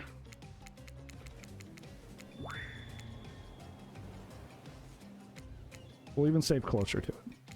You got this? I'm taking this as a personal challenge. Okay. What am I doing there? What? That was the easiest one. I'm getting nervous. I'm getting nervous. Okay, lock in. Lock in. Lock in. We got this.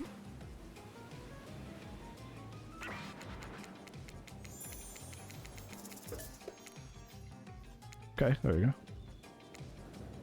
Okay, okay. Okay, maybe it's fine if we get one done. Woo! Okay. Okay, I feel like I did better that time. I feel like I did better that time. But I don't like her dialogue. Her dialogue makes it sound like I kind of messed it up.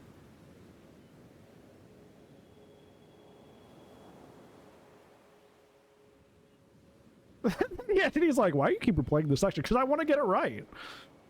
Okay, I got a lot of perfects there. I'm cool with that. We can revisit this later. I feel like it's weird, though, because she says either way, well, I suppose the lotion made it where it was supposed to be going eventually. But I hit like 3 perfects and only 2 goods. Hold on. I will break my rule. I want to see if this actually matters.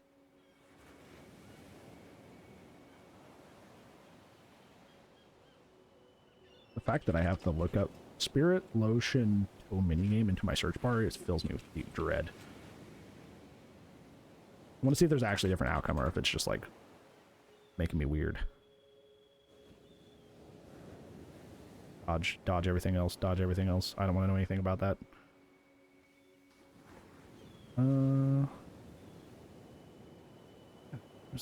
What is this? Not what I'm looking for. No, that's not what I'm looking for either. You're going to get strange ads now. Oh, yeah. Oh, yeah. It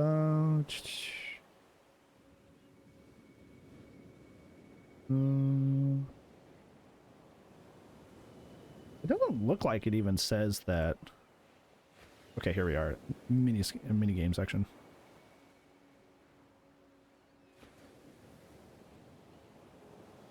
Need to know.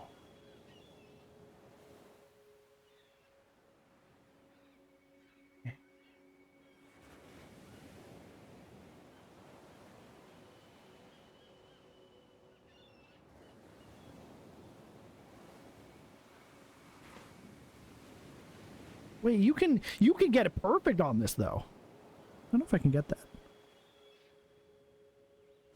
Don't tell me I can get it perfect.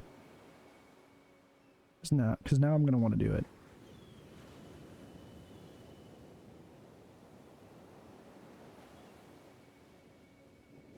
Man, I want to get it perfect.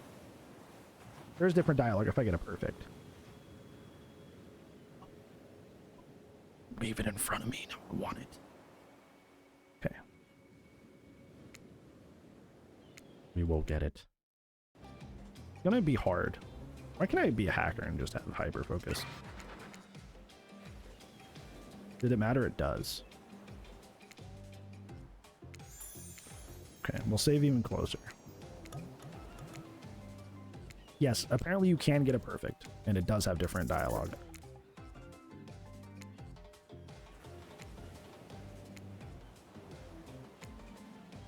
Damn it.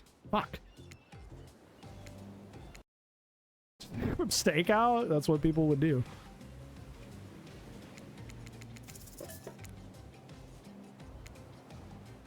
That's the thing! Sometimes you get on the edge and it's like, oh, not bad. The edge doesn't count.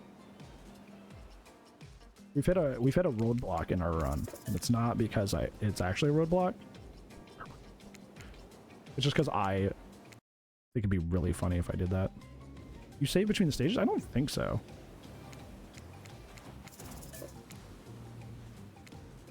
Damn it, dude! Oh, you can save. I want to see if that works. That's a good idea. This is our perfection strat. We're hooked on you. Okay, let's see if it works. Okay, for science? If this breaks the game.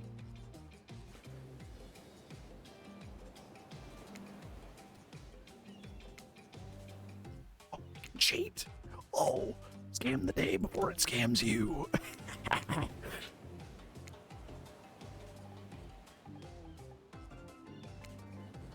Okay. Okay.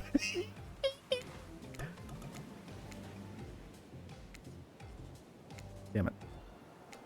Okay.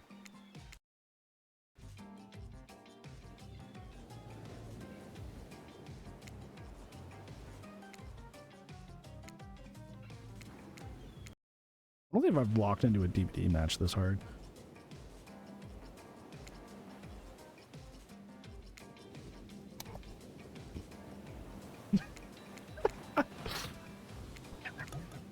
Almost there. Fuck, I almost had it too. Hi, Cake. We're almost there. Oh, okay. A little too early. You missed completely? Why'd you miss these nuts?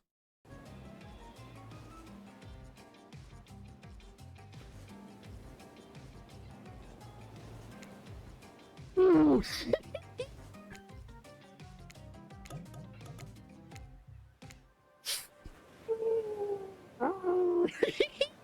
We got it! Got him. Taba is rating me. Yo, Taba. Of the many Fabas. How was your stream? How'd things go? Yeah, that's a hell of a thing to read into. Oh, how are you, friend? Taba of the many Fabas is one of the best Springtrap mains out there if you like Springtrap gaming and other characters, including Unknown, even though that was more of a pain arc. Definitely check them out. They're fantastic. Known to P88. You're almost there. You're almost there. Yeah, this is the best time right now. I know what you're talking about. We are playing not actual DVD. We are playing Hooked on You today because it's one of our milestones for our lovely charity stream for Gamers Outreach on Saturday. We have somehow ended up in the Spirit Pit. I don't know how, but yeah, we just we had to perfectionist run one of the mini games. So that's what you're coming into. So yeah, usually I'm actually playing DVD and I'm playing Xenomorph typically, but yeah. Spirit admires your handiwork. A smooth, even layer of lotion on each individual toe. Are you gonna be playing more Spirit DVD? That'd be really funny if, like, psychologically I started playing her more too. I have to say, I didn't mind that at all. And I admire someone who takes what they do seriously, no matter the task. No, she called me out. No, she called me out. I was like, wait, I can perfect this. Oh no. I can imagine you moving up in the world soon. You look up the lighthouse. The almost. I'm saving after. Gotta remember to save after as well. It's ominous dark form. Why'd you get out of the way? Ominous dark form hovering above the moment between spirit and yourself. Evil as clear as it is. In this case, that does you a solid by blurring out the other ominous. Whoa. Okay, it means It means the lighthouse. I just saw the word and I was like, what is happening? Did I lose track of what's happening? No. Okay. Oh, there's a ghost boat. An ancient-looking ship appears in the water. It glows itself a thing of death. A thing of death? A spirit of a ship that once sailed the seas centuries ago. A tattered black flag whips in the ocean air above the ship as it cranes toward the shore. Before crashing on the rocks, it must have been drawn in by the nearby lighthouse. You hear distant shouting of sailors as the old wooden ghost ship breaks up and sinks into the water. Oh right, it does that sometimes too. Should we do something? Nah, the sharks will take care of it. Theo, sharks are in this game. That means you gotta play it now. Within a minute, the ocean is quiet again except for the waves. Note to self, hungry sharks. Before these time-traveling pirates, or whoever they were, you were half sure you saw one of the skull and crossbone flags. Aren't the only ones that were drawn in here today. It's Wraith! He has emerged from the palm trees behind you. I didn't mean to come here to break up your date or something. I came here for that. Wraith points to the lighthouse. It is indifferent to his attention. I've been seeing it in my dreams, shining its strange light on me. I can't avoid it. Through woods and walls, nothing seems to stop it from reaching out to me. Duh, it's a haunted lighthouse. It does that to everyone at some point. You're no more special than me, those dead pirates, or the mermaid I saw washed up on the shore one time. Ew. Mermaids, by the way, aren't even as close to the beautiful in person as they are in movies. More sea witch than underwater princess, if you get my drift. As part of a vast conspiracy, an epic river of lies that runs beneath the island, or something. I'm pretty sure I figured it out. The basics, anyhow. If you come with me, you can get cut. Just like, stop interrupting our date. Spirit waves her katana, nearly trimming a couple buttons off of Wraith's tropical top. He takes the hint and backs away a few steps away slowly. For the quiet guy, he never really shuts up. I'm saving more often now, because I never know when there's going to be another, like, mini-game, but I want to be able to... I've been kind of half-assing it so far, but let's really put the pedal to the metal of the gameplay of this game. Okay, be that way. You'll see. Alone at last, tension broken. Deathly moans quiet. The Wraith is banished back to wherever he hangs out. You scooch closer to Spirit, breathing the damp, foggy air that seems to emanate from her. It's not quite clear how the whole fog thing works, but you don't even care. You're feeling the moment. Spirit seems to be feeling it too. She starts to adjust her robe. You get a peek at the bathing suit beneath. Ooh! This is a Christian Minecraft stream. No! Someone seems intent on proving how little she cares about what everyone else thinks. She puts in a lot of work of getting into that suit. It's got straps for days. However, you're so focused on what's happening with Spirit, you don't see the next interruption coming. Claudette and Dwight burst. What the hell is happening? Burst in on you, interrupt whatever you're doing. It does seem like they're worried they'd bump into much. We're here to make a very dramatic announcement. We all technically were to invite you to join us back on the beach. We're making a very dramatic announcement. But it's hard being producers and the hosts. Wait, it didn't even give me a chance to read that. Wait, what happened to our date? What? What? I was in the middle of a date. What the heck? When you arrive at the beach, you realize you were set up. So promising an announcement, Dwight and Claudette simply stand silent. This isn't all what was promised. Wait a minute, there's no announcement here. But there is me. You got money, friend? I told you to get lost. Don't you see? Lost is what I am, and so are you. But I know the way out. I've got a map back to my secret lair. Literally and figuratively. Yeah, I know the difference. But that's why you should ditch Spirit and come spend the rest of your night with me instead. Did he transform into them to try and dupe me? That's messed up. Hi, zombie.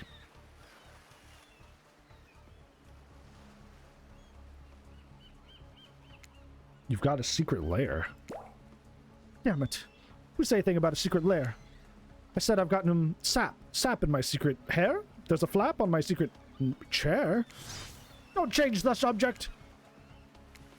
Don't ask me what he's talking about. You're trying to make a mess of the first nice day I've had in I don't even know how long. It's not even clear what year it is, but in a while. I'm not about to be ditched for the likes of you. It's not me messing things up. Like I keep trying to tell you, it's this dang island. I've come to accept a difficult truth. What's happening here? Well, I'm convinced that it's our fate. It's not anyone's decision. It's simply the way it will be. There's no use in fighting it. What do you even know about fighting? All you know is hiding your little spooky secret little hair, or your secret hair, and crying like a baby while ringing your little bell. Oh, she really bing-bonged him. So don't tell me what I can and cannot fight back against. I was a born fighter. A dragon lives inside me. I can't not fight, even when all I might want to do is hide. Can't you see this giant hat? It's a metaphor. Giant hat's a metaphor. If I do have a fate, my fate is to win every fight that comes my way. Got it? Folks.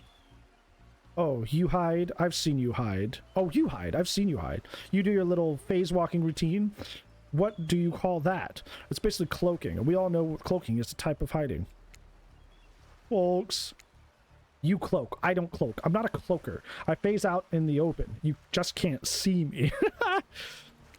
You have no idea what they're talking about? It sure sounds like some sort of video game community forum thread minutia, if there's ever such a thing.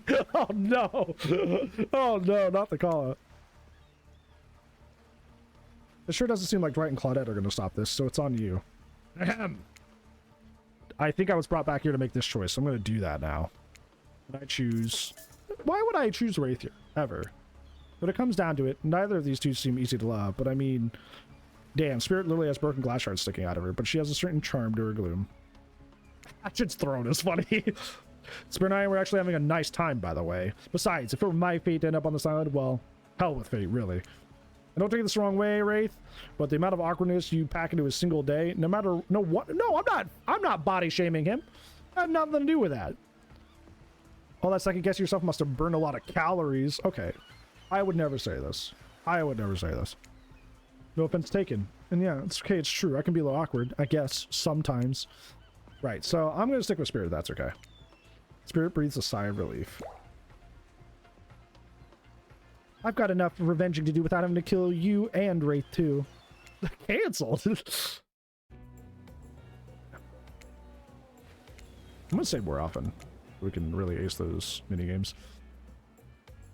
Spirit walks with you around a corner to show you something she discovered in this place. Knew was meant to be connected with her journey. A cherry tree. It's just a small sapling, but it's begun to sprout flowers. It doesn't make any sense to see a cherry tree here in this place, but it doesn't make any sense to see a ghost in a black bathing suit either, so you just accept it. As Spirit steps up to the tree, a cold breeze pulls some petals off, and they come cascading through the air around you. Do you know the meaning of the cherry blossom? They're beautiful, but also symbolic. Of course, like all good symbols, their meaning is pretty complicated. What do they mean to you? For many people, being among cherry blossoms is like being at a celebration of life. People travel great distance just to be near their vibrant beauty. However, as beautiful as they might be, they aren't magical. They're simply flowers. They quickly die and fade away, and for that reason, they're also a symbol of the fleeting nature of our life, of our fragile mortality. In a way, it's the specter of looming death that calls attention in this special moment to see and appreciate life. How does that duality make you feel? It doesn't make me feel empowered. You know what's funny? I actually found this out. Like, a lot of flowers, like, their life cycle is only like 3 or 4 years or something like that. Let's see. Flowers, average life cycle. Lifespan. I don't know. It was 4 or 6 night. It's like 4 or 6 weeks, not years. Sorry. It was like 4 or 6 weeks and then they just die. Annuals live for 1 season. Biennials take 2 years, but they typically only last like 4 to 6 weeks, which is crazy. That is wild.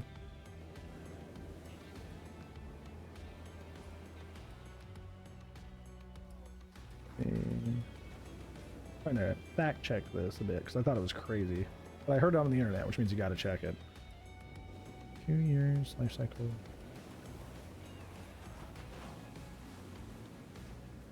Short lifespans, bugs only live a few days. Yeah, I was just thinking too, because it was like, that's why I've never been like a big like get flowers for people sort of thing, because like I'd rather get something that's like permanent.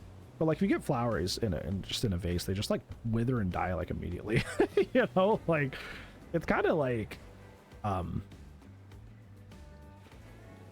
I don't want to say cruel, but it's just like needless, I guess, to like, oh, let's pluck all these flowers just so they'll die soon, just so they can sit on my counter in a wet jar for like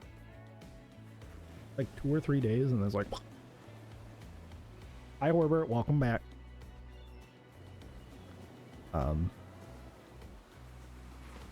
Yeah. All this talking. Got my throat strategy. I think I would say, like, it's not going to be for the same reasons. Well, I would consider it's, like, kind of pointless to be, like, not pointless, I guess. The gesture is nice to, like, get something beautiful and kind for something that someone you appreciate. But I do think it's, like, I'm just getting something that's just going to die in your hands for, like, 2 or 3 seconds. Not 2 or 3 seconds, that's obviously an exaggeration, but you know what I'm saying. I'm going to hand you something that's just going to die soon anyways, you know? Okay, yeah. As you look at the tree and consider spirits, question, you reflect on your own current predicament. Stranded here, no understanding why, no control. The beauty of this island, the attention of such an interesting companion, it should bring you joy, but it comes at the price of being completely confused and hopeless. You look down and see the crumbling cherry blossom on the ground at your feet. As you stare, something begins to rage inside you like a dragon. What's with the dragon motif that's going on with her? And now it's happening to me? I kind of want to find comfort, even for a moment, with death and decay looming on the horizon. Okay, now we're getting into anxiety. Now this, I wouldn't say it this dramatically, but I'd be like, it's hard to feel comfortable with the anxiety of the world around you. It makes me so frustrated. It makes me so mad. I want to do something about it. I want to strike back against the shitty reality. Okay, I wouldn't be so edgy about it, but like the sentiment's there. Spirit lets you go off, despite staying calm despite your bubbling rage. She must know thoughts like this. Is this why she asked you? So that you'd see things from her point of view? She finessed me? She finessed me? I don't like that. To be alive. Okay, I'm not a shonen protagonist, alright? I feel connected to her in this moment more than I have at any point before. You wonder, does she feel the same? I'll save in case of the surprise minigame. Once the fallen cherry blossoms represented the souls of samurai warriors, those with noble characters, those who did not fear death, those who were killed in the greatest sacrifice to honor their emperor. Their lives were short, and their purpose gave them beauty. Those warriors saw death coming, but they never despaired. They stood and faced it. They held their swords and struck down their fear. Despite the samurai spirit that lives on in me, in my noble bloodline, my life has ended, and my death continues to stretch on. The cycle is frozen. This cherry tree is not real. Though its petals fall, they soon replenish, as if they were installed here by someone who watches the spirit, chooses their words carefully, by something that has no respect for the balance between life and death. We're sorry to interrupt. Again? You know we don't believe you, right? Yep. But this time we actually got a good reason. I can't see Dwight because... Why is Spirit so tiny compared to Dwight? What is going on? Follows aren't honest, but thank you, friend. I really appreciate that. Hope you're doing well today. It has nothing to do with us being manipulated by an unseen force. That's because that's definitely not happening. Nobody accuse you of that, but okay. We're just here to tell you that it's time for dinner, silly. Get it while it's hot. I guess it's time to go, or whatever. Thanks for spending time with me today. I enjoyed it. Mission complete, boys. Me too. Oh, I hit her with the... Me too.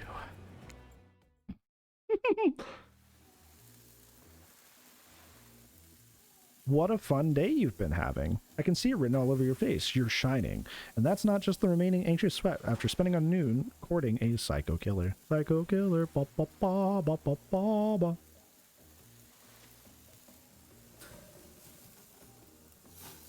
William, I've been talking you up all day. I think you're why I'm in this situation. I was talking about my great love for you. Because this person likes cats. Oh. Oh. Person likes cats and voids, and you were both those things at the same time. So I think you got me into this situation just from my love of you. I must say, I didn't really have a choice to... It was Wraith who stepped in.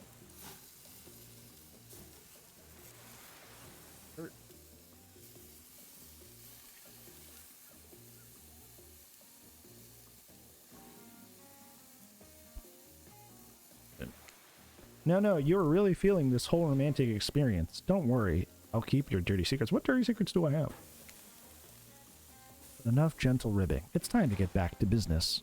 All the, appetizing singles have arrived for dinner, including Trickster. Oh, brother. Wraith is here, too. We're not going to do the gag where we cram them all on the screen at the same time again, so just believe me, they're all here, and they're just as sexy and demented as you remember them. With your love on the line, everyone is being very careful not to offend you by saying the wrong thing. Congrats, by the way, on getting this far. I'm as surprised as you are that these four are falling for you, not because of your personality, but because you just met them yesterday. However, since Wraith seems to be the biggest long shot to end up holding your heart, he throws caution to the wind and speaks up. Oh, how did I have super far from Wraith? It's a pretty small consolation prize for being the least loved killer on Murder's Island, but hey, letting him have this one moment in the spotlight is the least we can do. Oh, heaven knows they won't do any better than that. I'm sick of watching everyone else gorge themselves while I'm preoccupied with, trying to get to the bottom of this never-ending nightmare. So tonight, none of that. I'm not really hungry anyway, so I say we just do a simple why is he almost turning into Kermit? Or something. The green kind, not the mayo kind. Mayo is gross. I like mayo. Get out of here.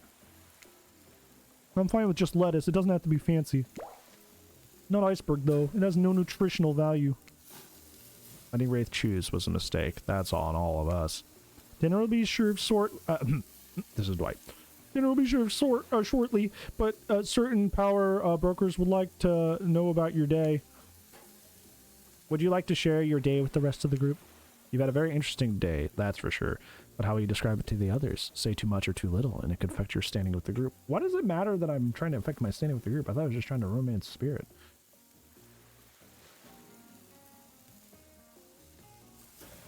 Why now does it matter if I'm... Is it so they don't kill me? Is that it? But like, I don't really have a lot of other options to like placate them, Make them be like, oh no, we can still be friends. I have those options. Nothing is not an option. Gush about your date. I feel like Spirit would kill me if I gushed about my date. She'd be like, you told them what? Murderize me. Sorry, I didn't mean to scare you. Will's like, what? It wasn't really a date. It was more like two people avoiding everyone else and choosing to be alone. Oh, okay. Just being alone together. It wasn't really a date. It was just two kindred souls choosing to be alone. But doing it in a relatively close proximity to each other. That's exactly right. Couldn't have said anything better about you myself. Spirit is clearly happy with the way you portrayed your date. No surprise. She doesn't like getting other people getting into her business. That's what I said. That's what I said. Horbert, I have accidentally ended up romancing the Spirit. I don't know how. But we are deep in, and I don't know how we ended up here. Dwight and Claudette bring out dinner. Everyone eats in silence. No one trusts anyone anyhow. They're all very tired. Oh wait, no, sorry. That's a dreary supernatural horror thriller set in Antarctica. Not a charming parody dating sim set in an undisclosed tropical paradise. Oh, yeah, okay. Took me a second. Not bone apple teeth. Bony appetit. Okay. I mean bone? No, almost everything here has a lot of bones in it. Even the vegetables. Impossible to avoid on this island. Everyone eats without speaking. Is that a Thing reference? Indeed it was. It took me a second. I was like, what are you talking about? What is happening?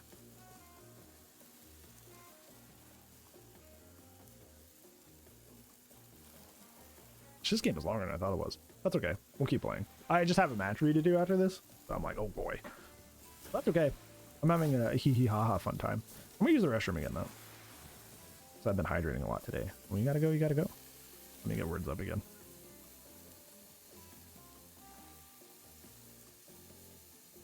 Yeah, we've been playing for like almost 3.5 hours. That's a long experience. I figure it's faster when like you don't spend as much time like thinking about your decisions, right? Like the most people are just like, and I'm like, okay, how can I be deep? Words, can you work, please? Please? I would like to use the restroom. That'd be very nice. Please? No? Not allowed to? Buddy, hello. Knock knock, you worked earlier. There we go. Just took like 4 or 5 refreshes. All right, enjoy words. I'll be right back.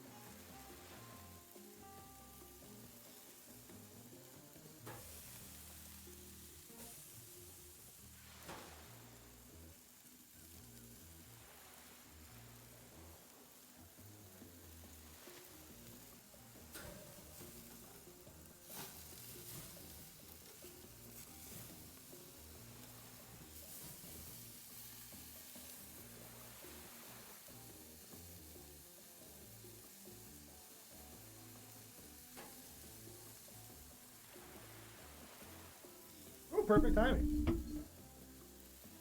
Wow. The baby is the streamer now. The baby is the streamer.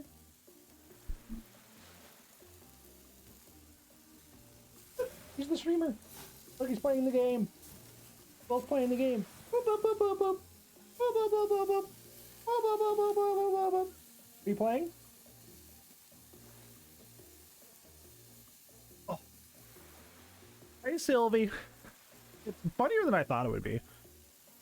I thought I would be like clocked out and it'd be like one of those like punishment milestones, but it's actually kind of funny. We're having an unintentionally good time.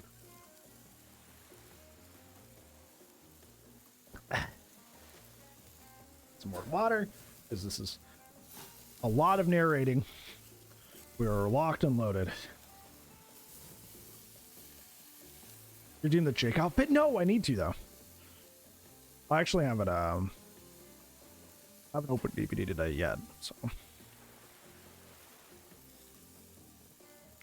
Alright. Tensions are rising.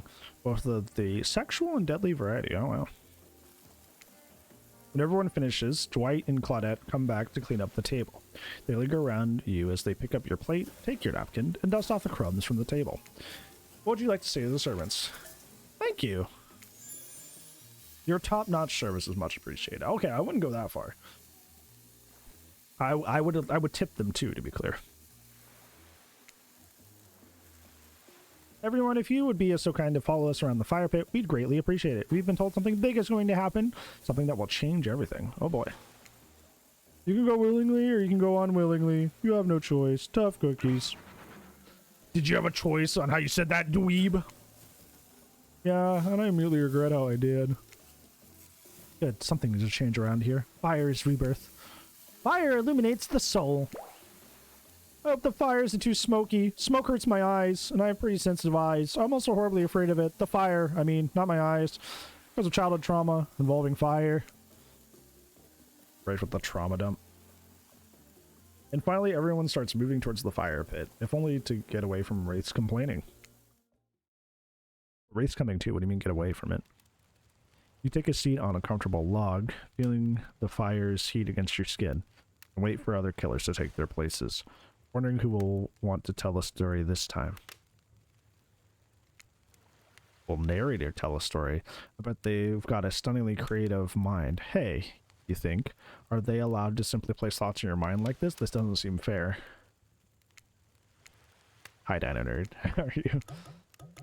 I actually looked and there's actually no graphic material in this, which is nice. It means I can just stream it and I don't have to worry. Although, just in case, I do have an emergency button. Where are you? Not so emergency if I can't find it. Boop. There you go. Boop. It's just a little alien. You know, just a high thing, like in case something happens, you know. So.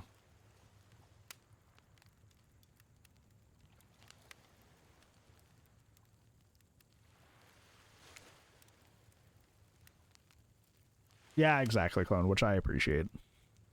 Everyone makes their way in, but something unexpected happens. Nothing. Nothing happens. And almost like something that almost always seems to be happening here, so nothing is probably not a great sign.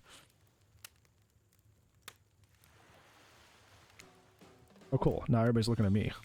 You know, do something. Should I pick someone to tell a story? Or could we play charades? Boggle? Actually, we were thinking, why don't you tell us a story? It points his spine and skull staff thingamajig at you. You duck out of its way. Who knows what that thing can do? Probably shoots lasers. Try not to bore us. We're just very interested in you. Won't speak for me, Huntress. Damn. Thought we were doing great. Now you can't tell if you're warm for the fire or if it's just your nerves heating up. I know the fire is right there, but maybe if we stop talking about it all the time, you can pretend it's not here and it doesn't, you know, threaten to burn us all alive. He's not supposed to hear me. Get out of here, Wraith. Brain's about to make an important decision about telling a story or not. Fine, I'll tell a story, whatever. Progressive, we've accidentally ended up in the throes of spirit. I don't know how. Okay, I say that it was accidental at first. Then I kind of played it up. I was like, I'm so dark and mysterious. And it worked. And that's all it took. That's all it took. When are you here? I hope it's a mystery. So what type of story you want to tell?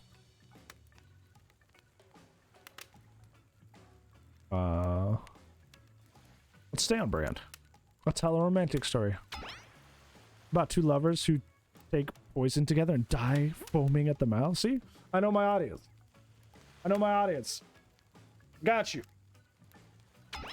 About two strong hunters who meet when they both try to bludgeon the same wily Wolverine. Okay, maybe not that one. It's about my parents. They met at a party in college. He was hosting. She'd been dragged in by some friends. They couldn't have been more different, and yet, as the night went on, they were drawn to each other.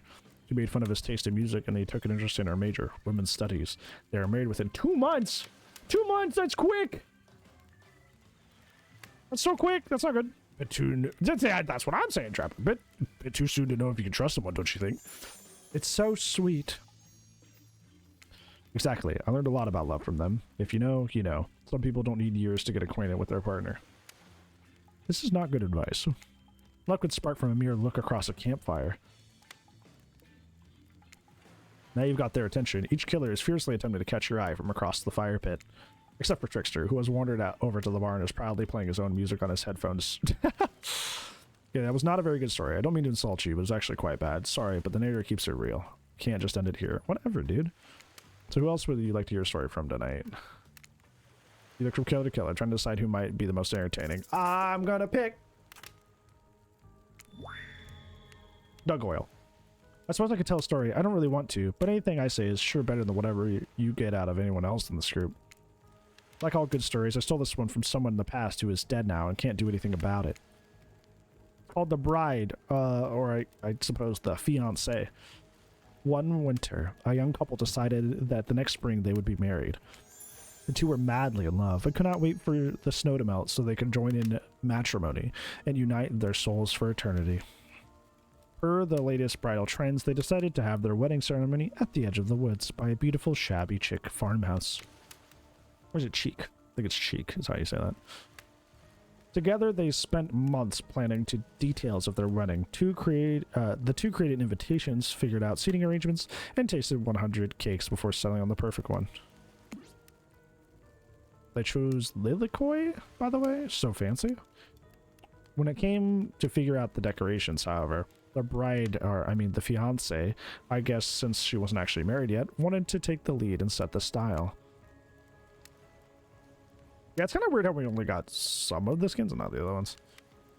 After all, her boyfriend had been wearing cargo shorts and open-toe sandals for much their entire relationship, so he was definitely not to be trusted. True! True. I've known many of a gamer like that. Not saying that clothes inherently make you evil. A lot of nice guys in that category. A lot of nice guys gravitate to that dress. I don't know why. Keep an eye out.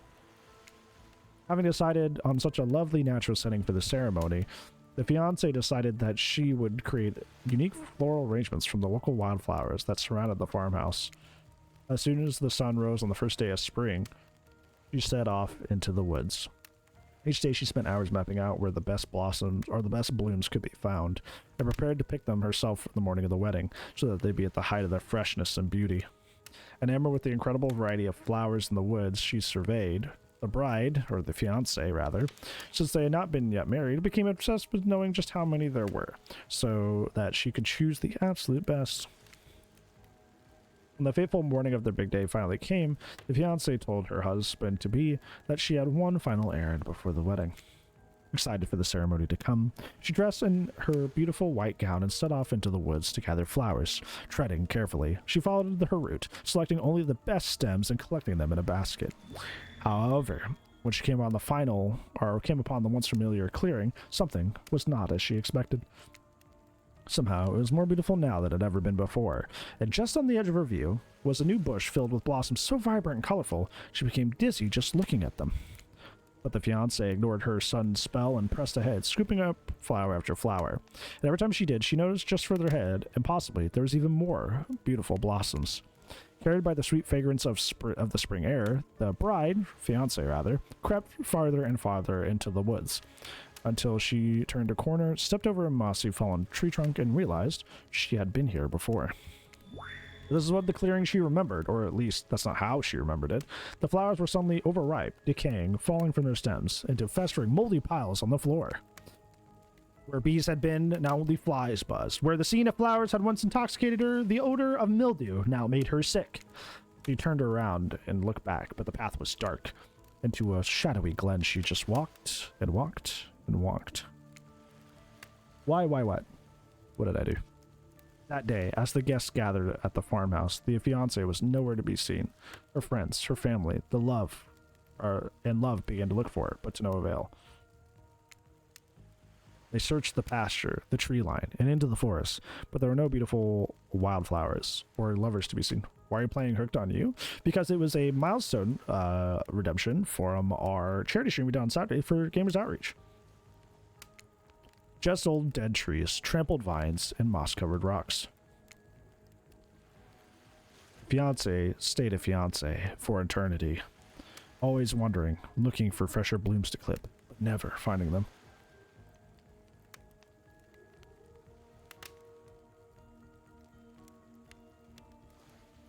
Yeah, this has been really funny, so I'm actually really excited for that. Distracted by a never-ending search for perfection, I'm able to see that you are loved for who you are. Oh, that cat hair is making me sneeze. Ugh.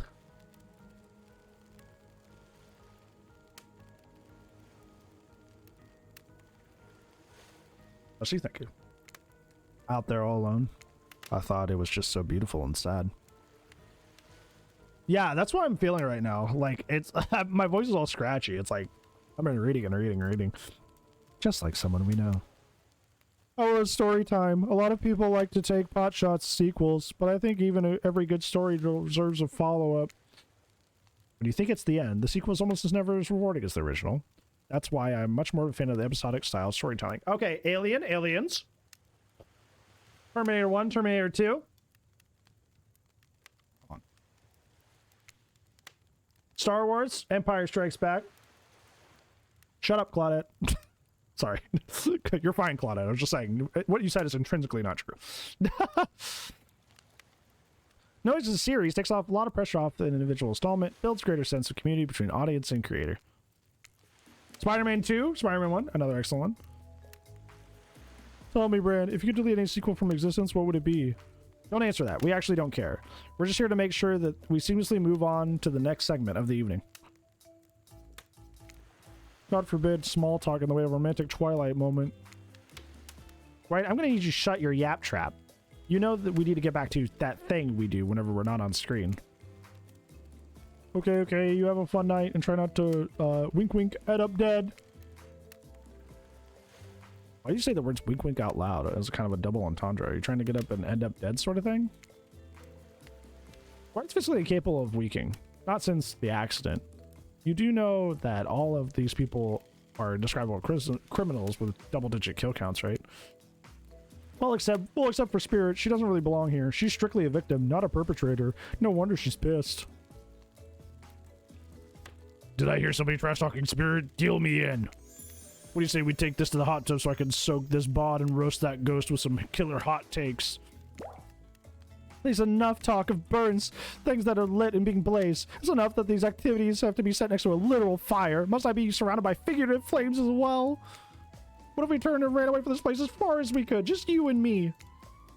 Of those spindly legs, you're probably tired before you got far. If it's running away to some place more secluded, Brand is after, she should join me. Have you seen these legs? Pure power. Not that my walk speed really affects or reflects my giant stature, and that's because I choose to move slowly for stealthy reasons. That's my own choice and completely logical, and not you know, announcing your presence across the entire map for the most part. Why is everyone so obsessed with comparing themselves to each other and creating drama? I'm so over all that. Don't you get it? Society wants to trick you into finding each other so that corporations can swoop down and sell you your fake solutions to your fabricated problems. Spitting facts! Spitting facts! I'll be sitting in the shade and drinking something locally sourced while thumbing through a public domain novella printed on recycled paper because I refuse to play their game anymore. Base Spirit. Base Spirit. Like she's actively trying to be as unappealing as possible. Does it really turn anyone else on? What? Oh. Oh. Oh. Okay, Trapper. I didn't think Trapper agreed like that. Despite Trapper's insatiable appetite, it seems his attention, along with the attention of everyone else, is still on you for the moment. If you could, I don't know, pick one of us, maybe we could, you know, move on with our lives or, you know, some special projects we might have going. You heard him. Who will it be? Who will you head off with renewed activity? I'm just saying, you may not get a ton of chances to date around like this before your time on Murder's Island comes to a close. Also, no, I'm not satisfied with that name either, but this is streaming reality TV dating show boom happening, so it's pretty much all that wasn't taken. Which killer will you pick? And yes, we're back to excluding Trickster because that guy. Spirit? Wait, why did I say with a question mark? Spirit? Spirit? Oh, you picked me. Yay. What's that supposed to mean? What? What? What? Wait, I thought we were doing well. Why is she like, yay. Oh, sorry, that was rude of me. I despise Phonius, so I should be honest with you. You make for interesting company, and I love the idea of winning over these other killers at all costs, even when I hate the game and the prize, but I had a long day. Floating, subverting expectations, grinding my teeth as I imagine sweet revenge, it takes a lot out of me. So, don't stop bringing your A game, alright? It might seem like I hate everything, and getting in to really know who I am is a possible task not worth trying, but too bad. You won't know unless you search deep inside yourself and bring everything you've got. Or just say the exact thing at the right time and melt my cold heart in an instant. I don't know, the rules here better than you do. Be at the bar, I guess. She seems like really clocked out. Did I mess up somehow? You arrive at the bar to find Dwight and Claudette both holding cocktail shakers surrounded by a bevy of bottles and assorted boozes. Who's ready to get wasted? As you know, I don't drink.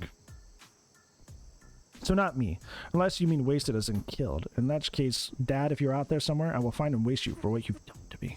So why does she keep coming to the bar if she doesn't drink? You really don't drink ever? Is that like because it just fall through the hole in your stomach, or... I don't drink alcohol because alcohol is poison of the body and mind. I don't need to act like a fool to have a good time. Okay, listen, there's somebody who also doesn't drink. I don't feel that way about alcohol. You do you. Different strokes, different folks, you know? Why you're not hurting anybody, you do whatever.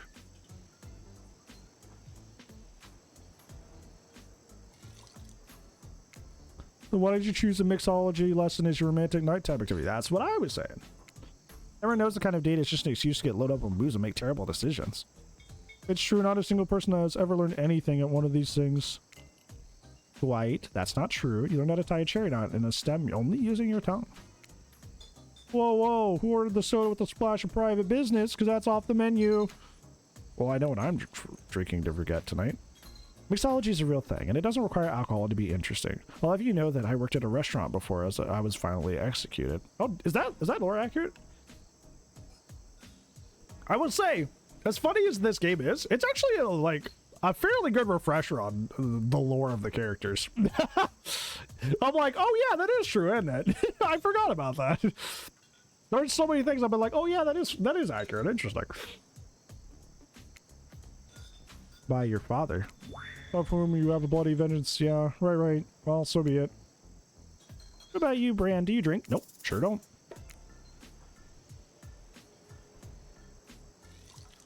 I've got the impression tonight will be a night to remember. I want to remember perfectly, so I'm going to pass. No, I just don't drink at all.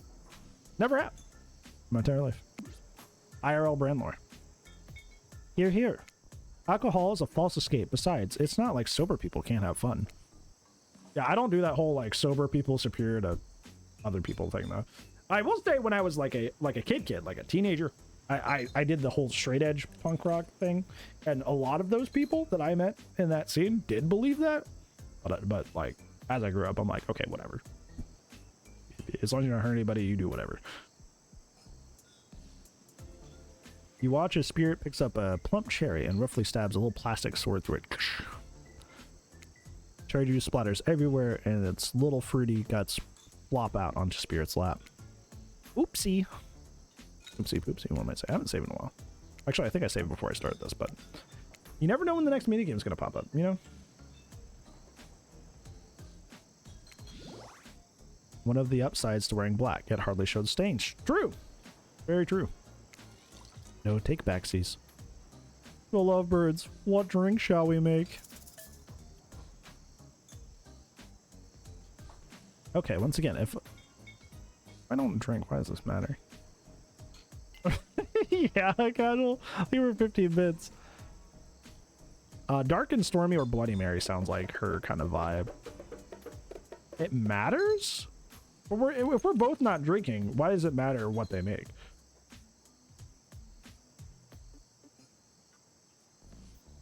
Yeah, see, that's the thing is like most people who take that pledge know it's just like, you know, to keep their like for a lot of people, it's like keeping their life straight because like addiction runs in the it's a inherited thing. Like some families really struggle with it. So some people do it out of that reason. Some people do it just as like a treat your body right sort of thing. Like there's a lot of reasons people do it that have nothing to do with like I'm superior to you. But there was definitely people that I met that did it because they're like, yeah, alcohol is a poison. Everybody who does it is a bad person. Which was definitely not as cool. You happen to know which one? I'm down between these two.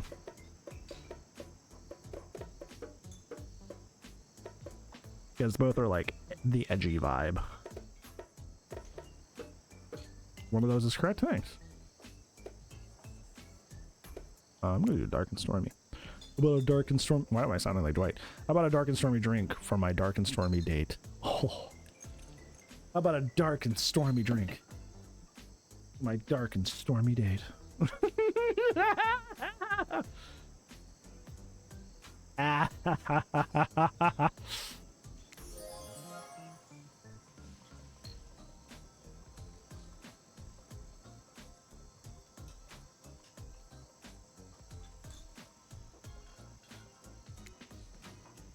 Please allow us to demonstrate how dark and stormy is made. First rum, or in this case, rum extract and a little bit of apple juice poured over ice.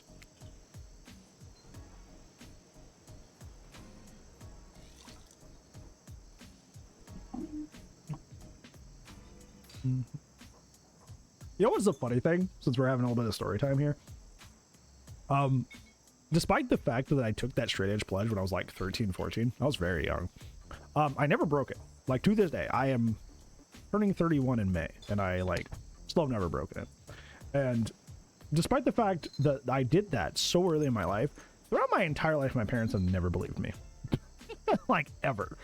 Like they always thought I was doing something. Like whether it was high school, college, like my parents were always convinced. I'm like, okay, well, he finally broke it. Nope. Never happened. Never ever. So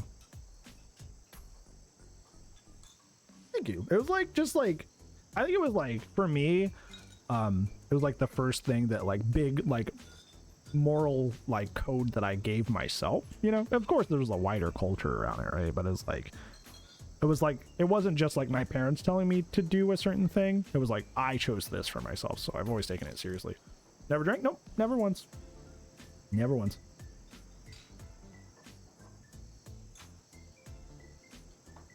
Yeah, I felt that way sometimes, Orbit. They're like, well, we can't get you for any of that. So what do we get you for? Garnish with a little lime wheel. And drink the end. Bye-bye, ass. How are you? Do you think you're up to the... dude, they're so hard to see behind Spirit that I didn't even see him back there till a second ago. Do you think you're up to the challenge of replicating this recipe? Oh! Ooh, gameplay! Gameplay! Let's go. Oh. Replicating rum substitute and ginger beer over ice. Don't forget the lime wheel! Alright. Not sure if I appreciate your tone, but yes, you got it. You're a natural, you're sassy, and you're a natural. You and Dwight might have more in common. Hold on. Gotta get this perfect. Brain's doing something. That's how my brain was earlier today. I was like, my brain was being stinky. Right here. Let's go. Shoot there. Grace seems to be in a lovely mood as she sips her dark and stormy. She's not even rolling her eyes at your petty behavior. On cue, a little dark storm begins to make its way in from the ocean. You taste your own dark and stormy as you watch the clouds approach. It's quite refreshing.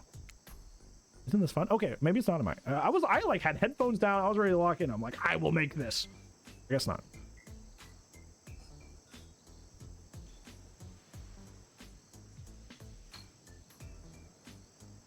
Yeah, you know what's funny? I've never had any of that stuff.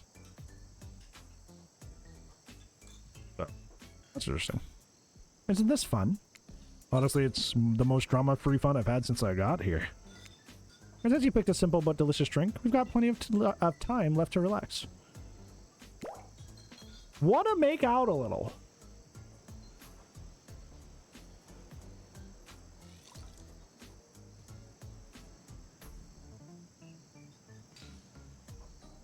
Ooh. Ooh. Ooh. Ooh. Ooh. Oh.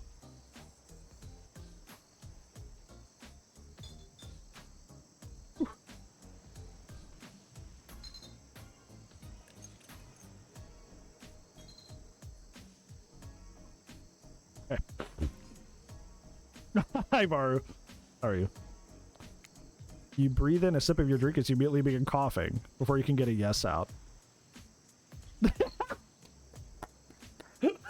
See? That won't be in the VOD. But we just had SpongeBob say, I need it! It was great. Thank you, 100 bits, Fred. I appreciate it.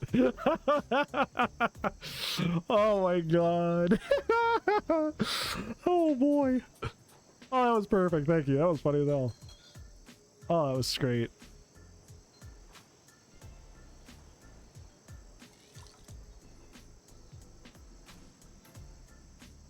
Oh my gosh.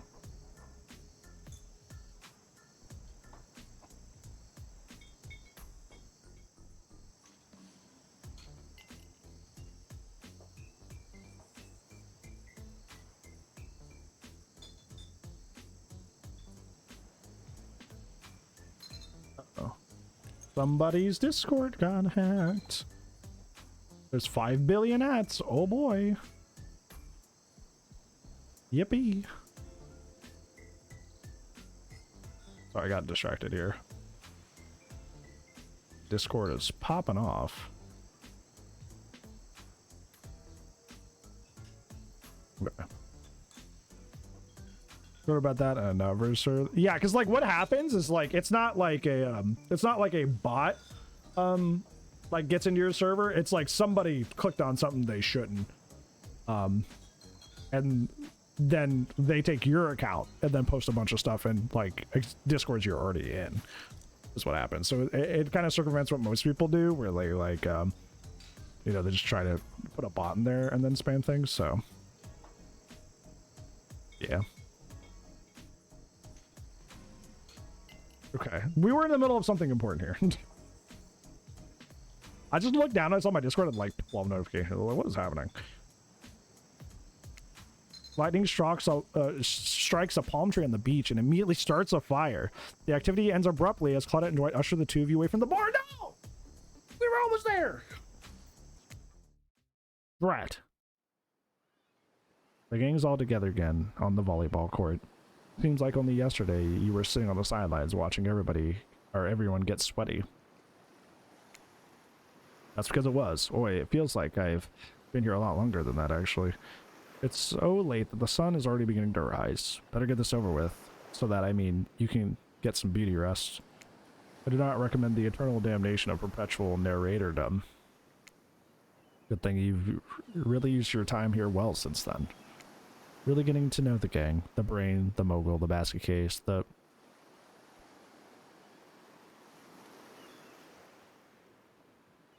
This game's been out for how long and they haven't got this?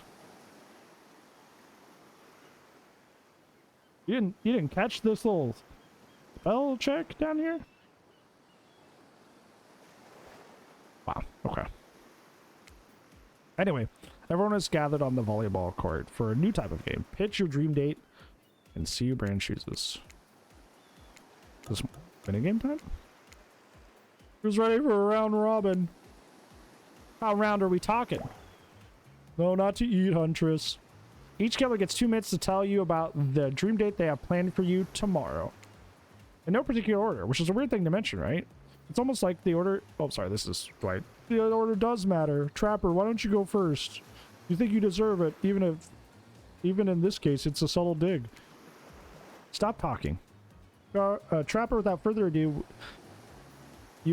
would you like to make us all uncomfortable by pushing the boundaries of what's acceptable, not only in polite society, but within the narrative of this in-world event, and also a larger meta-narrative? Oh my gosh. The writing in this game is pretty fun, but sometimes they just how much they like to like knock on Dwight or other characters for going on for too long. Sometimes just the dialogue goes on too long. There's like blah blah blah blah blah blah blah blah blah blah blah blah blah blah blah. Like forget it. Sometimes you just gotta say it. Well, yes, thank you. I'd love to. So, Bran, you're thinking of picking me? Well, this is your final warning. Pick me and be punished. And rewarded? Tomorrow will suck, probably. I'm not an easy guy to get along with. I know that. But I can tell you this much. I'm hiding a secret on this island that will make fans shit themselves in excitement. If you like Trapper, you're gonna love it. And if not, you're a maggot. Also, everyone, even confident, sexy ladies in rabbit masks, better stay the hell away from my yacht. Okay, so, like, why do Trapper and Huntress clearly have something going on? Is that not, like, awkward? Like, what if you wanted to romance either Trapper or her? Isn't that weird that they're just like, yeah, clearly we have something going on. Anyway, sorry. Anyways, Wraith. Well, I don't know. I prefer, I just really prefer to tell Bran privately. I don't really know how that's going to work with the game mechanics. Or he just whispered it. Wraith considered this for a long moment. Too long. That's fine. Without moving, Wraith lowers his voice to a barely audible whisper, so I can't hear him over the water, probably. Tomorrow, we have to find my bell. And then I can probably tell you about what I've been working on. It's going to be really special. The kind of thing where we really bond. And maybe maybe we'll finally get off this island. And maybe we can go on a real date. Oh, are you done? Is that it? Wraith nods, proud. Great, Huntress, why don't you take it from here? Tomorrow morning, I'm planning on a nice atmospheric breakfast on the yacht. Don't worry, Trapper. Or don't worry, Trapper won't even know it's gone. So you're taking the yacht. What was that? Nothing. Go away. Then, oh boy, I've got such an adventure planned. It involves hunting for treasure. What kind of treasure are we looking for? Guess you have to pick me and find out. Let me tell you, it's primo stuff. Now, if you don't mind, I've got to start preparing because it's clearly already what you're going to pick. Confident, mysterious. I like it. Get a spirit. Figuratively, damn it, Dwight, you gotta watch your words with these people. Tomorrow, I will spit in the face of God, die, and be reborn anew. Well, yeah. That's it? If you're not intrigued by that, I don't want you. Go draw crayon art with Trapper or dig up whatever mysteries with Wraith. I don't know what these guys do all day. Do what you want. Do you want to at least specify which god you'll be spitting in the face of?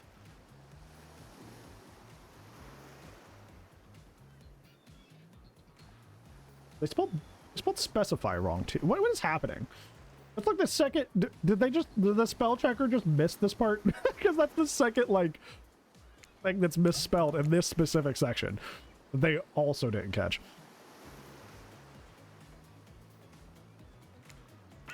All of them. Okay, so the hydrate tonight if you intend to hang with Spirit. Hydrating is good. And time's up, everyone. Gosh, you need to dream about all these options so you're ready to choose in the morning. Now go dream and swoon where the options so you're ready to make the choice come dawn. Have a swell night. Did you two forget to mention something?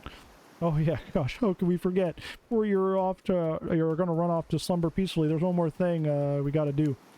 No reality survival day in competition parody would be complete without signaling out one of our contestants who has already been teetering on the edge of a psychological break.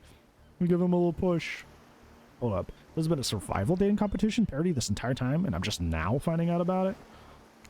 Come on, the signs were there. You just didn't read them. Welcome to Murder's Island. Now time to eliminate one of our killers. It's like a butchering, but it hurts even worse. You can't kill a killer, but can you break their heart? Do you even dare to try? I mean, or you mean... That's right, tomorrow these sexy slicers will not be eligible to take you on a date. Who's it gonna be? Why? Because it's dramatic. Because it's surprising. Because it's a classic reversal of fate. And it will hurt somebody's feelings. Someone dangerous. What's it gonna be, champ? What's your thought process here? Trapper seems like he might throttle you in your sleep if you eliminate him. That being said, at least you'd see him coming. Spirit could be anywhere. She floats. I hear she could disappear. Hard to track. You can get a Wraith, you might cry. And although I usually support normalizing men crying and being vulnerable, it just seems like it might be an ugly crier. Huntress, she might pretend to be okay with it, but you'll start seeing her behind every tree. What I'm trying to say is, I don't envy you, boss. What sociopath are you eliminating? I'm thinking like Wraith or Trapper. Trapper has already threatened to kill me once. Makes me kind of nervous. But, Wraith would probably handle it the best. Yeah, I'm thinking Wraith, because Wraith would probably handle it the best. Trapper would probably just kill me. So. Save? I already saved earlier. And you can't save when you're making decisions. Yeah, Trapper has been bad this entire time, but he also has outwardly threatened to kill me. So if he's eliminated, that might kickstart him killing me. So, I think I'm just going to go Wraith. What kind of an... Okay, the Steam achievement says, what kind of monster eliminates Wraith? He wouldn't hurt a fly, ... then it cuts off. What the heck? Please don't take this personally. It's just my opinion of you and who you are and what you're about deep down as a person and how I don't like it. Like, give me something, you know? A kiss, a wink, hold my hand. Finish telling me about all this mysterious stuff that you're obsessed with.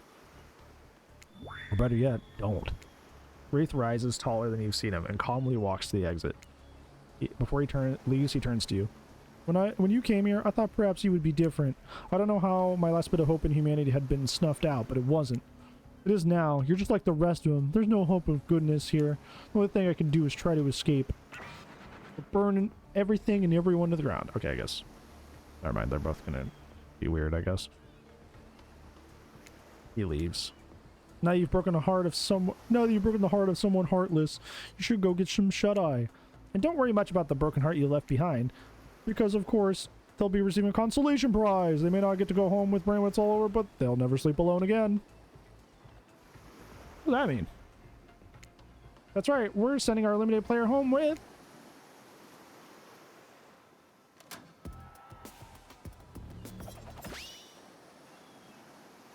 their own mostly new Trickster body pillow. The next best thing to the real Trickster. It might not hug you back, but it definitely won't try to stab you. How do we know? Because I've tried it. That's right, it's Dwight tested.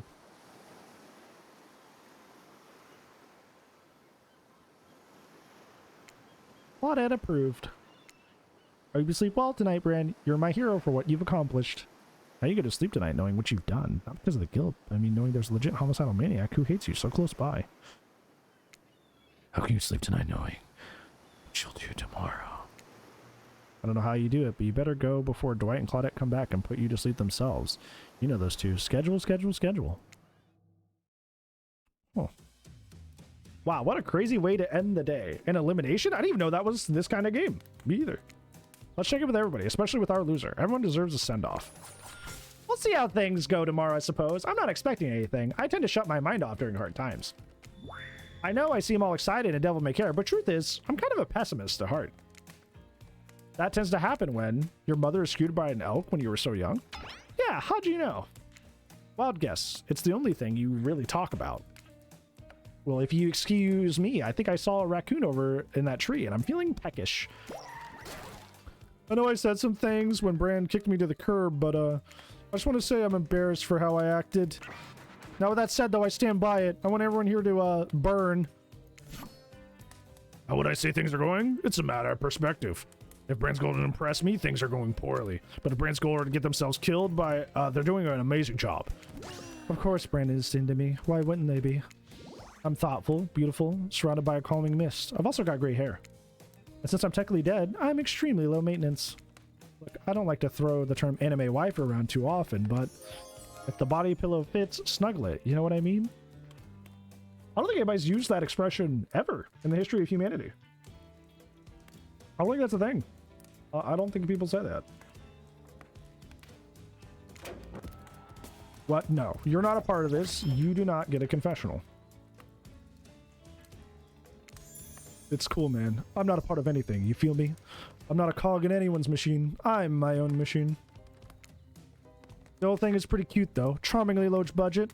Old school marketing vibes. Not gonna lie. I kind of wish I wasn't so busy right now. I'd definitely be down with this reality show style dating competition with survival elements. But I've got a new album, upcoming tour, finalizing the new sneaker line, producing a limited series on my life, starting a new social media NFT crypto app, and doing those private gigs over on the IP Island. My dudes, you gotta come check it out. IP Island, it's dope. That's where the real killers hang out. Fully licensed, no legal drama. Lawyers, take a hike, but you're not licensed. Why are you over there? You're an original creation. Why did they let you in? I'm not gonna tell everybody that, Trickster. Tell everyone that Trickster said that about them, don't worry. I'm talking your favorite established characters from all over pop culture that can't be seen on this island. Hell, you probably won't even mention them, like Ghost. Don't you say it. Look, we get it. You're very popular and in demand. We have a game to get back to, and I don't want to get sued. Leave 4 hours already. Sorry, Agree. I didn't know it would be that long. If you're sitting here waiting for your match review, I'm doing it after this. If you like need to go for some reason, I will upload it to the YouTube afterwards, after I do it. It may not happen like tonight, but I do edit those and put those up on the YouTube if their person's not present to see it. It's never required for you to be present to see your match review. It never is. Is it nice because I can ask you direct questions? Sure, but it will always go up on the YouTube later. So, yeah. Vacation? Okay, gotcha. I didn't expect this game to be this long either. I thought it was kind of a short experience, but hey, we're having a good time. I didn't get the rainbow pants for Jake. That's not good. Ghostface. It's because he's actually the legally licensed Ghostface is Ghost Space Face. If you've noticed, it's not one word. That's probably how they got away with that. Come on. Whatever. I don't even care. I'm the Trickster. See you around, Brand, and you too, narrator. I have a name, you know. You do? Yeah, seriously, don't pay me blah. They do not pay me enough to deal with you people. It's my turn. No, it's not your turn. You're sentient water. How are you even sitting in that chair? What the chair? Is the thing you're getting all wet. It's gonna smell like mildew. Rude. Fine, let's just get this over with. It's your turn, Ocean. Do your check-in. Sure. I was just looking for the bath. Bathroom, are you serious? It's down the hall and to the left. Okay. Never mind. Never mind, what does that mean? No, not you two. This is meant to be confessional time for literally every character in this game. Okay, we don't have to confess anything. We've just been working our asses off for 2 days straight and wanted to sit down somewhere. And the chair is wet. Yeah, I think the Ocean just peed on it. How is that You know what? I don't even care. You two are looking pretty pleased with yourselves. There's something to confess. Oh, great. What's it going to be? You ate glue in the 2nd grade? You cheated on an algebra test once? Watching Wraith get eliminated for the first time in this unending spiral staircase of pain that is my life, that I've felt even a modicum of joy. Every minute that I'm alive is a nightmare. This place, the sun, these sweet sugary drinks, it sounds fun for a long weekend, but for an eternity, the unrelenting rhythm of crashing waves and wailing seagulls, it's like a crescendoing song of evil that makes me question the very foundation of the universe. Why am I here? Why are any of us here? What kind of sentient being would do this to us? Please erase me from this existence. Make it so I was never born. Pull the plug on this experiment and let my soul be free. Please, please get me out of this polo shirt. Okay, let's get you back to bed, buddy. I don't want to go to bed. Going to bed means eventually I'll have to wake up. Yikes, huh? That was a weird way to end that. Oh well, what are they going to do? You let the camera roll long enough, someone is bound to say something crazy. Anyway, it seems like everyone's had their shot to annoy me tonight, so hit the hay and get some rest for tomorrow. It's going to be a doozy.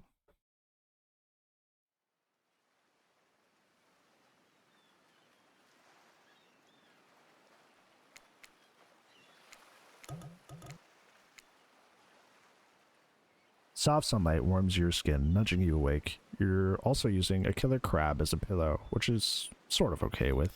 What's that? You don't know about killer crabs? Alright. You didn't go on Huntress's date. You really missed out. It was thrilling, or I guess it would have been. You'll have to play the game again to get that reference, I suppose. You pull on your beach attire and splash water in your face. Dwight and Claudette approach. Is that look on their faces excitement or terror? You noticed your stomach flutters. Oh, I wasn't done reading that. Or you've been infected with zombie butterflies in your sleep. It's happened before, but it's probably the love thing. It's time! Claudette gestures over to the beach where the killers are all stand flanked by tiki torches. It's a scene reminiscent of a TV show you used to hate watch with your ex. Writer of the game, are you okay? You need to talk about something? Are you good? Are you alright? I don't think you're alright. I think you need to talk about something. Because I think it made its way into this game. You have unresolved stuff you gotta work out. Suddenly the message is clear. You're going to declare your affections for a killer in front of several other killers. Hey, isn't Trickster supposed to be here? We paid him a good amount of money to make some half-ass cameos in the show. I'm gonna chew his agent out. Before they walk you over to your big moment, I don't think we have noticed how kind you've been to us. Oh yeah? Can't be easy being thrown to a mysterious island for seemingly no reason, surrounded by terrifying killers trying to manage your most primal impulses. Murder and making out. And you've kept a cool head and treated us, your friendly island host, with dignity and respect. So don't tell anyone we told you this, but... White and Claudette look around conspiratorially. Just a little hint for you going forward. Don't try to go all the way with the killer who isn't into you. Well, no duh. Relationships are two-way streets, and if you don't have a green light in the other direction, you might end up in the friend zone. Friend zone? That doesn't sound too bad. Where do you think you are exactly? Dead by Daylight doesn't do friends. There are killers and there are survivors. And I'm a friend, we can't say more. Okay, so who's into me? Dwight and Claudette look conspiratorially around again. Well, I've never seen anybody. It does that sometimes. You click once, it'll fly through it like really quickly. I don't know why it does that. I've never seen Spirit open up to anyone like she has opened up around you.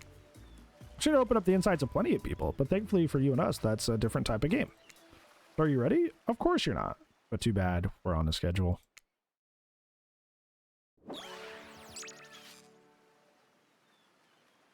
You make your way over to the row of hotties. Claudette and Dwight stand out to the side, hands behind their backs.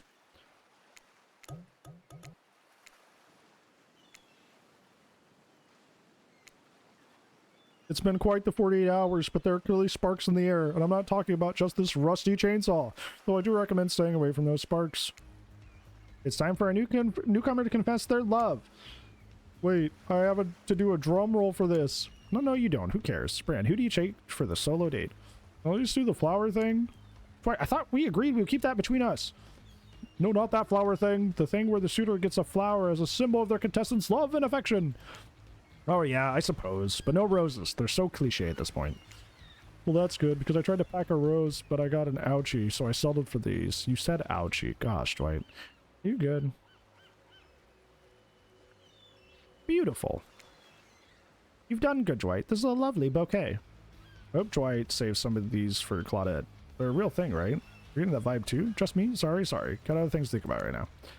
Bran, who do you select to receive these flowers and spend your day with you today?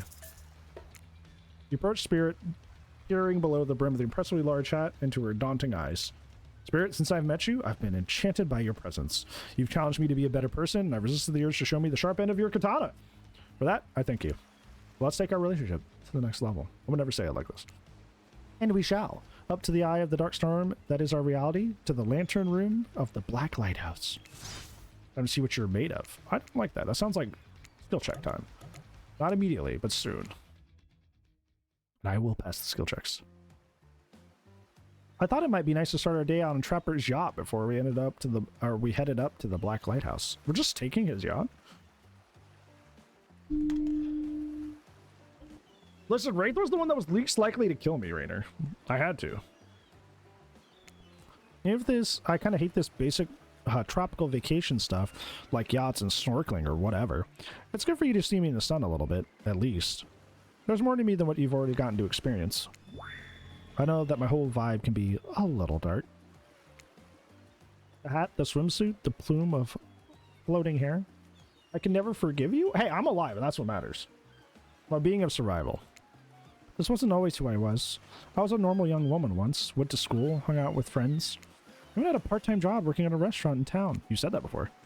Well, I know what happened. Your father. Yeah, he murdered me, and I woke up as an undead Avenger. That's not what I was getting at. Something else happened to me. I realized I needed to be seen, and I knew by whom. A lot of time when you think about ghosts, they're these kind of like see-through flickering specters. You imagine reaching out and having your hand go right through them. Ooh, like that sort of thing. Maybe there's some warpy effect on the world around you. I don't know. It depends on the movie you're watching. But when I died, well, I dare you to try to reach your hand through me. Not really. That's not an invitation. That's rhetorical. Why did I end this up this way? Who brought me here to this island? Who knows? I sure don't. I've got my ideas. Maybe what happened, if I'm being honest. Maybe I was granted a wish. Maybe this is me finally being something to someone. Something scary, something violent, something feared. I don't know if I really fear you. Maybe I should, but without a doubt, something. Maybe whoever or whatever did this to me thought they were doing me a favor. And maybe, last maybe coming up, I promise, maybe they were right. Maybe. Look, now you got me doing it. Maybe they brought me to you? Something certainly brought us together. And I'm not exactly out here digging around in caves or dusting off antiques trying to find clues and analyze their meanings. I do want to take this experience seriously, though, and I want to give the process a chance. It may be a dumb process, and one that I have extremely little respect for as a person, but if you just woke up on the beach with no memory of who you are or where you came from, rather than freak out and simply try to swim away, you're giving this a chance. I actually didn't know that swimming away was actually an option. It's not. However, the fact that you never even tried, I think it means you've got courage. Or an open mind. I don't know. Maybe you stuck around because you like someone you met here. Maybe. While two of you are getting all deep and philosophical flirty, a yacht pulled up to the shore of the Black Lighthouse. Last stop, everybody off. There were other stops. Oh no, not of this trip, of your life. Bert rolls her eyes and leaves for the shore. I'm just messing with you. This was the only stop. Nobody here is really looking out for our fun, so we have to make it ourselves. But no, there are no other stops. Seriously, just go. We should have the poop deck, Dwight. The ship doesn't even have a poop deck. Oh, it will.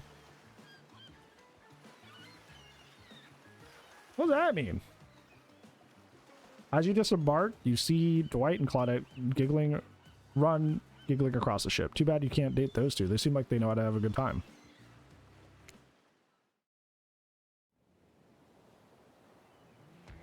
Yeah, rest well, Rain. Thank you, Reagan. Okay, this smells of new skill check territory. You arrive at the beach near the majestic black lighthouse. Its imposing form towers above you. A flock of birds circles lazily, no sense of fear or urgency, as if circling a corpse that hasn't moved in ages. I'm excited about today. See? Spirit places her wrist delicately in your hand and presses your fingers against her skin. It's cool to the touch, but you feel faintest of pulses? My blood is absolutely pumping. So, what happens now? Now I show you something that no one has ever seen up close before. Well, no one has lived to tell about it. We're going there. We're to the top of the lighthouse amongst the circling birds. What's actually up there? Have you seen it? Hey, y'all. How's everyone doing today? Certainly seems to be taking the whole elimination thing well, or maybe this is the opposite of that. Better not bring that up at all. Just hope he doesn't completely melt down. Yeah, hi, Wraith. You seem, chipper today. Something strange is definitely going on with this guy. Well, something else strange. Something difficult than what's usually going on. Something different than what's usually going on. Hey, Cameron. It's good to see you. Wraith takes a deep breath, sucking in the ocean air like it's the greatest air that's ever been sucked. Bran, thank you. Thank you for choosing anyone else to go on with the date today. Alone, again, forever. This is how it was meant to be. I feel alive. Are you done? We're kind of, you know, on that date that you just mentioned. I was like, oh! Oh, wow. I'm glad you're feeling better, Wraith, but like she said, we're in the middle of something. Do you mind?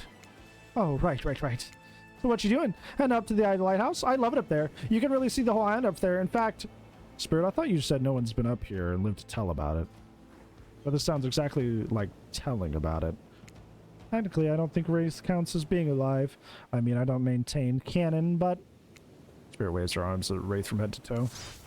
And if he's not dead, he's gonna be when I punish him for interrupting our date. Hey now, we can solve... You're an all-star, get your game on, go, play. We can solve our problems without our hair floating up into menacing shapes. I'll just be over here, running away, enjoying the view. You know, I think Wraith was kidding about being up there. Honestly, the view is even of the island. What you can see is most of the ocean, on account of it being, you know, a lighthouse. However, it does bring up an interesting point regarding how do I say it? Spirit floats up and she scratches her head contemplatively. Usually don't see her at a loss for words like this. What is your mortal status? Despite what our lanky friend seems to think, the lighthouse is not to be trifled with. It's a beacon of death and suffering that brings total doom to it from all corners from the world, if not further. Well, duh, you saw the freaking pirate ship seemingly travel through space and time only to crumble at the rocks beneath the spooky tower. And you decide not to point it out? You decide not to point it out because that wouldn't be too romantic. I'm feeling a challenge coming up. I've been saying that forever. I think I'm alive. I'm here with you, walking this beach, feeling the water on my feet, feeling the sun on my skin. Here with me, the spirit. Does that really make you feel alive? I guess. I mean, I don't really know. If you come with me into the eye of the black lighthouse, you may never return. Is that a risk you're willing to take? Yep, it's time! Double save, triple save even. Because we have something. I won't deny it. I feel it. I'd hate for you to simply turn to ash. If we were to commit right here, right now, to figure this out as friends, we could put that risk off until another time. Just be friends. Ouch. Is this her way of letting you down easy? I don't know if I want that friendship. I want you. And that is why I chose you! I can't decide this for you. I can only warn you that it may not be safe. You might die up there, and there's nothing that I can do about it. I will go up there, even if it means I may possibly die.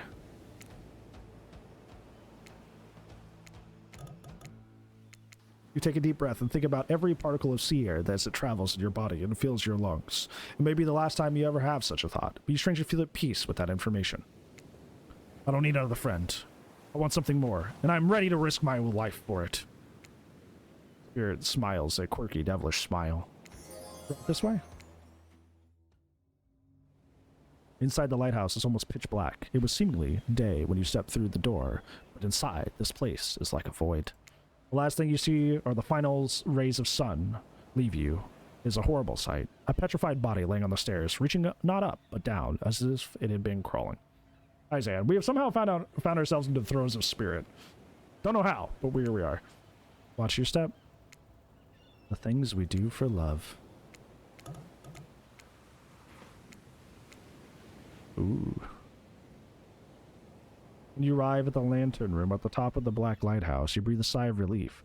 The light is out and seemingly defunct. Dust cakes the room, as though it hadn't been operated in a century. However, somehow. It was just morning, a moment ago. How is it night now? What do you mean a moment ago? We've been standing here looking out over the ocean all day. I've really enjoyed the peaceful time together with you, taking in the view, standing in complete silence for hours. It's kind of my perfect date. Really? I don't remember that. I just called it the perfect... Oh, missed that. I want to remember it. I just, for some reason, my mind is completely blank. But, hey, not dead. Or you're already dead and have been this whole time. I suppose that's true. Maybe we'll never know. Doesn't look like the light is even working. Even turned off, the light has a power to it. A massive lens reflects moonlight through itself, a subtle spark that has a hypnotic effect. Maybe that's where the day went? Staring into this light as the sun fell and the moon rose. Thanks for spending the day with me. I had a really good time. That's it? Don't get me wrong, it was really cool and all. I just don't know. I don't really know what to expect. I suppose if you thought you were walking into your death and nothing happened, it might feel a little bit anticlimactic. Sorry, anyway, it's time to go. Here, just let me flip on the light for the staircase so it's easier to get down. The stairs still look pretty dark. Maybe it... Spirit is interrupted by a strange hum, and then it becomes frighteningly clear to you. That switch wasn't meant for the stairs, it was for the main lantern, and the lantern is now beginning to power up. The faintest smell of burning begins to reach your nose. Oopsie, looks like maybe that switch wasn't for the stair lights at all. Now we see who is really alive and who is really dead, I suppose. It was bound to happen sooner or later. You slam your eyes closed, hoping that somehow not looking at the light itself would protect you. Not sure I see logic in that, but if it is magic, it kind of does defy logic. I want to see it, but, well, I'm a little scared. Don't look directly into the light. Open your eyes and only look at me. I'll keep you safe. Oh, okay. We didn't save close enough. What the heck? Oh. Not bad. Don't worry. We'll just reload and we'll... I think I reloaded the wrong one. Oh no. No, we're fine. We'll get closer to it.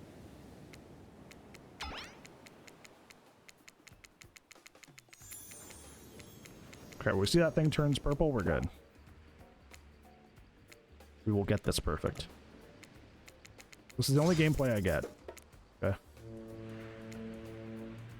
No. No. It's the only gameplay I get. I will get it perfect.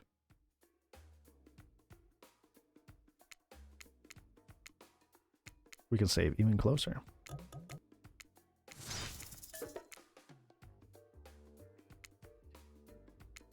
Perfect. If you say so, buddy. Sure. Hey, thanks. I don't think that was perfect at all. But thanks.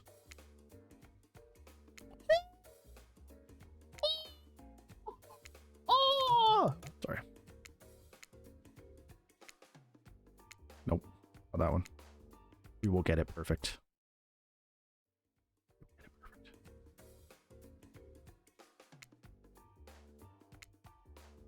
Okay, if you say so.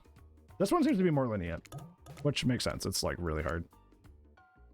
Oh, no, not bad, not bad, not bad. We'll get it. Oh, I loaded the wrong one. We will get this. We'll get it.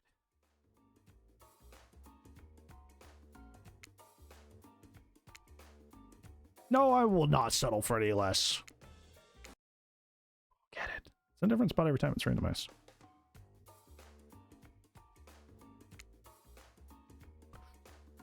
Oh, that definitely wasn't perfect, but so you say it's perfect. That's fine. Oh, there's another one. Oh, that's insane. Endless is rating me, rating me, rating me, rating me, rating me. Yo, Endless, how was DBDCREATOR? Thank you for trusting the people. No, darn it. How the heck are you? How do things go? Thank you for trusting me, all our friends. What is up? We are doing Hooked on You for the first time as part of our milestones for the charity stream that we did on Saturday. Almost had it. I almost had it. I felt it in me bones and I got robbed.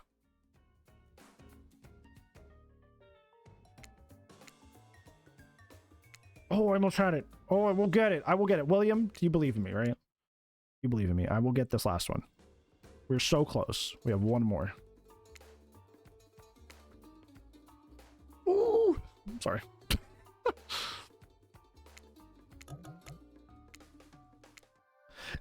Yes. You're doing it. We're here together, awash in this incredible light. You're so brave. I'm so brave.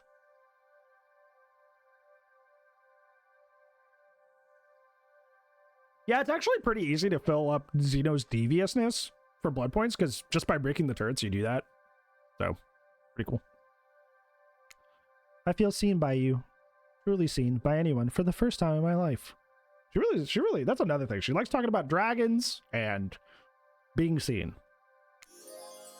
This is our destiny, to be together, brought together by the darkness, brought toward the light. Despite your attempt to resist it, the incredible force of energy from the Black Lighthouse's lantern eye refuses to subside. No, it cannot be ignored.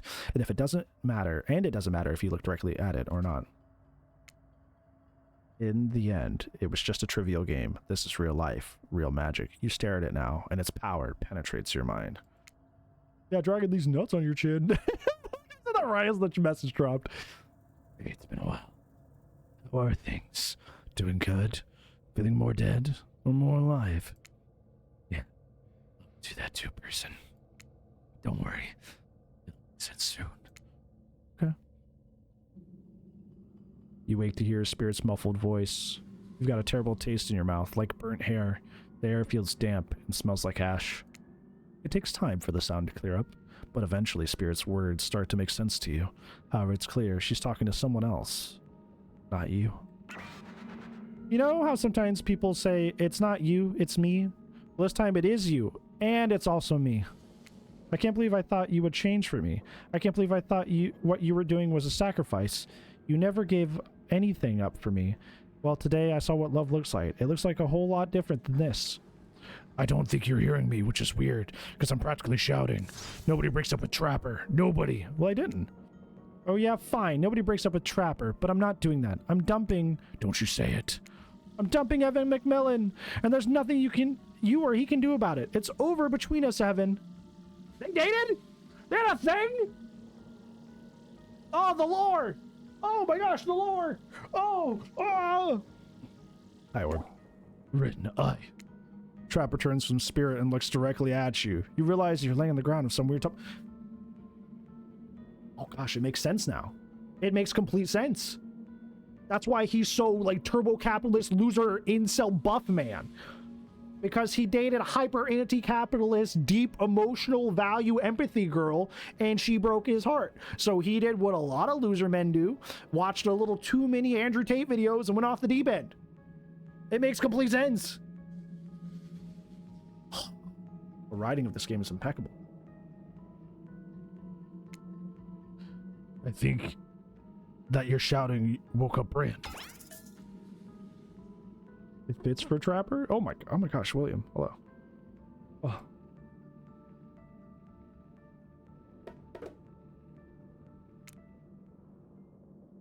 I'm sorry. I think I interrupted something very personal, and it's also quite scary. I swear I wasn't trying to listen in, but unfortunately I heard a lot. Probably not everything. I think I woke up in the middle. What did you hear? Just, you dumping Trapper. We were never together. I mean, we were together. Wink, wink, wink. I know you're wearing a mask, but I can see your eyes. I don't think you need to say wink, wink, wink out loud. Another reason I'm right to have dumped you. You did not. It was mutual. She goes up. As they say, they know you're awake now. They're going to have to deal with this awkward situation head on. Clearly, I shouldn't be here. You two are having a very personal conversation, and I don't need to be involved in. I don't even know how I got here. Not here on this island. I didn't mean like here, this creepy tunnel. As far as this island goes, your guess is as good as mine. As far as this tunnel goes, we brought you here. You and Trapper, but after the lighthouse came on, you blacked out. On your way down, I thought you might have hit your head or something. It's hard to tell what blood is new or old around here. Either way, I wanted to get you someplace safe, so I asked Trapper for help.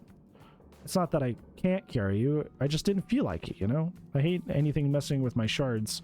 Yeah, I imagine you putting me on your shoulders would impale me. Trapper, in the end, he loves nothing more than having an unconscious body draped over his shoulder. That's terrifying. I could have asked Claudette and Dwight for help, but I don't trust them. You trust Trapper? Like and trust are two different things. You might think Trapper can be a real jerk, and you'd be right. But you get what you see with him. We brought you down here because we're the only ones who know about this place. It's part of an old tunnel network that connects different places on the island. Tunnels? I'm at home in here. What's up, guys? Talking island mysteries, my favorite topic. I was just in the neighborhood, so I thought I'd pop in. Trapper, you said this place was private. Don't look at me, I didn't tell him about it. Half of the appeal of this spot is getting away from people just like him. Well, geez, I can see when I'm not wanted. So are you three the throuple now? Because I gotta say, I didn't really get the whole Trapper spirit thing, but hey, it's not my business. I don't stick my nose in it. We're not a thing. Nobody traps the Trapper. Not with traps or with relationships. What self-help class did you hear that one from? You do realize you're sticking your nose in our business right now, right? Wow, so hostile. If you don't want to talk about it, just say so. Anyhow, this tunnel has some interesting features. If you head about 50 meters down the way, you'll find... Get out! Raid looks around, just to be doubly sure that Trapper's addressing him. Oh, I was just leaving. This island, it's a lonely place, which is great for me. I love to be alone. Trapper, on the other hand, he's quite needy. And after a lot of pursuit, I finally let him catch up to me. And it became, well, I don't know if I want to call it a relationship because somebody didn't want to have that talk. But we were more than friends. Trapper initiated a situationship. I dispute the events as told. For the record, I don't pursue, I stalk, and I lie in wait. Seeing eye to eye was not one of the things we were good at. So I hate to ask, but I did just look into a refrigerator-sized death lamp, so I guess it's more of a glutton for punishment than I thought. What were you good at? Well, for starters... Excuse me, I'll take that question. Thank you very much. If you know anything about me by now, it's that I'm on a quest. Or revenge. Exactly. What you may not know is that Trapper is a great classical maestro of revenge. Trapper blushes behind the mask. That's one compliment to a killer.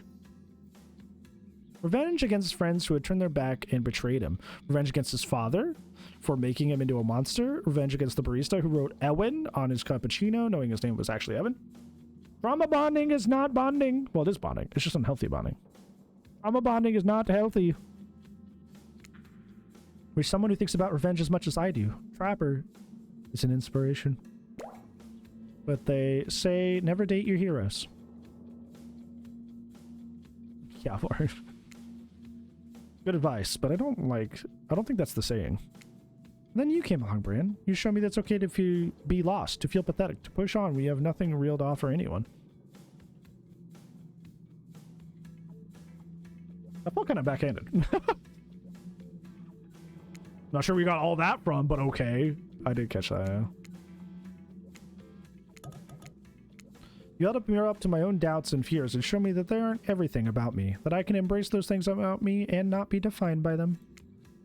You show me that life after death can be more than just obsession with revenge and mind. Whoa, I didn't need to know all that. All the things you guys did out here in this dark, dusty cave or tunnel. Trapper nudges you in the ribs with his elbow. Gross. Clearly appealing to Trapper's better features has been a winning strategy for dumping him, because he seems to be taking it quite well. This whole app-ass dating show parody thing. At first, I obviously thought it was a lame idea. What kind of moron would be the audience for something like this? But then we spent some time together and I realized there might actually be something real there. And I don't want to give up on it. I want to give up on us. Listen, Bran, while you were knocked unconscious by some minor head trauma like a total weakling, Spirit confided in me that she has real feelings for you. I took it extremely well, naturally, and I trust and value her opinions. Doesn't mean I trust you. If you want to get to her, you have to get through me first. What is this, Scott Pilgrim? Bypassing the Trapper tests. This is an actual test. Trapper's Test TM, coming to Behavior TV, Sundays at 8 p.m. Welcome to Trapper's Test. Answer my questions correctly or die by my blade. Question 1. What's Spirit's real name? The one given by her mother's father, who she only lets her real friends call her. Rin Yamoka. Okay, you got that one. Don't celebrate yet. Question 2. What lives inside Spirit? Yeah, a dragon. She never shuts up about it. Respectfully. Sure, everyone knows that. Well, they won't all be this easy. Question 3. Where does Spirit work? A restaurant. She also wouldn't shut up about that either. I know. To think I would date a waitress. Don't tell my father even mingled with help like that. He'd be so disappointed in me. I'm disappointed in you for saying that. Question 4. What's Spirit's favorite color? Black. Are these questions largely superficial? Sure. Maybe I didn't know how to Spirit that well. Maybe that's why she dumped me. Or maybe that didn't work out for us. Who knows? These are all extremely obvious, Trapper. She never stops talking about all of these things. Buddy pal, you weren't paying attention, like, at all. You took a dirt nap the entire time this relationship was happening. Oh, sorry, there's one more. Question 5, final question. You got this. What is Spirit? What's worse than being dead? Oh, yeah, she just talked about this, not being seen for who you are. Would I pitch Trapper's tests? Oh, this is Trapper. When I pitched Trapper's tests to the Suits at Behavior TV, they told me there was no room in the budget for a new car to be given as a final prize for winning. So I killed them all, right there on the spot. While killing them didn't solve the budget problems, it sure did feel good. I'm telling you this, A, to brag, and to B, to explain the only thing you're going to win is me saying, congratulations for passing Trapper's test. Not that it was some huge challenge. I agree. She talks about all this stuff all the time. The only thing that was kind of gave me a pause was like, what is she afraid of? But she just talked about that to me like 3 seconds ago. I mean, the one obsessed with a giant light that shines in the dark has a chip on her shoulder about being seen? Go figure. You probably guessed. But rules are rules, even if I literally just made them up. You got it right. Yeah, she just talked to me about it. And you guys said you used to come here for things, which means she's showing you the same thing, and you also didn't pay attention.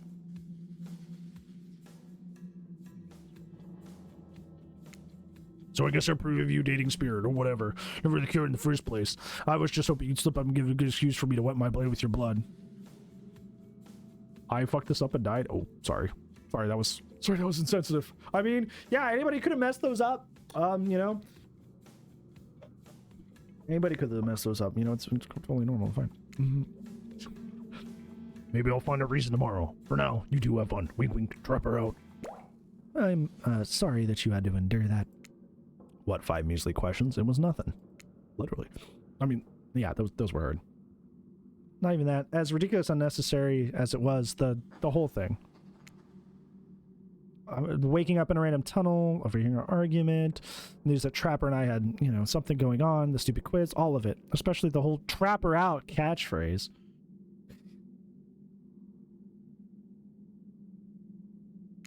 It's only because I actually like you. None of it would have happened if I didn't. And I like you, Spirit. Please call me Rin. We're on a first name basis. Oh, it's an old B&R. Yeah.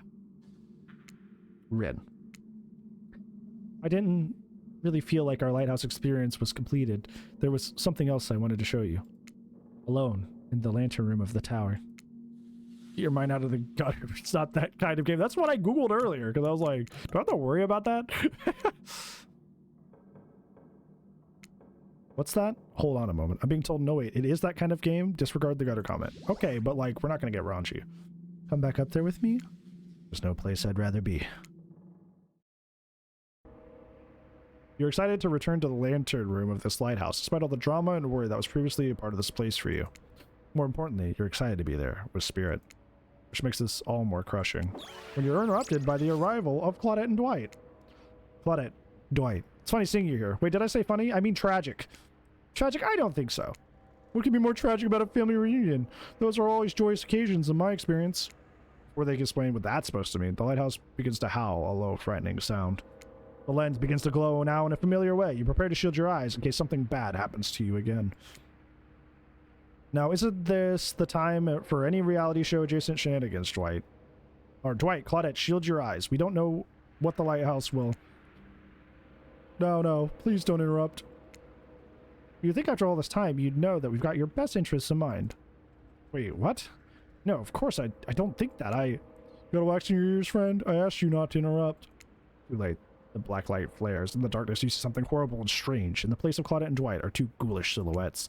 Before you can focus on them, the light passes between the two survivors, return to their normal states. They're not the real Dwight and Claudette! It's breezy up in here. I should have packed a sweater. What in the hairy hell? I would never say that. Hey, watch your language. You shouldn't speak that way. Around your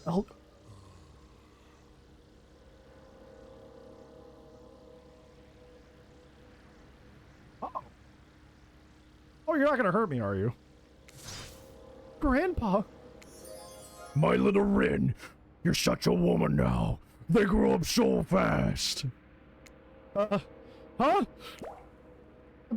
Meet Grandpa Kazan Yamaoka. Well, technically not just Grandpa. He's technically my great-great-great-great-great-great-grandpa. But that's a lot of greats to say in a row. I haven't seen my little Rin since I watched over her from a afterlife when she was just a little girl. And I expect you to say all the greats. It's a matter of honor and respect. Except Rin, she can do whatever she wants, my precious little angel. But you! Odie stares at you with his demonic red eyes. You're pretty sure that even the decorative third eye on his mask is looking at you. You mongrel, you must treat me with respect, or so help me, I'll be cleaning the bits of your head off my konobo. Konobo is a metal baseball bat covered in spikes, for your information. Yeah, I know. I'm not sure what a peasant like you is doing so close to a descendant of the noble Yamaoka bloodline in the first place. Dirk, Claudine, explain what's going on to me. It's Dwight, sir, and Claudette.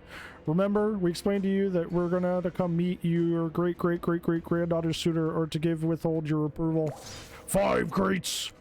Great-great-great-great-great-grandfather, your honor, master, sir.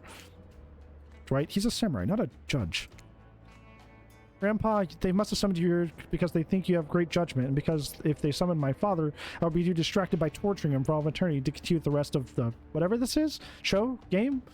Experience? I guess that makes sense. Only a man of my own power and magnitude can help. Self-important much? Nice to meet you, Kazan. Only my friends and family call me Kazan. Those who tremble in the fear of my presence call me Oni. You're seeing a serious resemblance to Trapper, not only the sheer size of the man, that is Oni, but is also his attitude. Friendly spirit as a type. Sure you can or want to measure up to all that? I guess, how are you?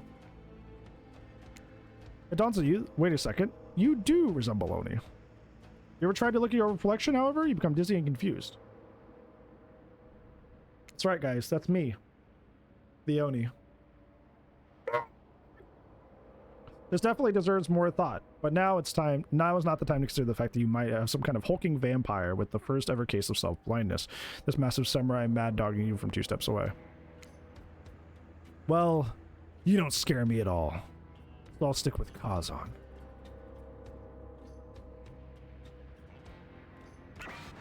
I shouldn't. I realize now the true purpose of my visit is to extinguish your light.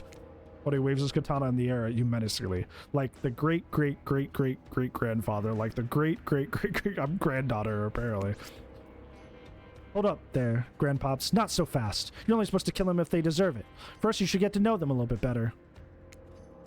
Young people these days, always waiting to kill people, insisting they must deserve it. Back in my day, you did what you needed to be done because your nobility depended on it. In his day, for such an imposing presence, he is sure giving serious old man yells at Cloud vibes. You see, when I was a young man, we didn't have much foreigners. We didn't have much foreigners in our land. Didn't need them. We had an abundance of culture already. A little too much, if you ask me. But I didn't make the rules. The rulers did exactly how it should be. Literature, art, commerce, theater, fashion, poetry, puppet shows, ghost stories, courtesans, gambling, fighting, fine dining, fast food, public executions. What were we talking about again? Spirit giggles at her great-great. Okay, I'm not saying that every single time at Oni's forgetfulness. You wonder, does she even like this guy? Sure, she sure hates her father, so... Listen up, old man. We don't have time for you to do a list of every activity available in the samurai entirety of the Edo period. Silence, peasant! You're showing your ignorance. Samurai were forbade from many activities that didn't befit the Bushido code, such as attending certain theatrical performances, for instance. Sometimes, however, a samurai would put a disguise on in order to seek out entertainment. Now, I'm not saying I did that, because I had honor, and a body built like an entire castle that is quite hard to hide. But clearly you... Gosh.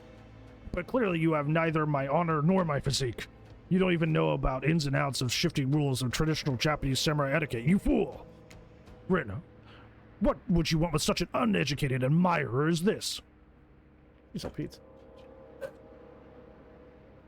guess it's on me for having such a loud voice. You find it hard to believe that any contemporary person knows much about who was and who wasn't allowed to do what leisure activities over 100 years ago. However, you're not really sure how to handle this massive demonic old man. Wait, I get it. Sweet Rin, my beautiful descendant. You've invited me here to do what you're too kind to do. Bash this jerk's head in. Claude, Doris, fetch my Kanabo. Rin, wrap your own around these mongrels' hands to hold them still. We'll splatter their brains on the beach together as family. Grandpa, no. That is not why I invited you here at all. In fact, I didn't invite you. Claudette and Dwight did. Hey, the name card changed to Rin. Fun detail. Sure. Wink, wink, wink. The whole saying wink out loud thing is getting out of hand. Tim and Trapper really do have a lot in common, don't they? I swear, Bran has a good soul and the heart of a warrior. They have fought for my love in their own way. They have faced down death more than once to put up with their fair share of nonsense. Nonsense which seems to be endless. Can we, I don't know, wrap this up already? Of course. Oh, sorry, this is Oni. Of course. Who am I to expect anyone to wait around for my approval? I've only been hanging out as a ghost and watching my bloodline be polluted by cowards and quitters for over 5 generations. Just to come and give my ancestor-in-law a hug. Sword drawn, Oni beckons you closer. There's no way he's ever hugged anyone in his entire life. I think I'm good over here, actually. Rin, now, push them my way and I'll split them in half. The sacrifice of the usurper to the Amoka bloodline will surely bring us back to life and set us back to the course of honor.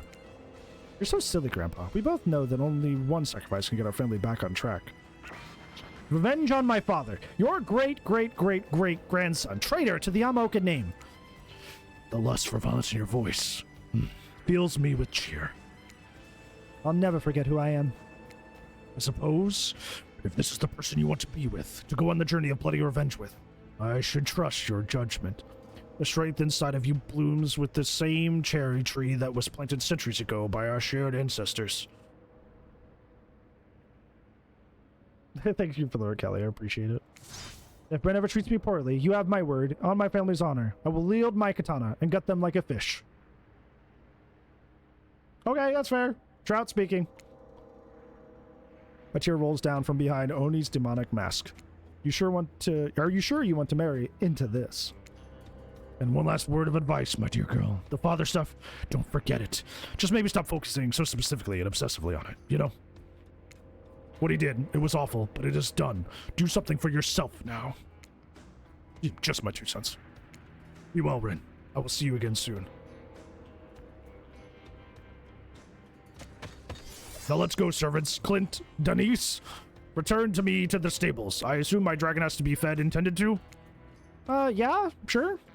I swear, this is still better than dealing with Trapper's dad. Oh, I need a drink of water. Doing Oni? Hurt my voice. I'm sorry if that was disrespectful to your great-great-great-great-great-grandfather. He seemed like a very special man. I realize I'll never measure up to someone like that, a warrior with a hell of fashion sense, but, I mean, that mask. That is true. I do find Oni to be the coolest original character, so that's fair. Don't worry, I would never expect you to, or want to, really. If all I wanted was the biggest brute alive, I'd be down Trapper's Cave. I don't want to hear about you being down Trapper's Cave. But that's not the life I've imagined for myself. This sense of abstract duty, anger at a world changing around me, a lust for blood, that's no way to live. And yet, as you know, that is the Amoka way of life. Forever, I am cursed to battle against the dragon that lives inside me. Or at least, maybe I was, until now. Call me the Dragon Tamer, baby. Call me the Dragon Tamer. You haven't won this game yet. Please don't ruin it. Sorry, I don't really know where that came from. I think we've spent enough time in this lantern room. Should go back to the beach. Jeez.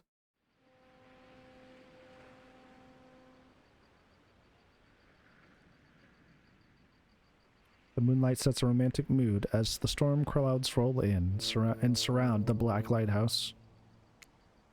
You know, the sun might have set, but if we wait long enough, it will rise again. Spirit removes her robe, showing her strappy black bikini. Her pale skin glows under the light of the moon. Oh my!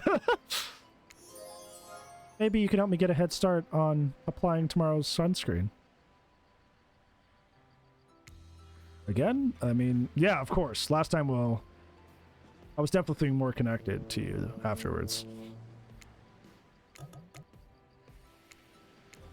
To be totally real with you, I just kind of asked you as a goof, but I really enjoyed it. I swear, though, if you tell anyone about this, I will not be labeled a foot freak. Not that there is anything wrong with feet, it's just that something about that kind of attention really gets people talking. Steady, steady. Okay, here we are again. Ooh, ooh. Ooh, okay. Here we are. It's save time. I don't like how she's saying yes so excitedly every time I do it. Ooh. I don't like how she's saying that every time I do it. Ooh. Almost? What do you mean almost? I hit that. I forget edge ones don't count.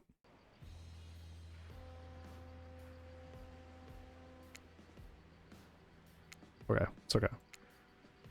Not almost. That I had it. I 100% had it.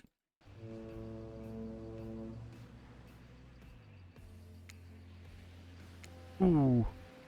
There we go. There we go. Gameplay. Just very enthusiastic. Oh. I'm not reading that. I'm not reading that. She's very excited. I'm getting a good review for my services. I'm getting a 10 out of, like, it was a 5-star scale, and I'm getting a 10-star rating. That's what you need to know. I'm getting a 10-star rating. I'm not reading that. I'm not reading that. Something about, you know, the temperature is very high. There seems to be an agreeable stance taken with the way certain parts of my body, the hands, I'm not going to mince words, the hands are doing some movements on the foot region, specifically the digits. And for some reason, the skin texture of the said target is a little wetter than usual. There you go. I'm being commanded to proceed. Before you can find a towel to wipe off your lotioned hands, Spirit grabs you and pulls you in close. Ahoo. Oh, we kissing! We kissing! The sensation is incredible. Clouds cover the moon and you find yourself on the beach with Spirit in complete darkness. You can feel the... spiritual romantic things are happening. Good service. Oh, she wants me to come here. So this is what it feels like to fly. She remembered my superpower that I wanted? Okay, that's kind of wholesome though. That's kind of wholesome. We 100% could have just, got, straight to business here. But she remembered my dream to fly. That's wholesome. That's wholesome.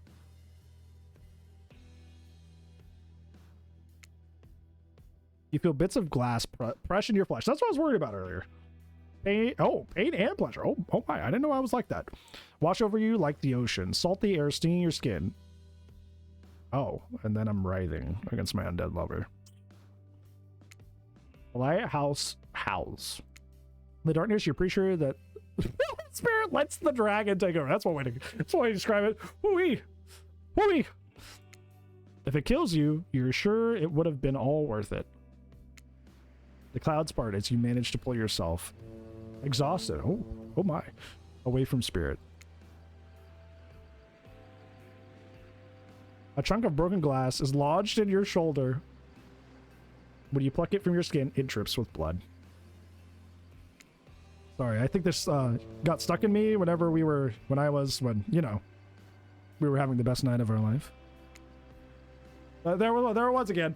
The elusive Saucy Brand. When we were having the best night of our life. Well, I had to get one more in. Spirit grabs her fingertip over the sharp end of the glass shard. Keep it. Consider it a memento. I've got plenty more where that came from.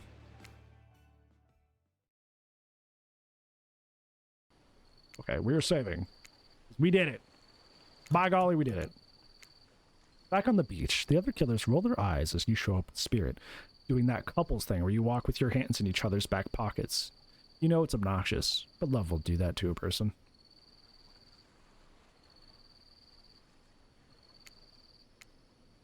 Last day, you beautiful piece of meat.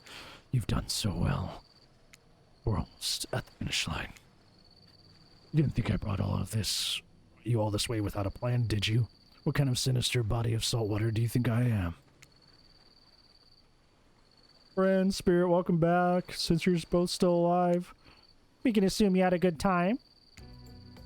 You point to the many open wounds on your body, complete with bits of sand and dirt stuck on them. That's painful. Ow! Ow! Oh! Yeah, you could say that. I think some of those might be infected. You should really get those checked out. If you're really gonna go through with this, the thing you should get checked out is your head, my friend. Spirit is nuts. You won't survive a week. Didn't you just give us your blessing like 3 scenes ago? You might think she's so sad and introspective, but the truth is she's a demon hell-bent on revenge who will ultimately stop at nothing to satisfy the lust for death that courses through her veins. I can't get her out of my mind. Oh, there, buddy. There. Duh. I know. Oh, this is me, not him. Duh. I know all that. And I think it's hot. She's the goth. Okay, well, I wouldn't say this. She's the goth girlfriend of my dreams, and you're just jealous you lost her. She was trying to run me out of town. And guess what? I'm not scared of you. I'm with Rin now, and she's got my back. Literally. She carved her name in it with a broken piece of glass. I'm sure that'll heal, though. Well, good thing it was only 3 letters long. All right, we get it. Everyone is super tough. All you do is kill, no matter what. And we got a show to finish, and this is the finale, so we need you to hold on for just a moment longer. After all, that was the point of this whole experience, to give even the most invented killers a chance of finding love. And it worked. To think my official bio called me distinctly below average.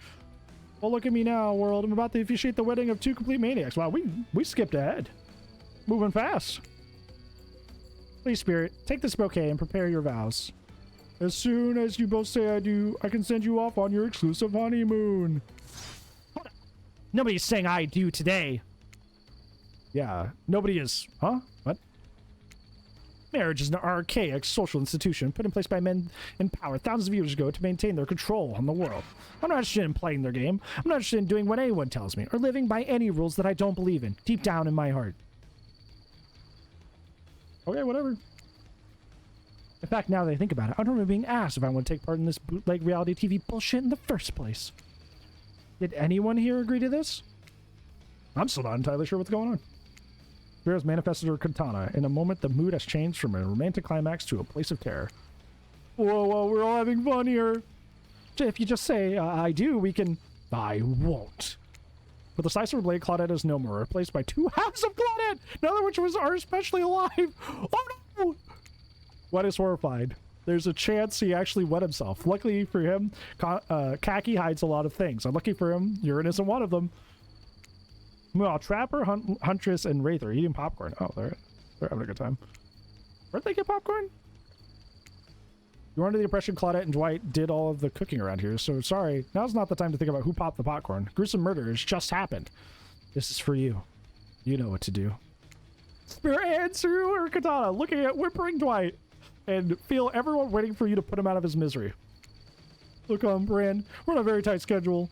You respect schedules, right? If you kill me, I'm afraid of what comes next, so I don't know. Could you not? You think of back to that strange moment in the lantern of the Black Lighthouse. When the light hit Dwight, there was something off about it all. As if he wasn't real. Or at least not really human. But is that a good reason to do him in with Spirit's katana? Or is that actually a reason not to kill him? This doesn't make any sense. The only thing that makes sense is taking control. Taking it away from them. Taking it into your own hands and carving out a new destiny yourself. Kill this pathetic worm. Kill him and join me on our mission. Together we will be unstoppable. That's quite an offer. What are you going to do? Well, Dwight, you always complain about wanting to be set free. I only see one way ahead. You raise Spirit's katana. With the ease of slicing a wedding cake, you cut him in two. His dead body slumps on the ground in front of you. I was like, I give him the Leon, I look down at him and go, it would have been more fair if we did this in the field. Oh, she thinks that was incredibly sexy.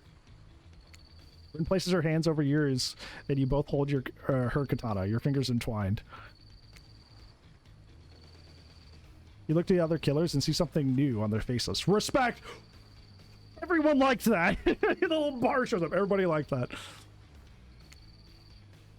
You're one of them now. Ruthless, uncompromising, spattered with blood. A killer. My father is really going to crap his pants if he sees the two of us coming. Or when he sees the two of us coming. What is this? Oh, is this the victory art? What are you waiting for, lover? I don't know. The 5 billion birds that are watching? I didn't know dinner with it. Is that one of their arms? Hold up. Hold up. I was going for a different angle. Is that one of their arms in the background? You see that? I see that. That was 100% one of their arms.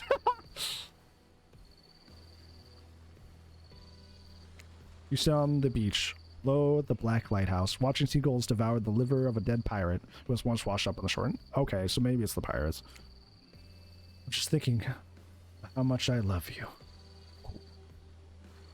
Well, stop thinking and show me. Okay, okay. The counter is... Okay, I see you. I see you. You ever think we'll leave this place? What do you care? I hope we don't. Ah! Woo! Hey! Whoa! That was longer than I thought it would be. But that was really fun. I actually had a really good time. I think like I had some fun like making fun of it too, but like I actually had a really funny time. That was hilarious. Told me I was too nice and dumb to me, and I've not played since. Really, I think what really saved me was just like hamming it up. Because like I feel like if I didn't ham it up and I played it truly like I was myself, I think I also would have went away. There were just so many times where it was just like, oh, there's darkness inside me too. Like I was doing it because it was the funny option, it was the meme-worthy option, but like she really liked it, so you know, whatever. Yeah, I mean, whatever works.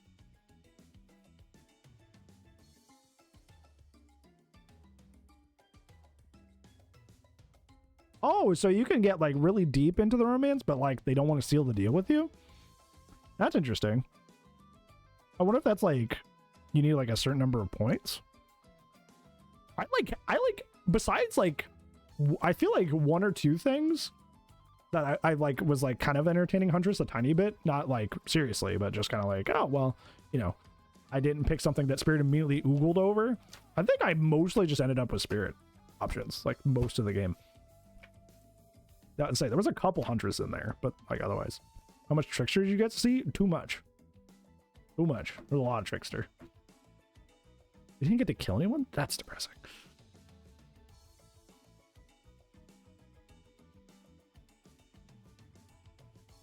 Can I skip this?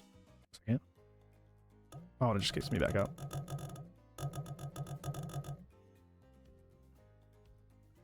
Hooked on YouTube with... we gotta get Trickster in there. Because Trickster is like, you know, all over this game. Okay, next round. I don't even know, like... Like, I don't know what would make like Huntress happy. I couldn't even like idea what her personality was. I guess it was supposed to just be like the sporty athlete or whatever. Maybe? I don't know. I mean, that's why I didn't jive with them.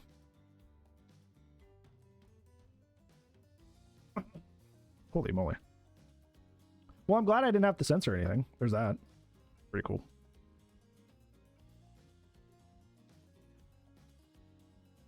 Scale out of 10. What are your rating? I think for what it was, I think it was like a 9. It was funny. It was cool. I actually covered some of the characters' lore, which I didn't expect.